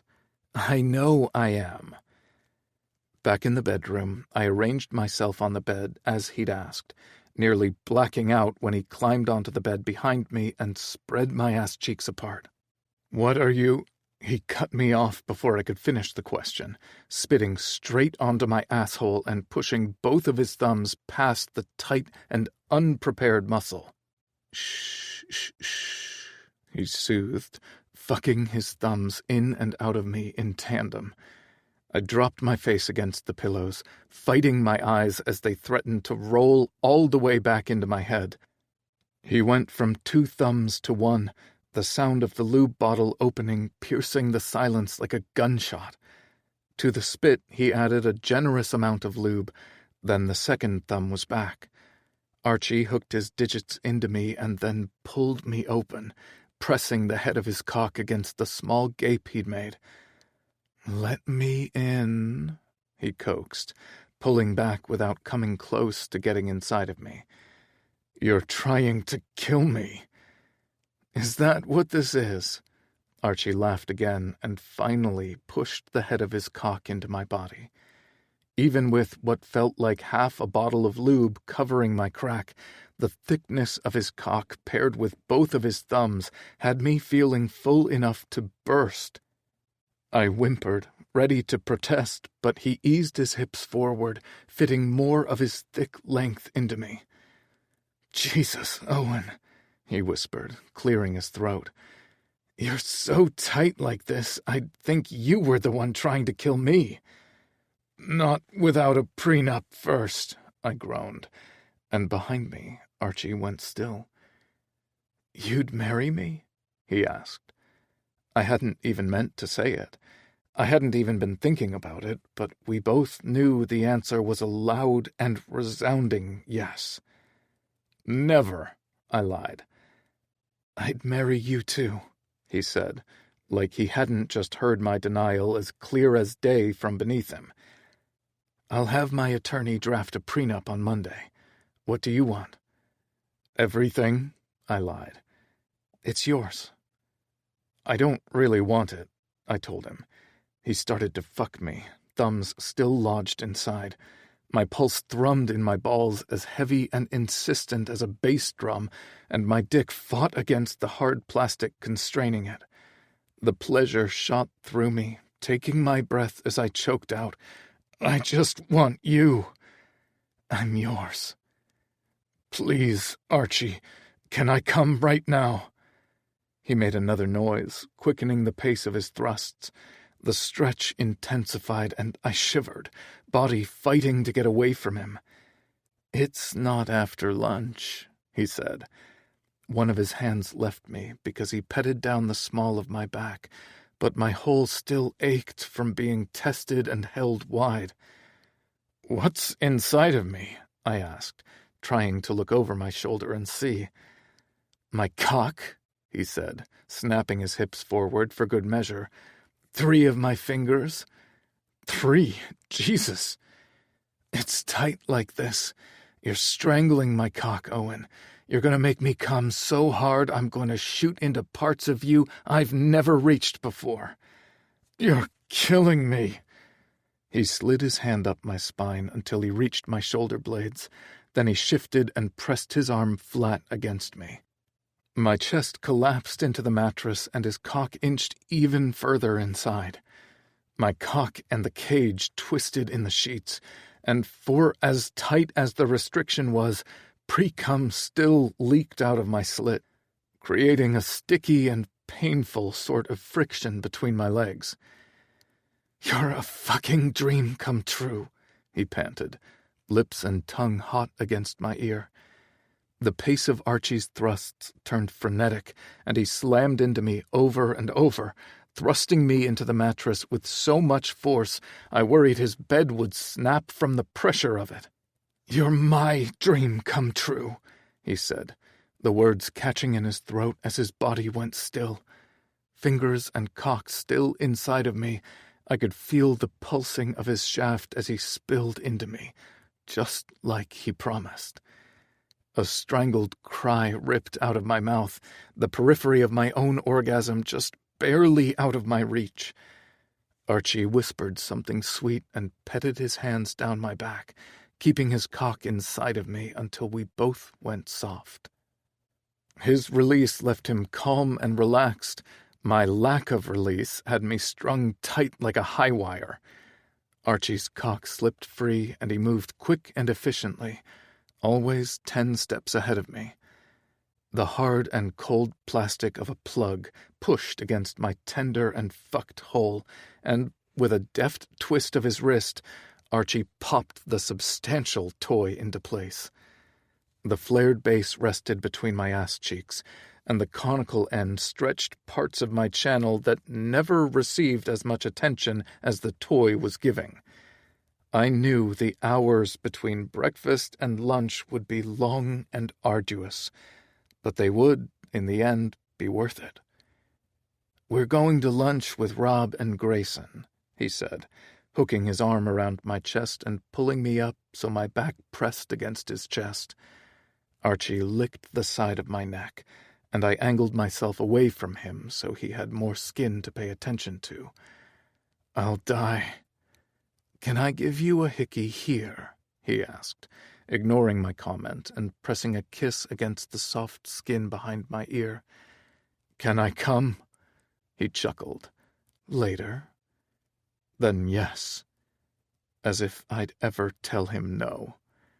Archie let his hand fall down my front, fingers dancing through my happy trail and over my tattoos until he reached my cock. He worked his way backward, taking my balls into the palm of his hand. They were hard and aching from all the orgasms he'd denied me since the morning before, and the hot suction of his mouth did nothing to alleviate any of the pleasure I felt in my body. "After lunch, when I take that cage off, I want you to come in my mouth," he murmured. "I don't even know if I'll last long enough for you to get on your knees." "The first one's always a throwaway," he teased, giving my sack a gentle tug. "I have the blowjob penciled in for number 6. "You're horrible," I rasped, knees finally giving out, taking both of our weights down onto the bed and right on top of my cock. The cage bit and pulled against the tender skin of my shaft, and I cried out, partly in pain and partly in the pain that came from being denied. Even though it wasn't really a denial at all. It was the promise of a lifetime of pleasure, the ability to set right a lifetime of wrongs and regrets. It was the opportunity to build a better future and a life where I never had to doubt myself or the man beside me. And just like Archie, it was mine. This concludes Edged by Kate Hawthorne, narrated by Silas Hart and Lance West. Copyright 2023 by Kate Hawthorne. This unabridged